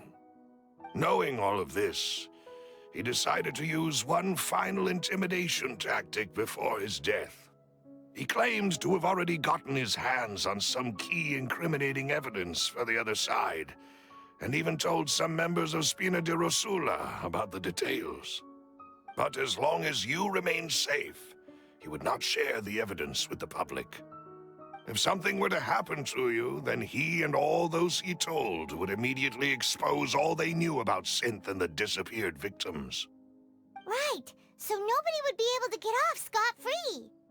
As we've seen, Boss's tactic has worked. Even though Boss has been gone for a long time, the other side has not tried to take Demoiselle's life. No, I don't believe it. He never appeared to look sick to me. No father wants their daughter to see them weak and haggard, especially someone as proud as Boss. To him, dying in a duel and suffering lasting dishonor as the unfaithful were still far preferable than losing face in front of his daughter. So he chose to die in silence, so that he could protect me. I'm afraid you're not understanding this correctly, Demoiselle. What Boss wanted to hand to you was not a parasol, but a sword.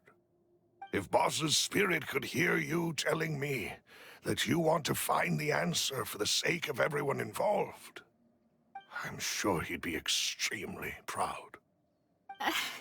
That fool. Couldn't he have just given it to me straight? No. He might have set up everything precisely because he never thought I'd be able to understand him. Is that the amount of confidence he had in me? And what if I was never able to make it to where I am now? Yeah. I suppose that's true. With the way he'd set things up, if I had wanted, I could have just lived out my life without a care in the world. But thankfully, he rarely talked to me about complex matters, and thus understood little of me as a person.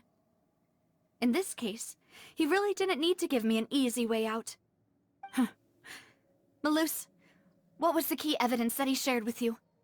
It's the location where Synth is produced. Essentially, it's the enemy's headquarters. When he was threatening the enemy, Boss didn't share the specifics of the incriminating evidence he found. But if you want to use it against the enemy, you'll still have to take several things into consideration. Why?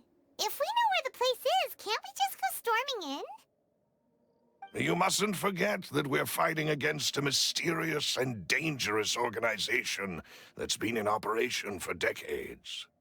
There's no telling what might be lying in wait at their headquarters.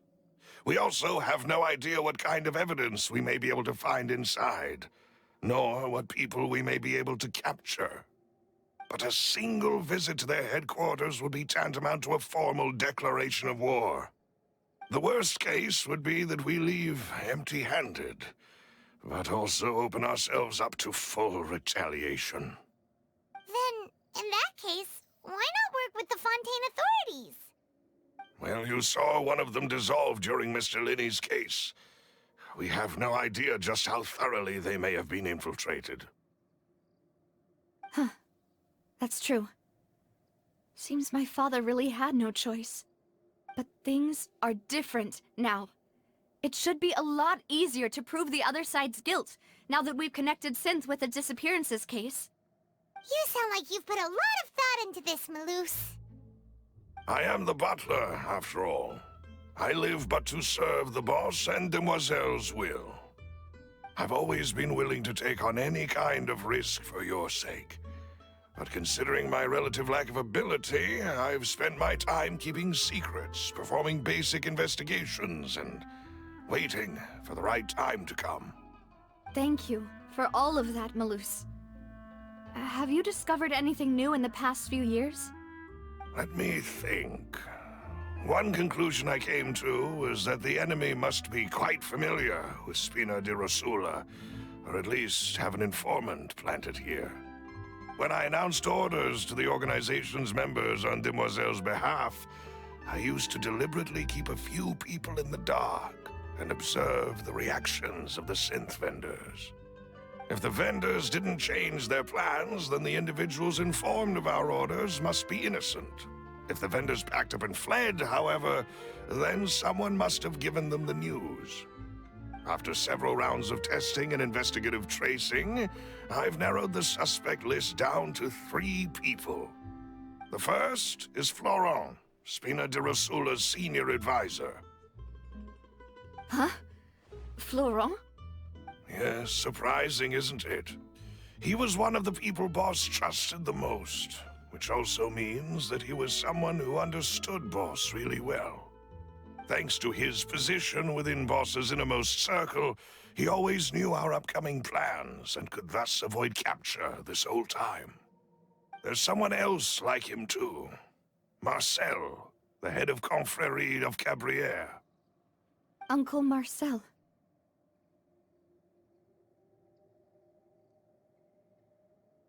It's a guild in Poisson. Boss helped it to grow to its current size and prominence. In the beginning, they were only reselling some daily goods, but now they're one of the richest guilds around with a lot of business connections in the city. So, they're like a sister organization of Spina di Rosula? Yes, you can say that. When we were fighting against the synth dealers, they provided us with plenty of support. It's a bit difficult to imagine someone using their own money to hunt down themselves. The final suspect is Thierry, the man responsible for coordinating information between Spina di Rosula and the guards. Although the guards mostly leave us to our own devices, there are still many activities we have to report to the local authorities. Since Thierry is always in the know about our current activities, he could theoretically always plan one step ahead. I see. These are all people who I communicate with quite regularly. To think that the enemy we've been fighting against has been right next to me all along, among those I trust the most. It's almost too hard to believe. If you want to investigate them, please take every precaution to not alert the quarry. Judging from our experience, the enemy is extremely cautious. Of course. And thank you, Malus. You've provided us with a lot of great information. You're too kind, my lady. I'm just doing my duty. And before I forget, proving Boss's innocence would also mean clearing him of blame in Jacques' death. After that incident, Jacques' wife and daughter were taken into the Spina's care. They still live in Poisson today. If it might help, you could also pay them a visit. I can make the necessary arrangements. Aw, thank you so much, Malus. You really are the best. A new case awaits, my dear partner. I hope we can work together to uncover the truth and end this case once and for all.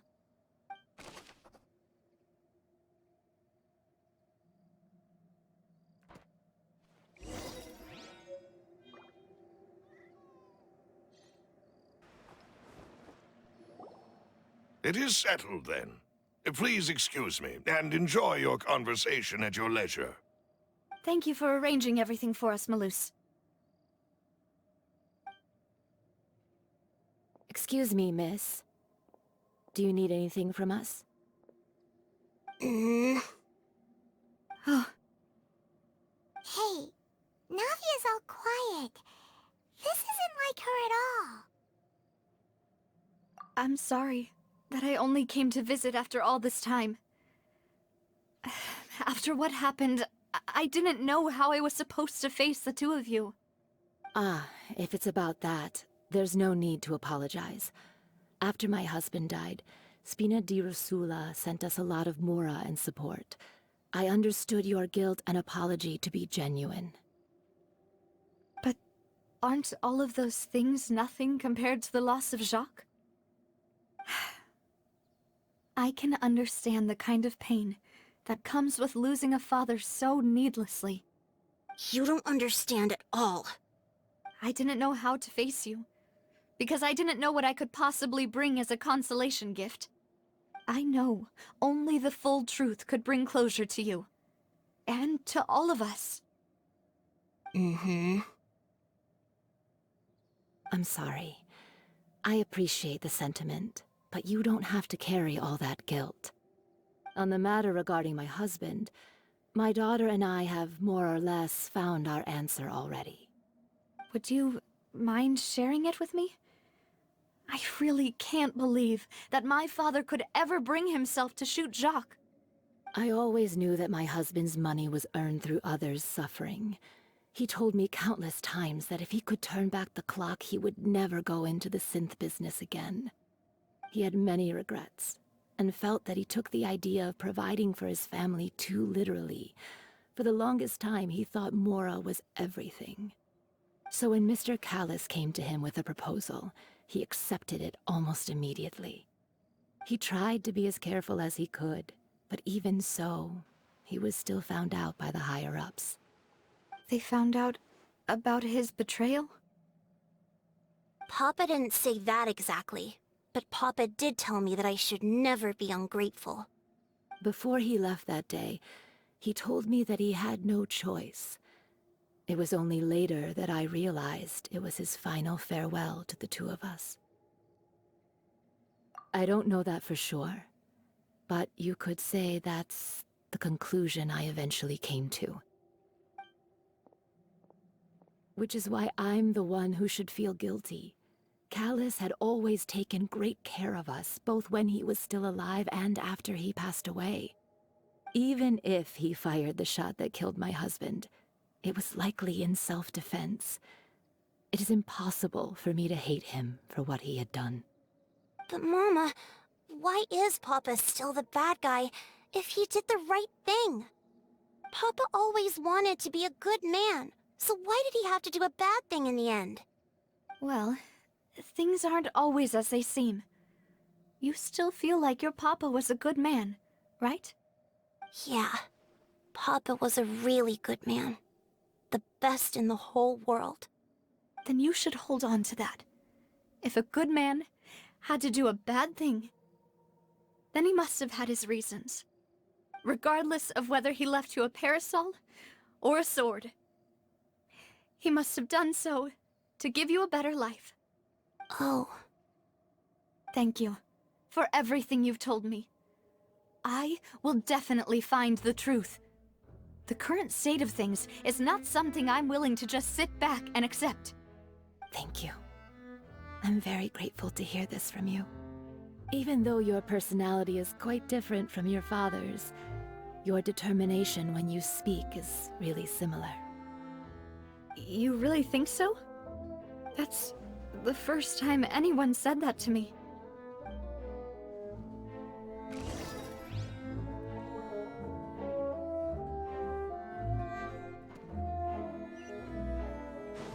Are you okay, Navia? I'm fine. Don't worry. Let's investigate the 3 suspects next. Florence should be nearby, and we should be able to find Thierry and Uncle Marcel in the city. I'll get myself together on the way, so please don't worry.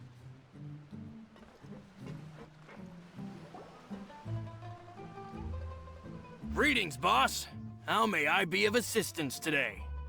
I'm sure you've heard about what happened at the Opera House? Someone got turned into water right in front of us. Yeah, I've heard. With something that dramatic, I'm sure journalists will milk it for all it's worth. And it'll be all the talk for the next several weeks.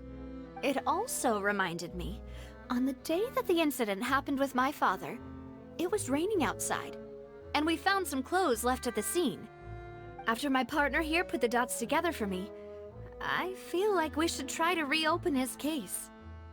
Can you do me a favor and try to recall what happened that night? Let me think. Mr. Callis was feeling pretty upbeat that day. So he was drinking and bantering away with us at the table. After that, he told us that he wanted to go get some fresh air. So we let him go without thinking much of it. Who knew that we would hear 2 gunshots ring out right after? My first reaction was that Mr. Callis's life was in danger. So I grabbed my holster and made a mad dash toward the scene. But when I got there, it was already too late. Mr. Callis was standing over a dead body with a gun in his hands. All we could do was look back and forth at each other, not knowing what to say. So you also remember 2 gunshots then? Indeed. The guard said that the first shot didn't hit anyone, while the second killed Jacques. But I've never really bought that explanation. Reason being, Mr. Callus had left his gun on the table. I even made sure to confirm that before running to the scene. But according to the guards, that doesn't mean he couldn't have had other guns on his person. About the clothes left at the scene that you mentioned, do you think there was a third person there who was turned into water?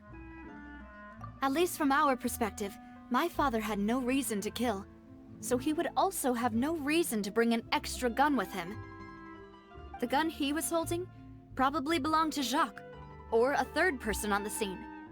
Yeah, that makes a lot of sense. So you're saying Mr. Callus ended up with the gun because he seized it from one of the other guys? But hold on. If that's what had happened, then why didn't he share the truth with any of us? He didn't even want to face the Oratrice machine, and chose instead to prove his honor in a duel. Did he lose all faith in the courts after seeing someone dissolve right in front of his eyes? About that, Malus told me a thing or two, so I think I can understand why he committed to the duel. I'll tell you everything once the whole truth has been revealed. I understand.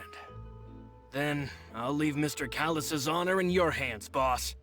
And if I may just say one more thing. The whole Callus the Unfaithful epithet has been a thorn in my side since the day it was invented. Many people have laughed at me for still calling him Mr. Callus, even after so many years have passed. But it was Mr. Callus's trust that allowed me to rise through the ranks of Spina di Rosula and live the life I lead today. No matter what others might say, he'll always be the man I respect the most. And he'll always be my boss. Don't worry. I will definitely find the truth. You and all our other comrades at the Spina deserve to know the truth as well.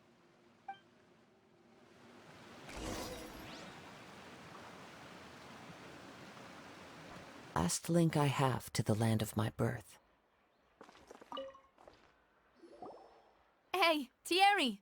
It's me! Oh, now, what brings you here, Miss Navia? I've heard that you made quite the name for yourself at the Opera House. Oh, so you've caught news of that already. Oh, okay. Hey, I'm also a member of the Guards, you know. The way you make it sound, people would think I was sent off to Poisson because I had done something wrong. Are you sure there isn't a little bit of truth in that? Under normal circumstances, shouldn't you have been called back to the city already? I mean, where I work is really up to me. Let's just say I enjoy the ambiance of Poisson. Callus did a fantastic job running the town, building Spina di Rosula from the ground up and clearing many obstructions in my way. It would be next to impossible for me to find a similarly easy but high-paying job in the city. Anyway, enough chit-chat. Are these 2 friends of yours? You, here for some formal business? Yes. These 2 are my partners. What happened at the Opera House made us realize that Linny's case, and my father's, may be related. We're trying to reinvestigate the details of my father's old case. Ah, I get it. You think there might be more to the case now that we know people can be dissolved into water, right? I was also flabbergasted when I first heard of it. If you want to go through the original files from your father's case, I can help you look for them. That'd be much appreciated. Thank you. Actually, I have another question. Do you have the authority to dispatch Gardamex? Of course. Without them, I couldn't possibly handle Poisson on my own. Why do you ask? We definitely can't use them to forcefully get more evidence for your father's case. Well, you see, just recently, we were attacked by a horde of unnumbered Gardamex in the city. So, if you hypothetically wanted to do something against me, all you would need to do is get rid of the mecha serial numbers and Send them after me. Then you think too highly of my abilities. Dispatching mecha is very different from controlling them. If I had to make an analogy, when you order a dish, the chef will make it for you. You can ask the chef to cook, but not to massage your shoulders or carry your baggage. If you try to make unreasonable demands, the chef would just think you're out of your mind and ignore you completely. The same goes for me and my Gardamex. Removing a serial number is also not as easy as you might think. There are a lot of complex steps to it, and it's almost impossible to keep it a secret. So I can promise you, those mecha were definitely private units. They're certainly not cheap. So, whoever their owner is must be super rich, powerful, or both. Now that you mention it, though, being in the synth business would definitely be profitable enough to afford this. Oh, then you're officially in the clear, Thierry. Oh, well, thank you for the vote of confidence, Navia. Jokes aside, I'd like to wish you all the best with your investigation. I'll be staying in the city for a little while, so just come find me if you need any support from the guards.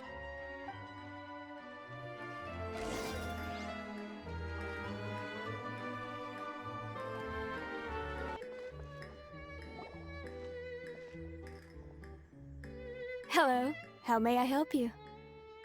I'm here to see Marcel. Could you please let him know? You can just say Navia's looking for him. Sure. I will let him know right away.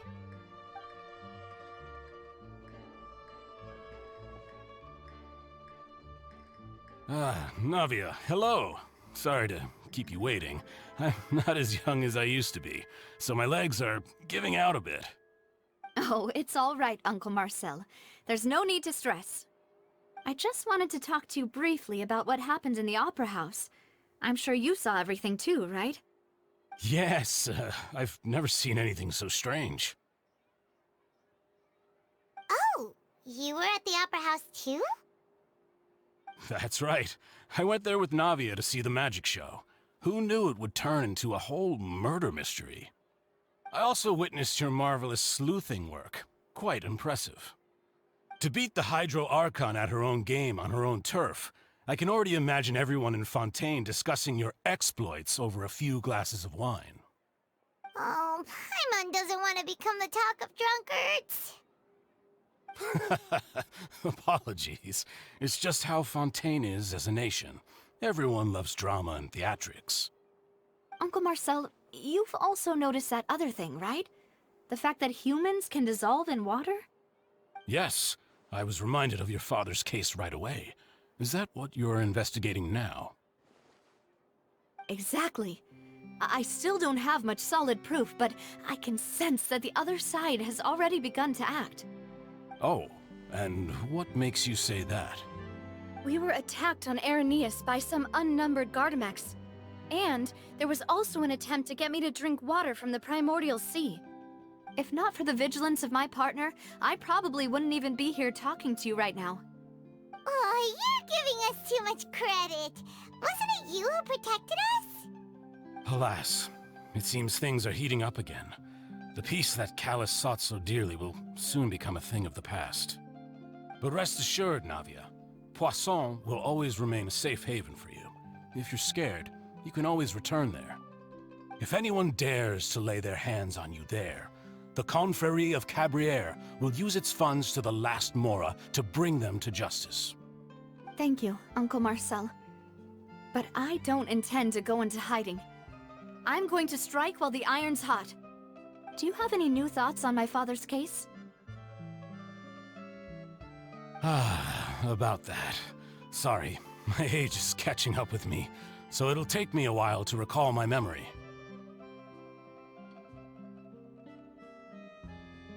The Confrérie was responsible for that banquet, so I was out and about the whole time making sure things were running smoothly. I didn't even have the time to drink with the guests. Then I heard the sound of a gunshot, and the rest was history. Oh, it's okay. No need to push yourself. We'll ask around some more. See if there are any valuable clues elsewhere.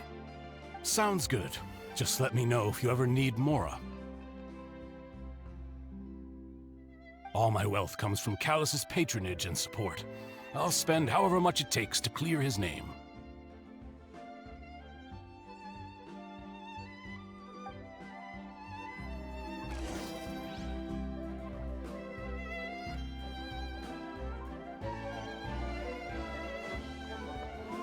Time to go.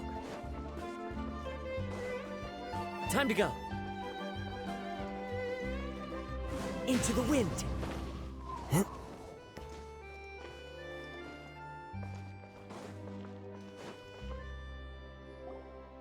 We've talked to all 3 suspects, purely based on their conversations with me. None of them sounded particularly suspicious. I suppose that's to be expected, though. If a single conversation's all that's needed to find them out, then my father wouldn't have needed to investigate the case for so many years. Anyway, even though we didn't make a breakthrough, let's still compile what we were able to find. But where should we start? Ah, you're right! Flora mentioned that Callus probably only ended up with the gun because of circumstance. That makes sense. According to Jacques' family members, he already told them that he had been discovered, and that he had no choice before he left home that day. If I had to guess, he probably received an order from the synth boss to kill my father. Had he refused, he and his family's lives would have been forfeit. So, Jacques fired the first shot? Oh? And why is that?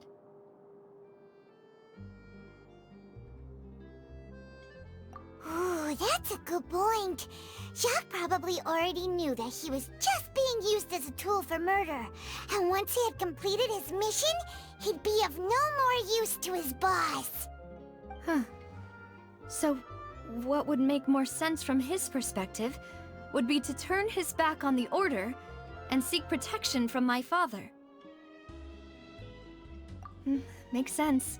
But without evidence, that's still just a theory. Besides Jacques, the attack from the Gardamex has been bothering me quite a bit as well. It's obvious that our enemy has become more antsy after the secret of the primordial seawater was revealed. Do you think he knew, even then, that we'd follow this lead to the end? Given everything that's happened since, it's quite possible. But who among the 3 suspects would have the ability to control privately owned Gardamex?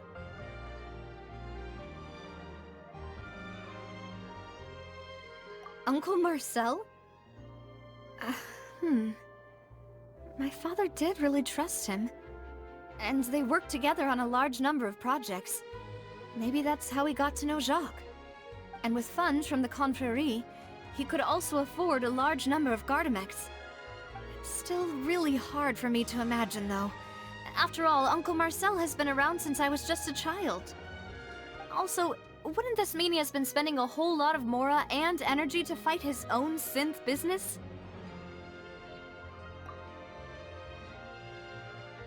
Florent? It is true that he was closest to my father, and thus had the best chance of learning about his dealings with Jacques. But as Spina di Rosula's advisor, his work mostly deals with personnel and security, so he shouldn't have much means when it comes to finances. So you're saying he's too broke to afford a mecha army? Exactly. He can't. And even if he could, I don't think he would be able to dispatch a whole group so quickly. Thierry, you say? It is possible that he's figured out a way to convert the Gardamex for personal use. But I didn't feel like he was lying when he was talking to us about the mecha. I also don't think he'd be able to keep that kind of tampering under wraps. Yeah, had he actually tampered with the mecha, we'd be able to prove it with a simple check of the guard's inventory. If the mecha were taken from the guards, it should be pretty easy to find out when and how that happened. Who could it be?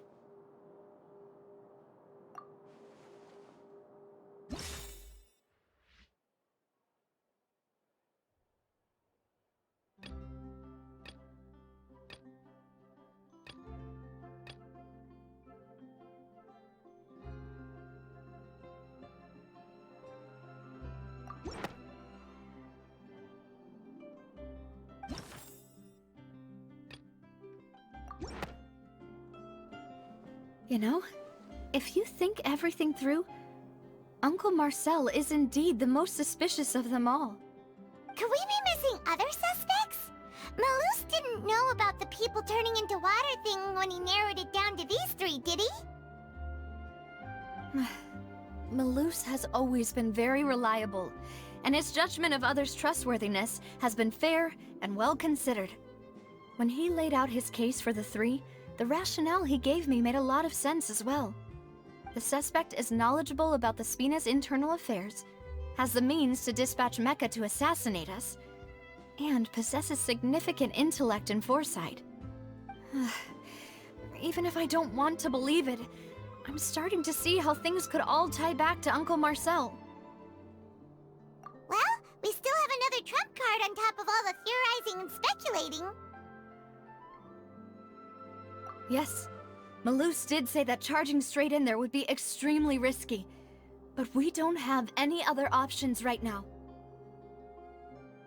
We need far more solid proof before we can hope to go charging in on our enemy.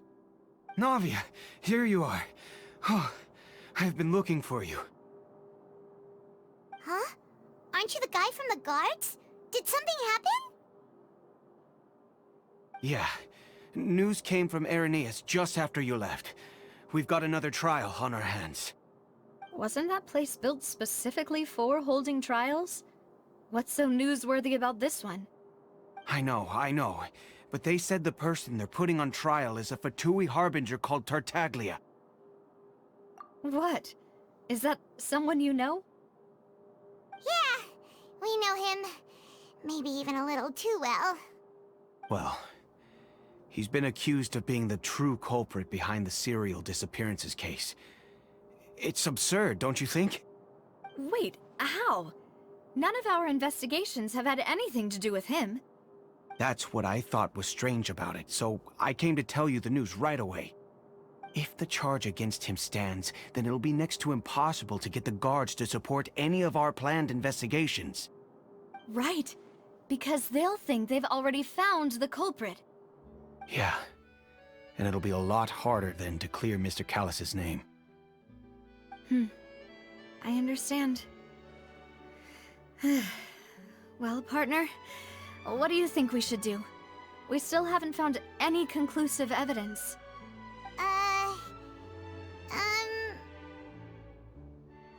Huh? Split up? What do you mean? Just as expected of my partner.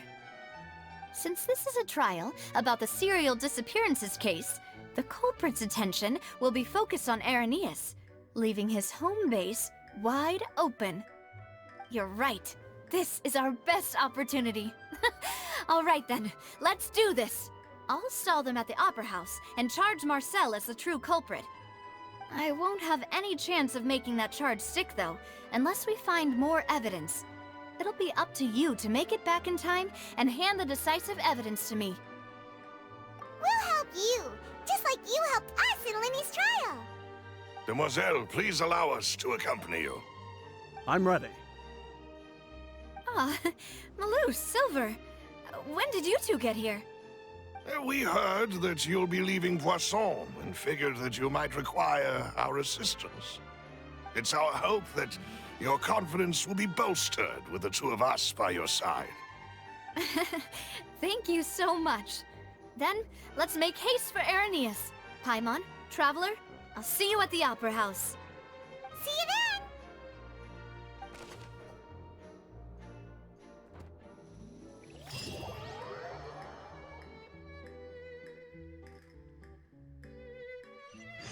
Now that Navia has set out for Irenaeus, we should also get going. The location has already been marked on the map, so let's head over.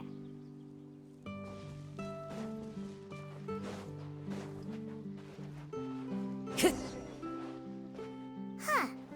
According to Malus's info, the synth production base is underwater. Let's go and try to find the entrance.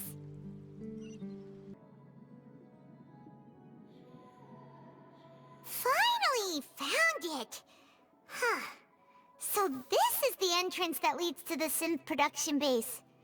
It sure doesn't seem out of the ordinary at all. Ah, you're right. An important place like this is bound to have a ton of protective measures and mechanisms. Navia's probably arguing up a storm right now to stall for us.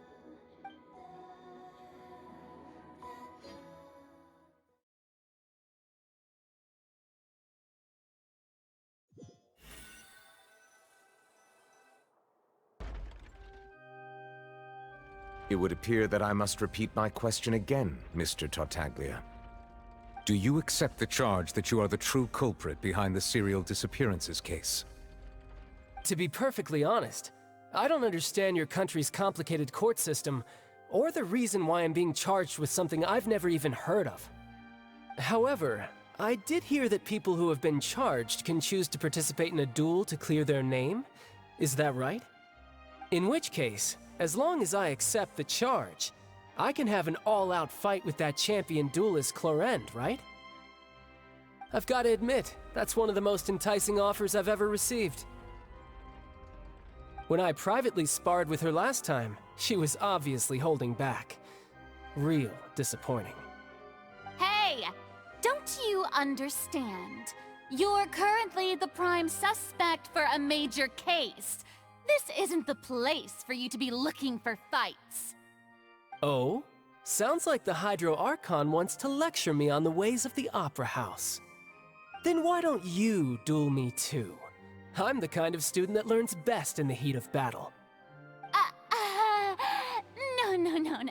That's not what I meant. Alas, it would appear that communication with the defendant is going poorly, and we have made very little progress. In that case, let me explain everything from the very beginning again. The goal of this trial is to determine the culprit behind the serial disappearances case. That case had nothing to do with him! You've got the wrong man! Huh? What's going on? Why is she interjecting again? I told you it couldn't be one of the Fatui Harbingers. Miss Navia, this is the second time you've interrupted the court proceedings. I only tolerated your behavior last time because you were able to provide the court with a key eyewitness. But that was an exception rather than standard court protocol. I can very well charge you with contempt of court for your interjections. Oh, please. Did you ever think I had any respect for this place's pointless theatrics? We can put that discussion aside for now. I'm not here to argue with you. I'm here to charge the true culprit behind the serial disappearances case. And if my charges prove true, then Tartaglia here will be proven innocent by default, correct? Oh, a young lady has charged in and offered to clear my name. How fascinating. Well, I'd gotten half bored to death by all these rules and procedures anyway, so I'll take you up on that offer. So, Your Honor, is there nothing else for me to do now? You may take a seat for now in the audience, but that doesn't mean the suspicions against you have been lifted. Now then, Miss Navia, who is the person you would like to charge instead? That person is...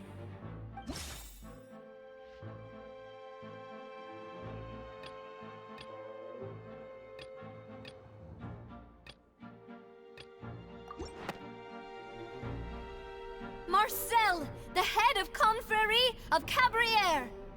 Huh? What confrérie? Never heard of them in my life. I've heard of them, but weren't they Spina di Rosula's sister organization? Oh, is this going to be a friends to enemies type situation? Please let me remind you, Miss Navia, that charging someone is an incredibly serious matter. Committing to the charge also means taking on the legal responsibilities associated with it. And if the charge fails, depending on the circumstances, you may also be charged with the crime of making a false accusation. Knowing this, do you still wish to charge this man? Yes, I do. In that case, I declare the charge to be valid. Miss Navia and attorneys, please take your places on the court. Members of the guards, please contact Mr. Marcel right away so that he may stand trial.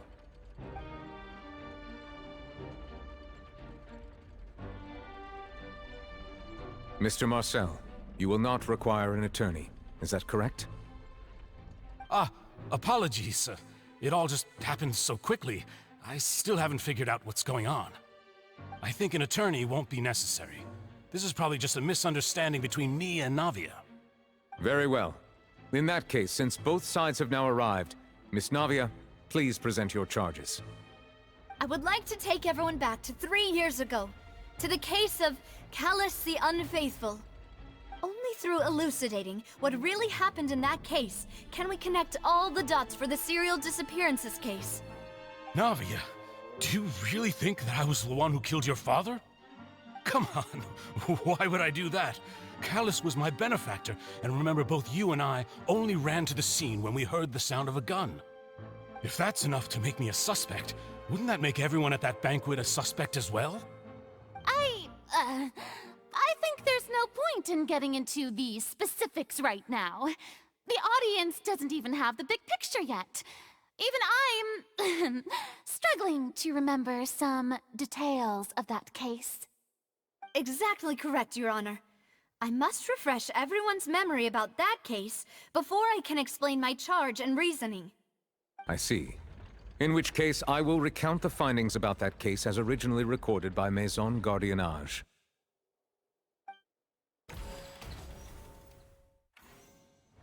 On the day of the murder, Spina di Rosula hosted a large banquet in a countryside estate owned by the Confrérie of Cabrières.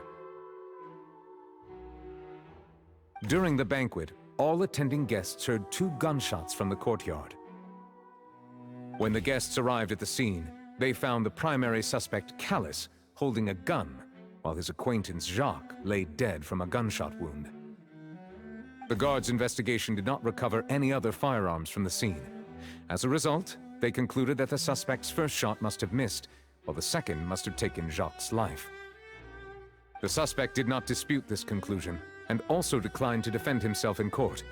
Instead, he chose to prove his innocence through a duel. Callus was defeated by champion duelist Clarande in the ensuing duel, and soon succumbed to the injuries.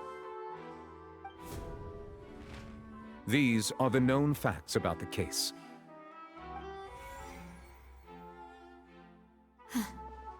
The one with the motive to kill was Jacques, not my father.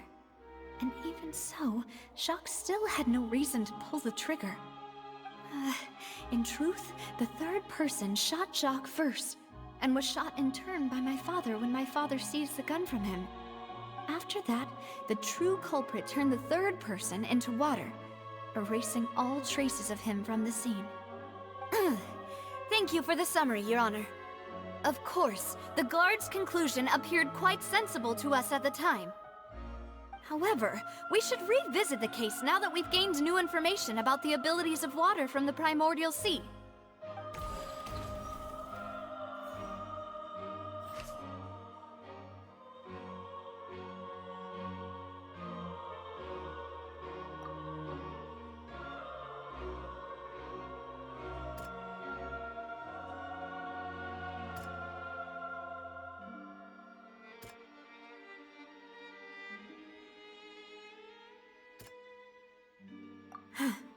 Something's not right.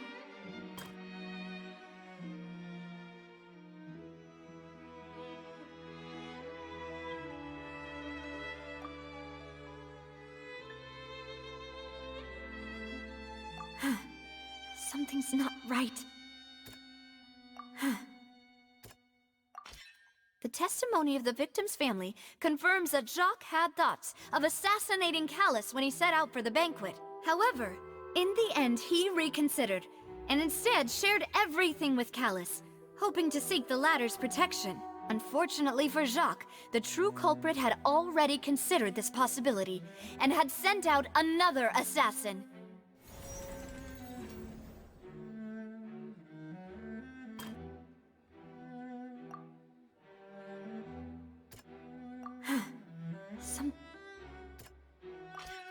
This assassin first shot Jacques, then turned to shoot Callus, only for Callus to wrestle the gun from him and kill him instead.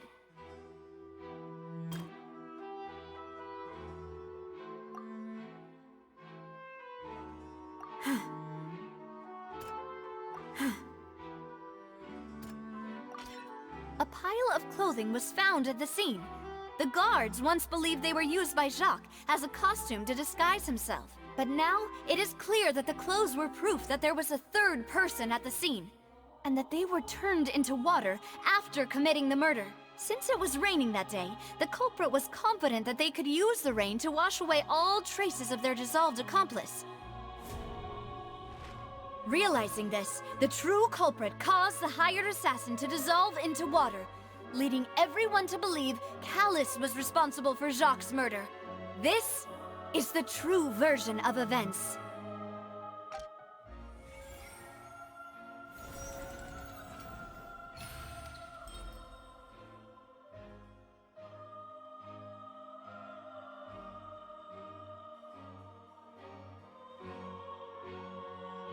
So that's what happened.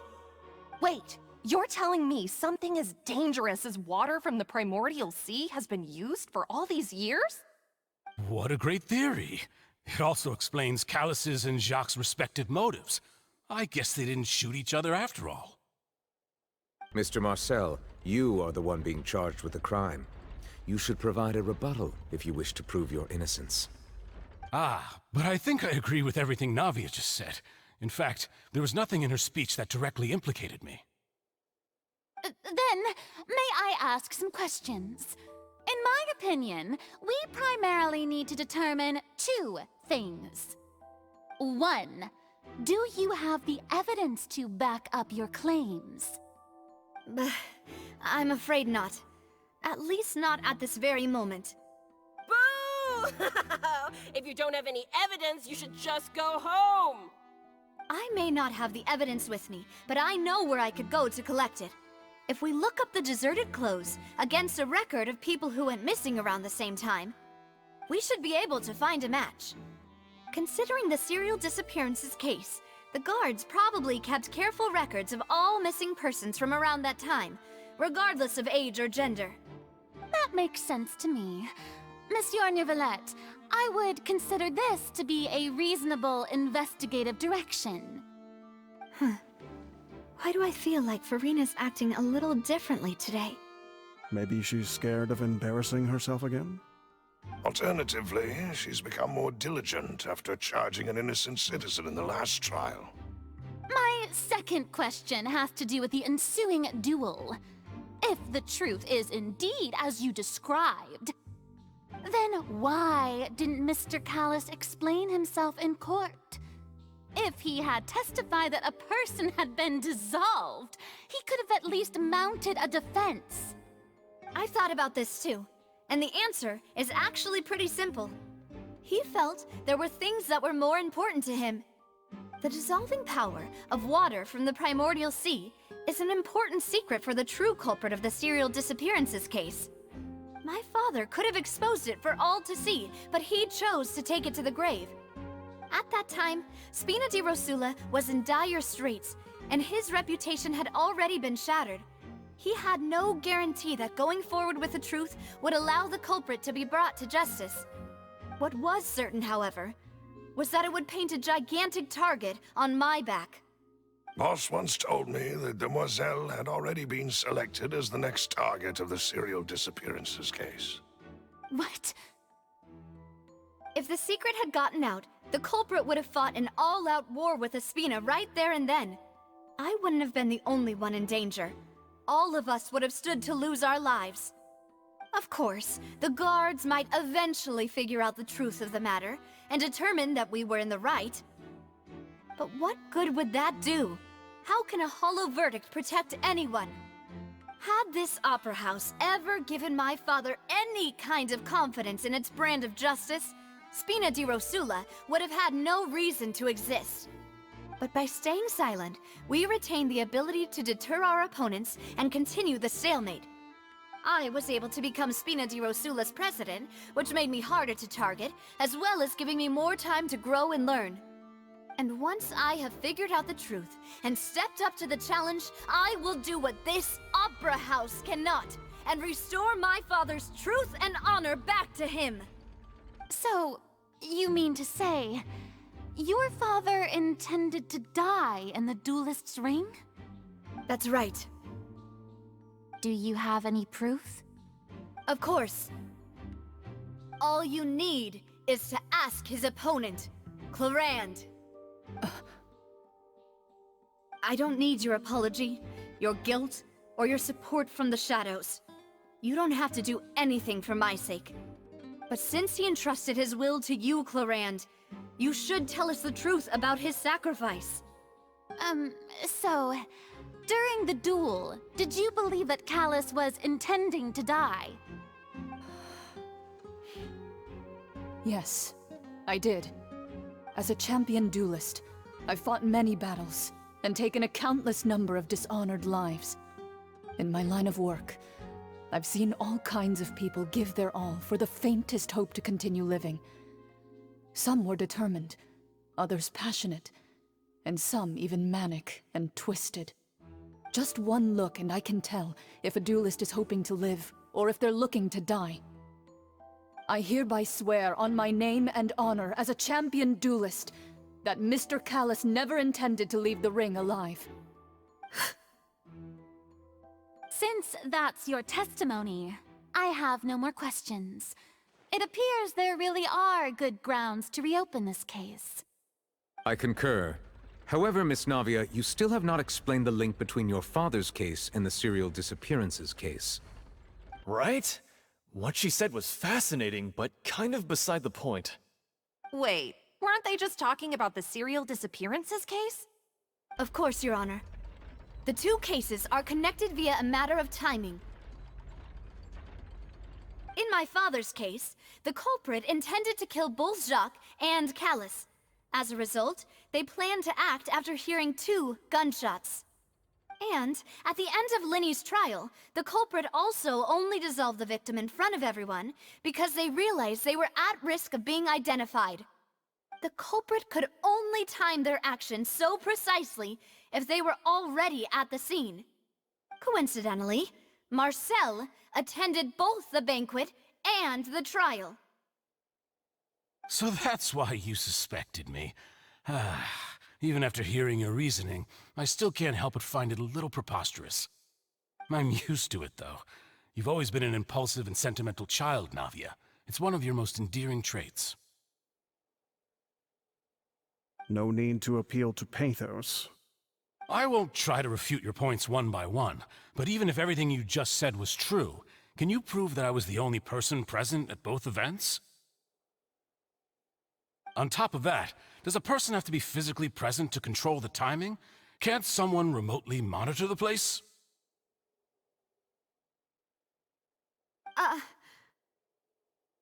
Oof. Don't know what she can say to that.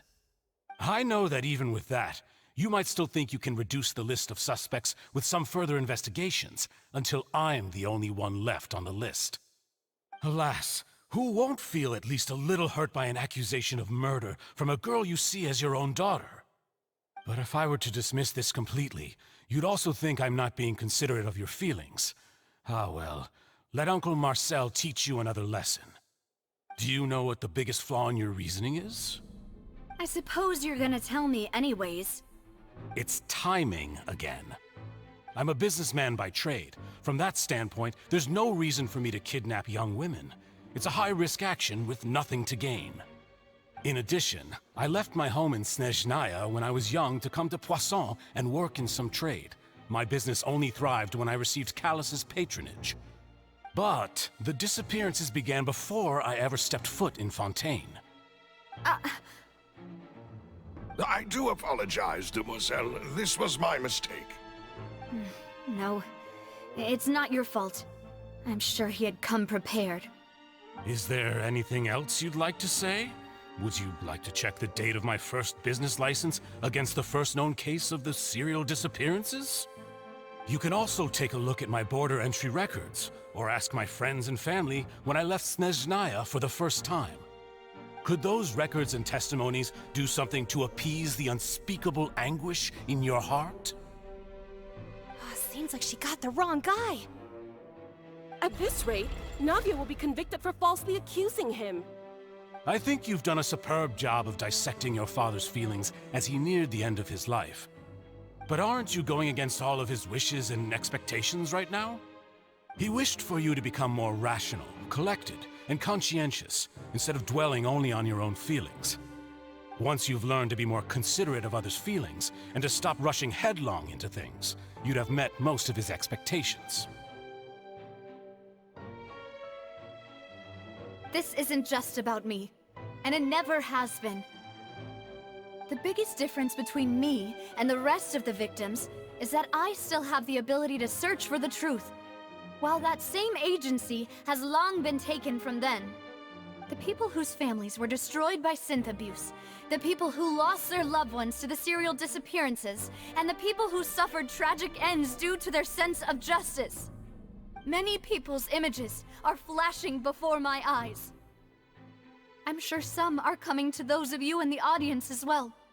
And whose image do you see, Marcel? Is it a man named Vacher? Huh.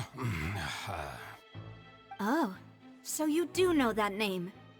I'm merely surprised you'd suddenly say the name of someone I've never even heard of. I was waiting for you to say that.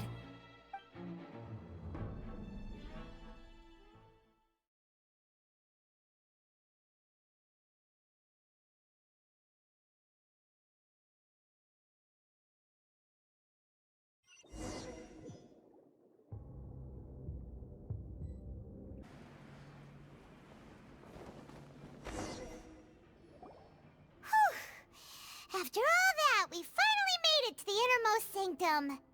Though, as expected, the mastermind isn't here.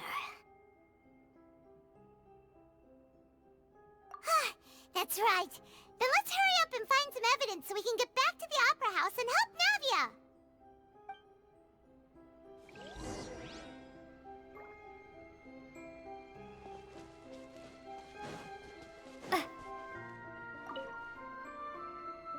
Let's see what's written here. Nothing escapes Detective Paimon's eyes. Callus. Navia's father. Oh, this seems to be an investigation report on him.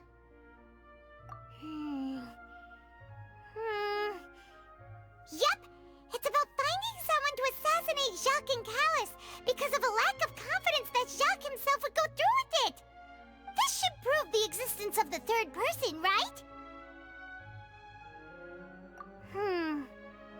We still have not determined the exact content of the key information Callus has passed on to certain members of his organization. The old dog's a real menace to deal with. Even if he abides by the promise he's made to us, he will still have the upper hand. He can act whenever he wants to make our lives miserable. The only option left is to remove him from the picture entirely. I concur. Let's send someone to kill him. He won't declare war as long as we don't touch Navia. Oh, seems like we've got a bunch of correspondence between the higher-ups. They're all just so evil.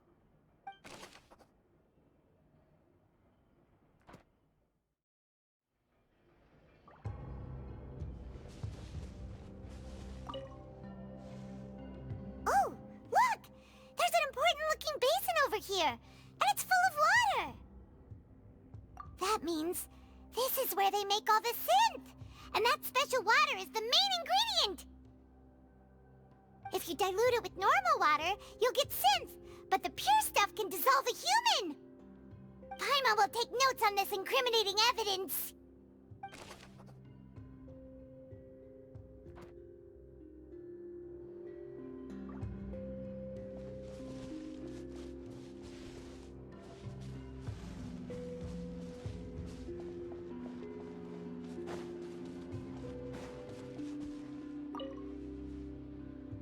What's all this? Aw, it's a bunch of really cute things! Pink accessories, a hair tie, a necklace, even a makeup box! Oh, Paimon sees it too, but why are all these cute things labeled with different girls' names? Huh? You mean the girls from the serial disappearances? They were brought here? And then they were turned into water.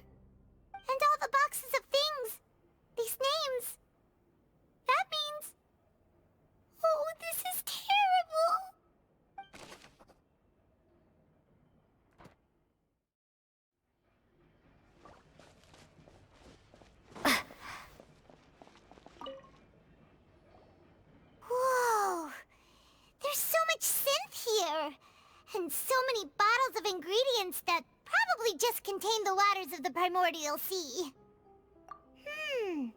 Mixing in progress. Ready to drink? Stock sample? Huh. They've also got all the synth pretty clearly labeled. Whoa, there's even fruit-flavored synth? Yep, it's super obvious.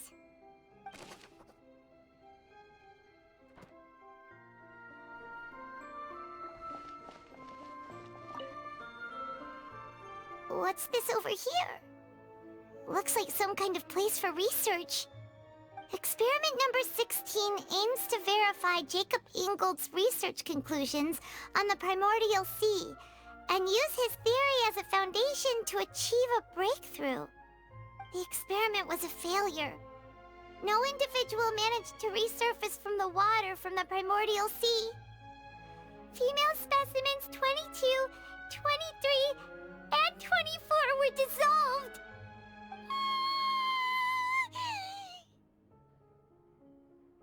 Sorry, Traveler.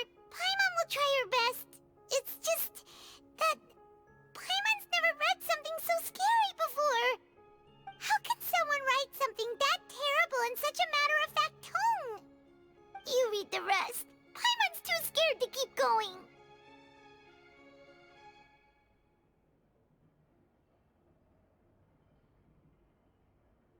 So that's why he did all of these experiments. Wait, did he really think he'd be able to find a way just by dissolving people over and over? That's just insane! Huh?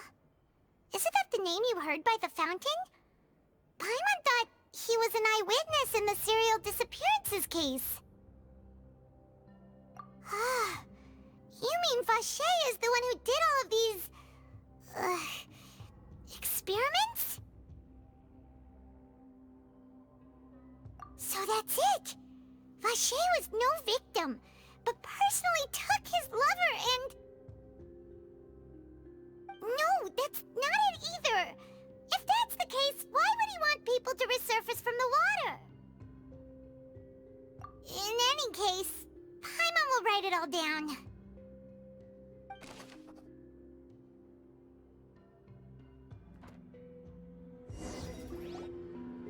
We've looked at almost everything here, and it seems like our theories were spot on.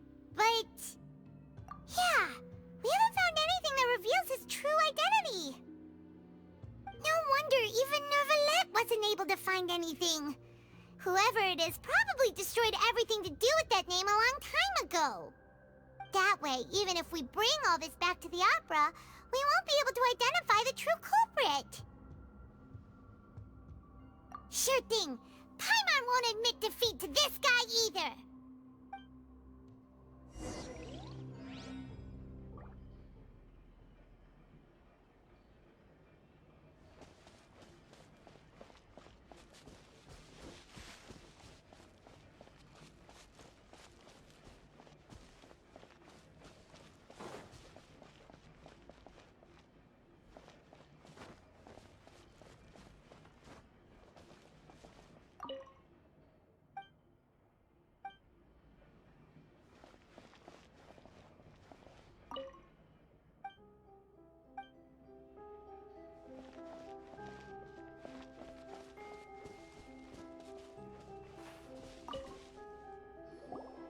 You take that side and Paimon will take this side. Check everything carefully. We'll find something for sure.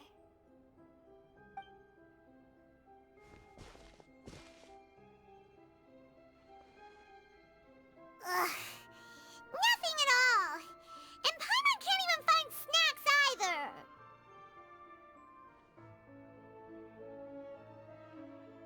Whoa, really? Let Paimon see. Vinier. Isn't that Vacher's lover's name?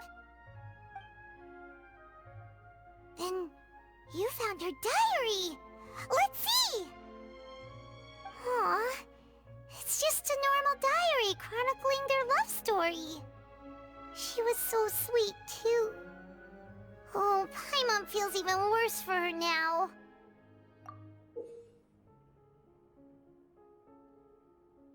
So many! A whole page's worth! But they're all crossed out. Was she unhappy with all of them? The final name she decided on was... Marcel. Wait, but Marcel's pretty old. Has this case been going on for so long that he's Vacher and Vinier's grown son?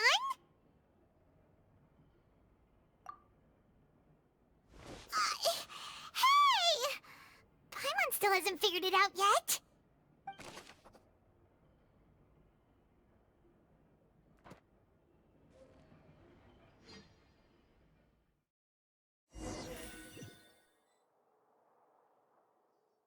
And whose image do you see, Marcel? Is it a man named Vacher? Huh. Oh, so you do know that name. I'm merely surprised you'd suddenly say the name of someone I've never even heard of. I was waiting for you to say that. Navia! We're back! As expected of my partner. I just knew you'd return in the nick of time. Just how often do you intend to flout the rules of this court? It's all right, Monsieur Nervalette. Given their confidence, I expect they've found the crucial evidence.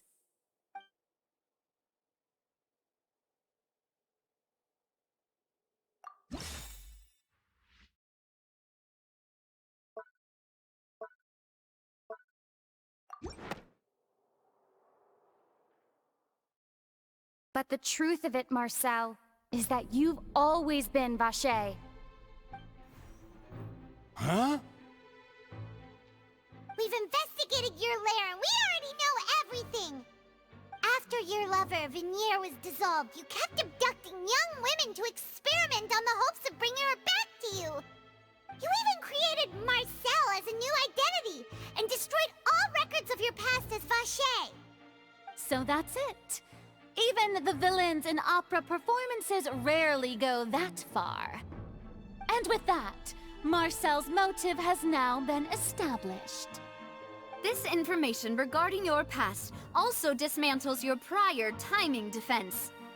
Well, Marcel, do you know where you went wrong? You fixated your gaze on the lover that passed away, instead of paying attention to the living people around you.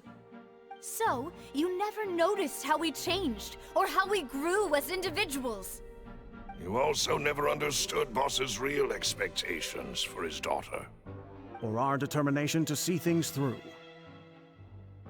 Your determination. Mr. Marcel, please speak up now if you would like to defend yourself. Otherwise, the trial will move on to the next stage. Do you really think I wanted to do any of this? Pay attention to you? What for? Have you ever paid attention to me? Ever empathized with my pain? Ever known how it feels to watch the love of your life dissolve right in front of your eyes? No one helped me.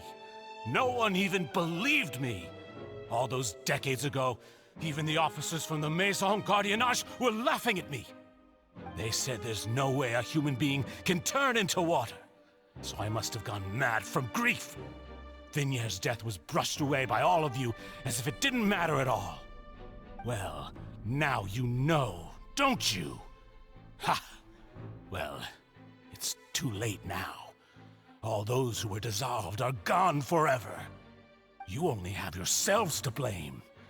You set up this ornate opera house in pursuit of your so-called justice, your beloved drama, while turning a blind eye to the suffering of the people. Vinier is dead. We promised each other that we would always be together. Wherever she goes, I will follow. But I'm not from this blasted place, so I can't be dissolved, no matter what I do. Hey, is that water from the primordial sea that he's drinking? I can't dissolve! Can't dissolve! Can't dissolve! Do you all see? I can't go, I can't follow. So if I can't go where she is, what choice do I have but to try to bring her back? I did all of that, and in the end, that accursed Callus still got the better of me. I spent my entire life living on pins and needles, only to get stabbed by his idiot daughter at the very end. The suspect is exhibiting signs of mental distress. Guards, please restrain him. Don't touch me! Don't anybody come near me! I still need to save Vignier. Her promise. We made a promise. Vignier. Vignier! Please, Vignier. Don't think badly of me. All I want to do is fulfill our promise. At this point, the verdict of this trial is clear. With Mr. Marcel's conviction, the charges against Mr. Tartaglia no longer have any basis. Fine by me. I was in a bad mood, but after a show like that, I'm actually feeling pretty good. Traveler, please submit all the evidence you have collected to the guards, so that I might review and summarize the truth behind the serial disappearances case. The man now known as Marcel was originally named Vacher and worked as an adventurer with his partner and lover Vignier. During an underwater expedition, Vignier accidentally came into contact with water from the primordial sea and was dissolved in front of Vacher as a result. Vacher learned of the primordial water's existence through the work of others and began to kidnap young women for research, with the goal of discovering a method to restore Vignier back to life. To cover his tracks, he invented the new alias of Marcel and began to operate a business in Poisson. During the course of his research, Vacher discovered that a diluted concoction of water from the primordial sea can induce feelings of euphoria, and began to manufacture and market synth. However, as he accumulated wealth to fund his continued research and expanded the scope, he came into conflict with Spina di Rosula. After exchanging blows with Spina di Rosula for many years, Vacher decided to assassinate their president Callus at a banquet. Although the assassination did not go as Vacher expected, he was able to turn Callus into the murder suspect by dissolving the assassin he sent to the scene. And just recently, Vacher attempted to frame Linny as the culprit of the serial disappearances case, using a similar method. However, his attempt to frame Linny failed, and the power of water from the primordial sea became public knowledge. This case also exposed enough of Vacher's machinations that he was eventually successfully charged in court. Thus concludes the enigmatic history of the serial disappearances case, with the truth revealed to all.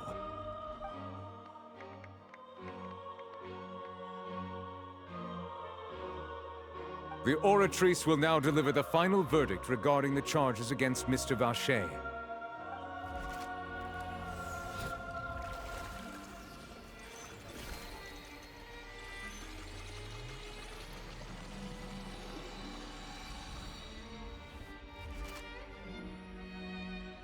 According to the judgment of the Oratrice Mécanique d'Analyse Cardinale, Mr. Vacher is guilty.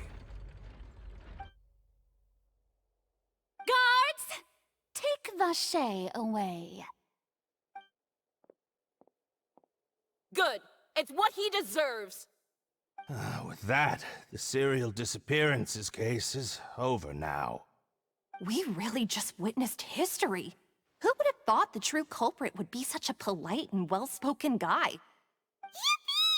We helped Navia bring the bad guy to justice! He's hurt so many innocent people and now he's finally getting what he deserves! Huh? Are you okay? Demoiselle, you were absolutely brilliant. The day our late boss had always hoped for has finally come.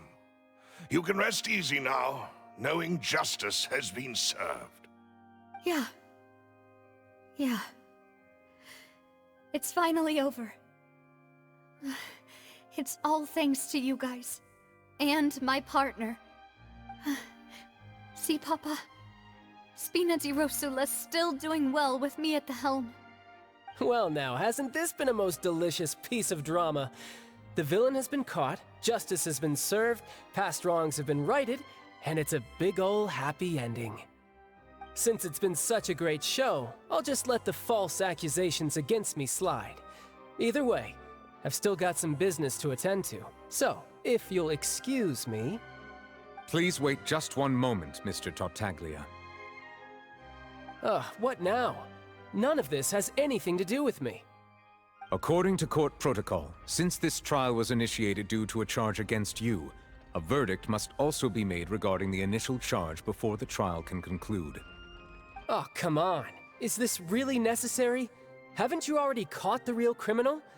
Isn't it time for side characters like me to exit stage left? Please respect the laws of Fontaine. This has always been the rule. All right, but this sure is a lot of hassle. All I need to do is stand over there, right? Let's just get this over with.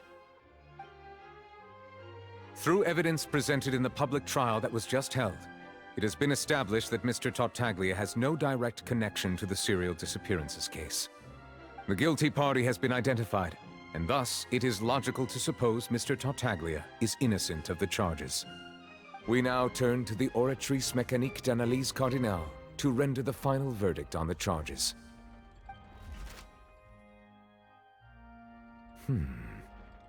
According to the judgment of the Oratrice Mécanique d'Analyse Cardinale, Mr. Tartaglia is... guilty. What? Hey! That's not funny! Didn't you just say I'm supposed to be innocent? What's with this verdict? Is your justice machine malfunctioning? Huh? This has never happened before. The Oratrice actually returned a different verdict from the Chief Justice. I mean, have you ever heard of an innocent Fatui Harbinger? Do you think the Oratrice might have just convicted him on general principle? But weren't the charges about the serial disappearances case? No matter what else he's guilty of, it shouldn't affect the verdict in this case, right?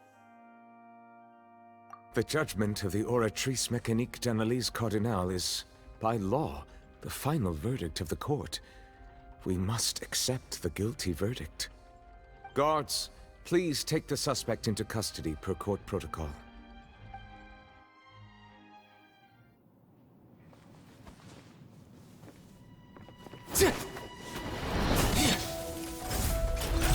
So this is how justice is done in Fontaine. What a joke. You've got your rules. Well, I've got mine too!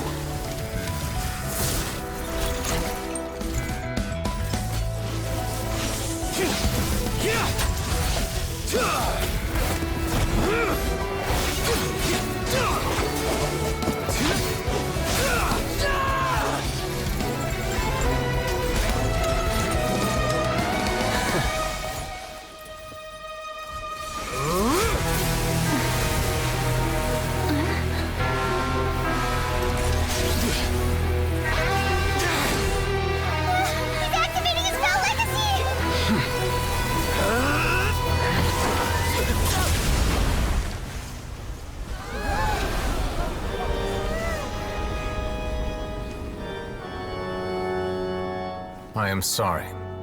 If you have been wronged, we will find the truth. But the rules of the court must be upheld.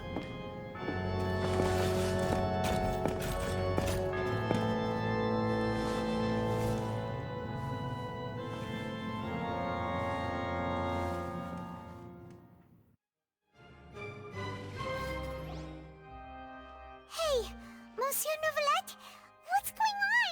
Shouldn't they have been cleared already? Apologies. This is also the first time I've encountered such a situation.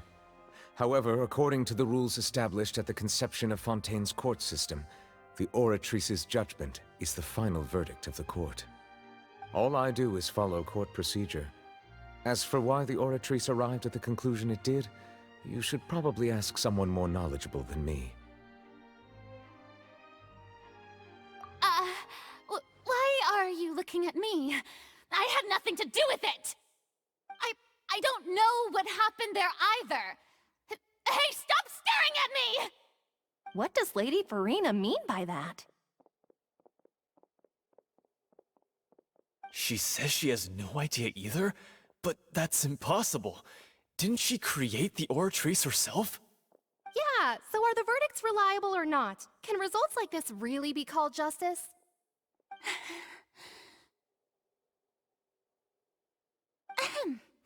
My dearest citizens, did you really think we'd allow an incorrect verdict to be handed out in this court? Did you really believe that the judgment could be mistaken or be the result of some sort of random mishap? Don't tell me you thought even I had been blindsided by the Oratrice's result. But the way she looked just now, it was pretty obvious she had no idea what was going on.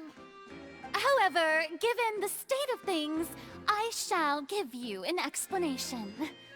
Everything that just took place, including my supposed shock and bafflement, was a part of an elaborate performance, with every action meant to stir up drama and excitement. And, of course, for every performance there is a script. Everything has unfolded exactly as I expected from the very beginning. As the embodiment of the very concept of justice, the Oratrice shall never render an arbitrary judgment! If you thought Child had nothing to do with the serial disappearances case, it is only because you've been blinded by the superficial appearance of innocence. Everything he's done, not to mention the danger he poses, are beyond ordinary comprehension and completely unforgivable! All shall be revealed in time. You will come to understand my noble intentions, as well as the absolute correctness of the Oratrice's verdict.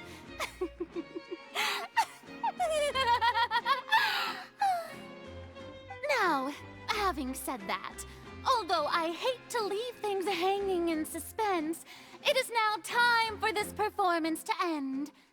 As the lead actress, I shall be the first to take my leave. Toodaloo! So she chose to make her escape after all, did she? So you're saying we shouldn't put much stock into what she just said? She probably just put on that performance to save face. As for the truth, it's unlikely that she actually has any idea. However, please be assured that I will continue to investigate this case in a personal capacity. Just as I promised, if the judgment has been incorrect, we will do our utmost to clear his name. All right. Even though we feel pretty badly for him, we'll take your word for it for now. After all, he's done plenty of bad stuff, so he should have known he'd go to prison someday, right?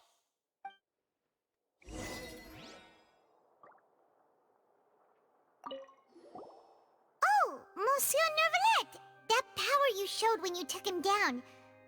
Who are you really? I'm the Chief Justice of Fontaine, of course. If officers of the law lack the strength and capability to enforce it, then it makes a mockery of justice.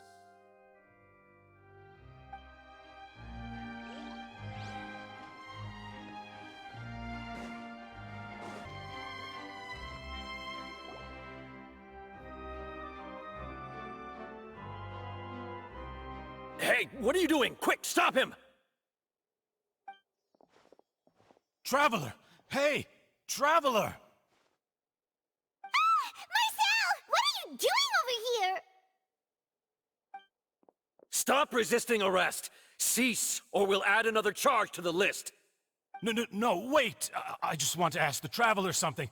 I'm not looking to run away. Please, just let me ask this one small thing. Go on. Thank you.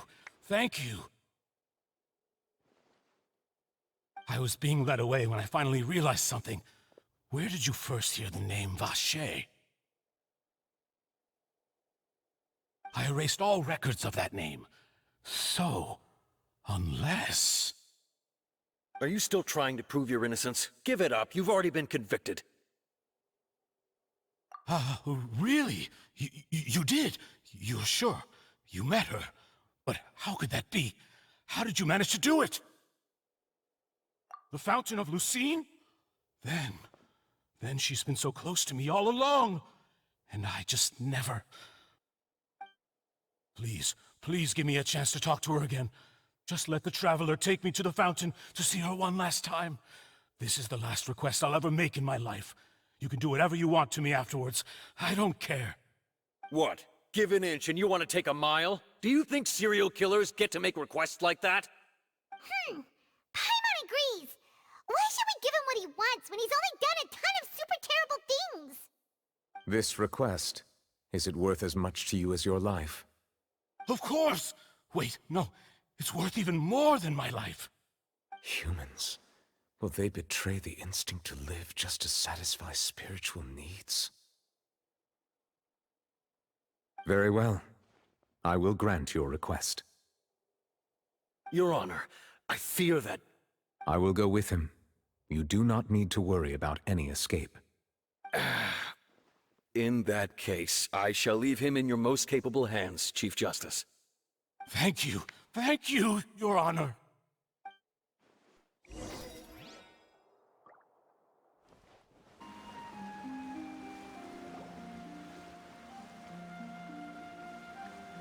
Is this the place? You said she's here, but what do I need to do to see her?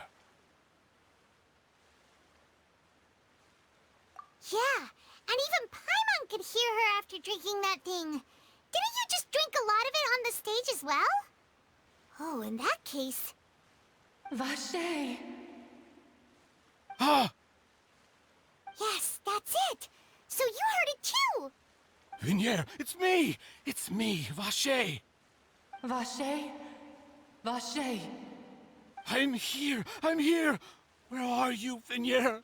I'm coming for you. I'm finally here for you. Hey, wait! Be careful! Hey, wait!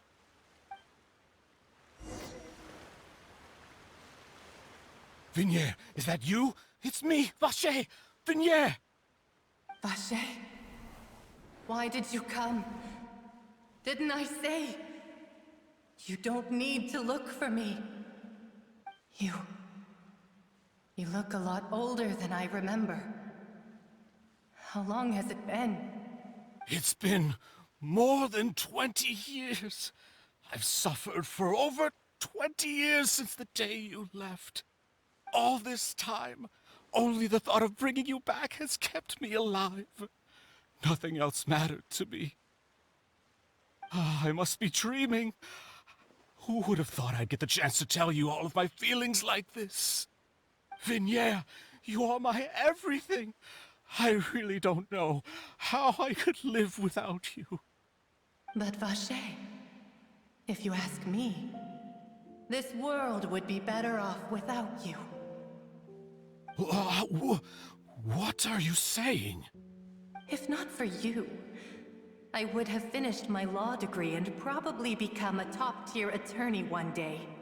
If not for you, I would have continued to pursue my love of the arts, and my works would have been displayed in the Palais Mermonia itself.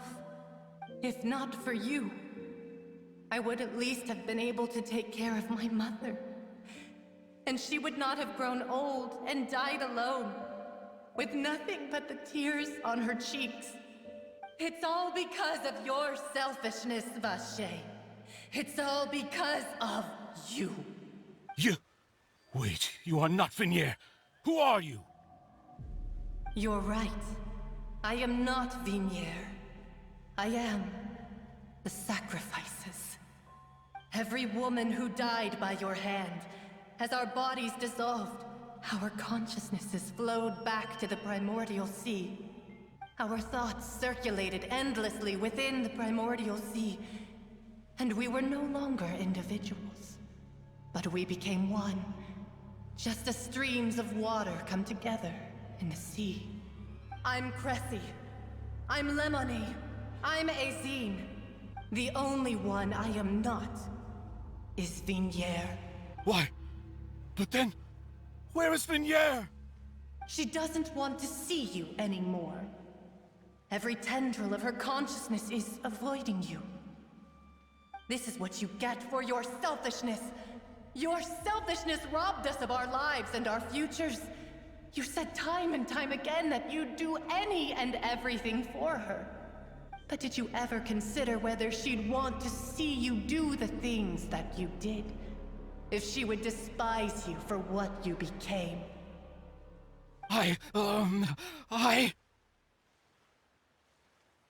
You are a liar, a heartless murderer, and a cowardly narcissist. The only thing you are not is Vigniere's beloved. From the moment your first victim died and her consciousness merged with Vigniere's, she has had nothing but pure hatred for you.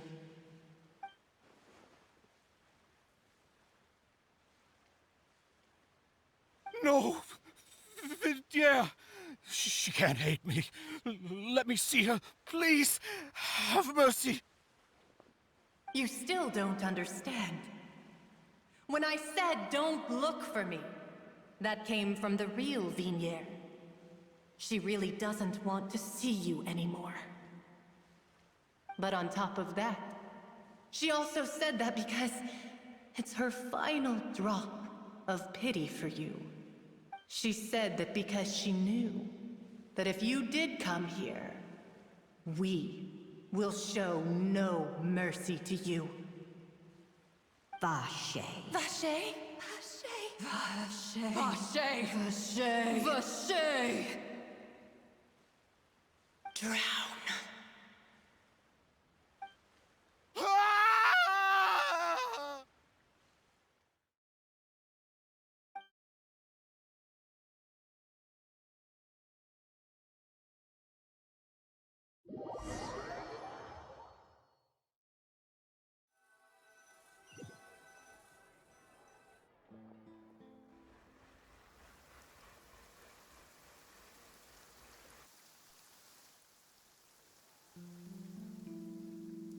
Finally, we have some time to do shopping. Gosh, it's really been a long time since we've been able to relax. Huh. Well met, partner. I knew something great was going to happen when I woke up in such a good mood today. Even this weather can't put a damper on the demoiselle's mood. It's a pleasure to see you both again. Oh, hey, Navia! It's been a few days. Paimon's already started to miss you. Oh, now that I believe. I'm easy to work with and always bring home the bacon. Who wouldn't treasure having a partner like me? Sounds like you're really enjoying life these days, Navia. What have you been busy with since the trial? It's just been one thing after the other. I've been making non-stop trips between Poisson and the courts in Sen. Everyone from Spina di Rosula organized a memorial for my father. We never held a memorial when he first died, since everyone knew that even if we held one back then, no one was going to come. This time, though, everyone in Poisson, and even many people from the court, all attended. So his name's definitely been cleared now.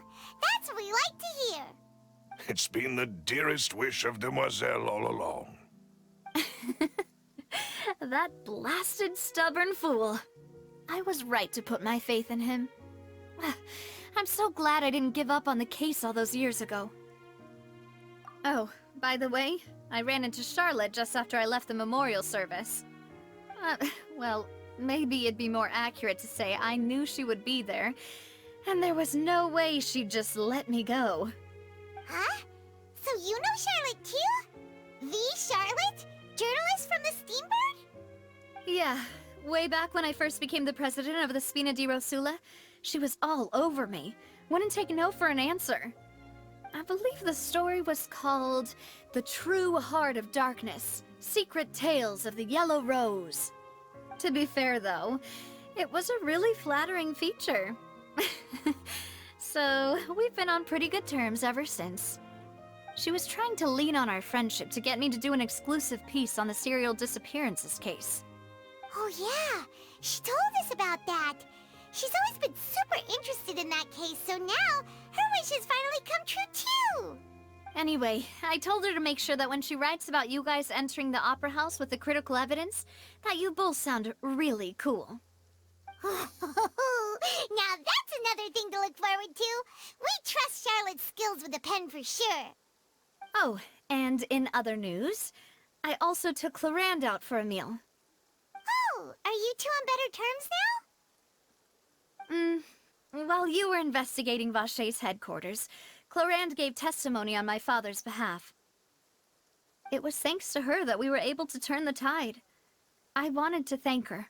I mean, there's also no point in being awkward all the time, so we took the chance to reconcile with each other. Oh, that's great. Paimon also thought Clarand wasn't actually a bad person. It's always good to have more friends. Anyway, now that the case has finally been solved, perhaps it will slowly begin to fade from the public consciousness. Oh, actually, there's still one last thing I need to do. What is it? I should pay a visit to my father's grave, and tell him the truth of what happened, as well as how it all ended. And on top of that, just how much people still look up to him, to this day. That includes me, too. Miss Navia. Indeed. We want to go too! We also think Callus is a really admirable person. Sure thing. I'd like you two to share the moment with me. After all, without you, there might not have been such a positive ending. And in that case, everyone, let's be off. Considering the recent weather, we'll be lucky if we can reach Poisson before dark. Yeah, you're right. It's been raining non-stop for a few days now.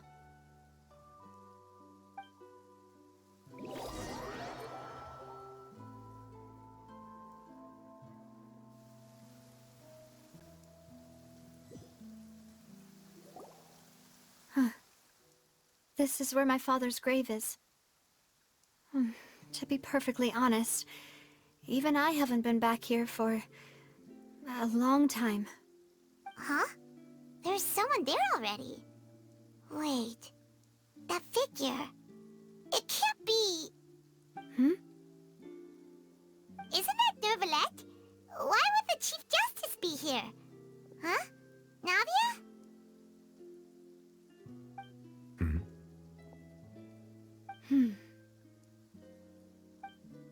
My apologies. I should have asked before coming to pay my respects. Don't say that. Sorry about that.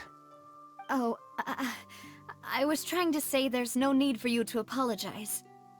I wanted to show my father how much I've grown, but still, I doubt I've grown to the point that even the Chief Justice would feel compelled to apologize to me over and over.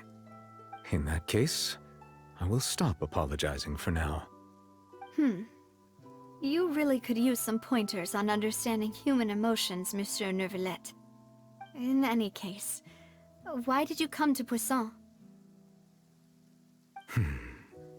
Well, ever since that day, I've been turning a question over and over in my head.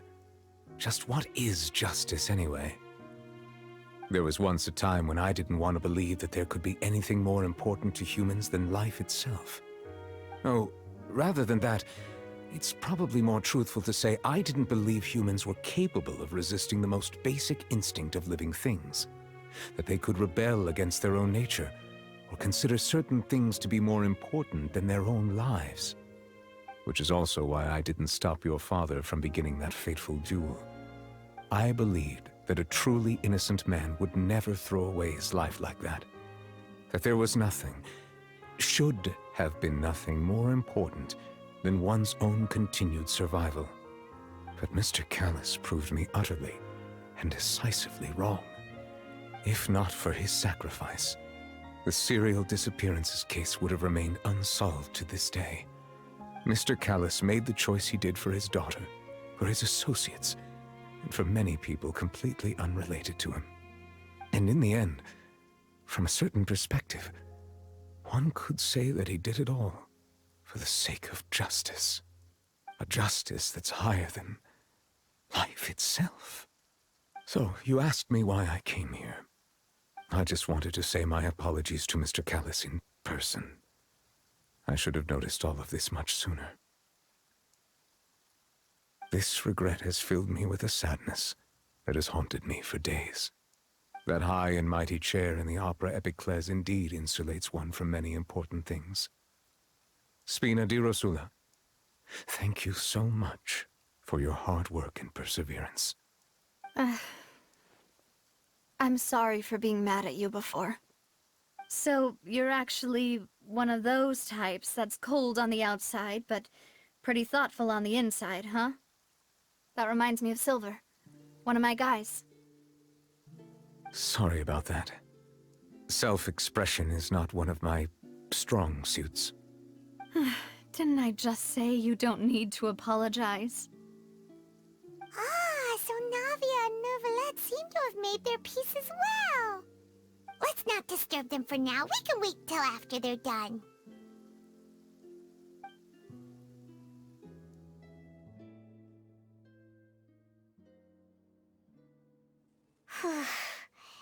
Paimon's never paid respects at someone's grave before.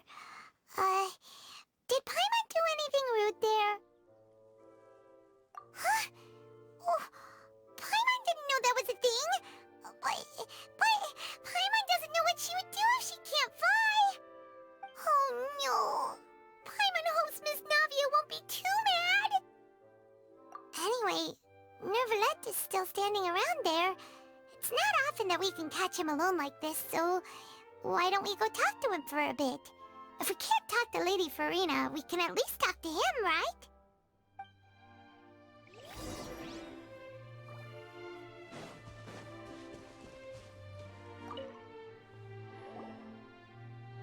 Oh, it's you two. Did Miss Navia invite you to come pay your respects to her father? Mm-hmm. We ran into Navia on the streets today, so we just followed her here. I see, I see. Then is there something that I can help you with? Well, it's pretty hard to run into you like this since you're usually super busy. So we figured we could try to ask you a few questions, if that's okay.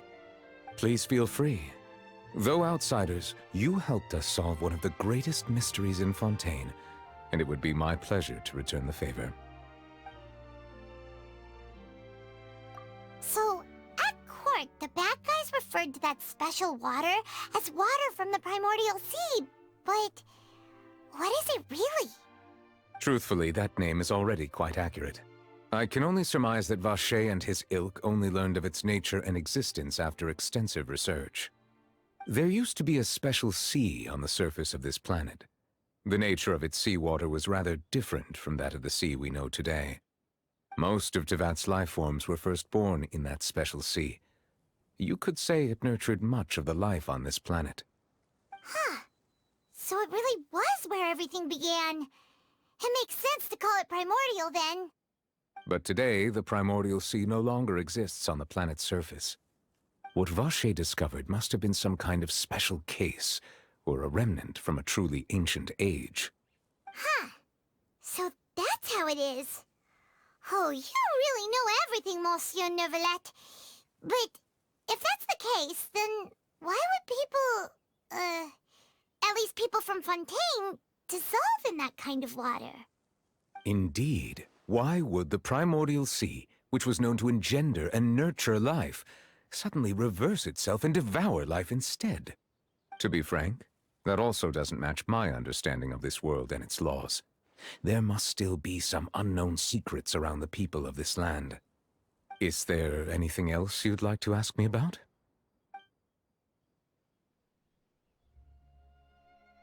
That the sea levels will rise and everyone will be dissolved in water, leaving Farina crying alone on her throne, but the sins of the people will be finally washed away for good. Does that appropriately summarize the version you've heard? That's right! It was Linny that told us back then. And that about covers all the main points. Yes, up to the present, I think we reached a point where we have no choice but to confront this prophecy directly. Rumors have it that this prophecy is rooted in the last words the former Hydro Archon left to the world before she passed away. A prophecy? Of the former Hydro Archon? Wow. This is the first time that we've ever heard of it. Two parts of the prophecy have already proven correct. The rising sea levels and the ability of the people of Fontaine to be dissolved. We should be more vigilant and stay on the watch for further signs. Speaking of the prophecy, Farina has also always taken it quite seriously. Indeed, she has been collecting information and intelligence from across Tevat for this purpose. If the rumors were true, then perhaps this prophecy is the conundrum left to Farina by her predecessor. But with Farina being the way she is, can we really trust her to solve it? Is there anything else you'd like to ask me about? My apologies. My investigation has still not reached its conclusion. However, I still believe the judgment of the Oratrice was not rendered arbitrarily. But you also said you thought he was innocent. For many years, I have been quite aware that the Oratrice does not simply mechanically repeat the verdict that I give on each case. As a divinely created mechanism, the people's unified faith in the concept of justice is integrated into it. Not only can it produce the incredible power of indemnitium, but it likely also possesses other traits, such as self-awareness. Which is all to say, I have been prepared for a situation like this for a long time. Huh. So when Lenny told us that he heard a human voice from the room where the Oratrice's core is stored... I was not aware such a thing had occurred. Perhaps that could serve to prove my conjecture. I will add that to the list of items to investigate. In any case, I am inclined to believe that the Oratrice does have a methodology all its own. We just do not have enough information. Based on Farina's reaction, I doubt even she had any idea what was going on. She managed to bluff her way through it, though, with her time-tested twin tricks of bravado and drama. While we do intend to get to the bottom of this, for now, we regret to say that the Fatui Harbinger will just have to bide his time in the fortress of Meripede. If we did incorrectly convict him of crimes he did not commit, we will most certainly compensate him to the fullest extent allowed by the law. If you ask Paimon, the only compensation he'll want is a no-holds-barred fight with you. Is there anything else you'd like to ask me about? Your sibling, another blonde-haired traveler. I'm sorry, but I've never seen anyone who matches that description. If he ever stepped foot in Fontaine, I'm sure he followed our laws to the letter, and had no reason to appear on the stage of the opera Epicles. Is there anything else you'd like to ask me about?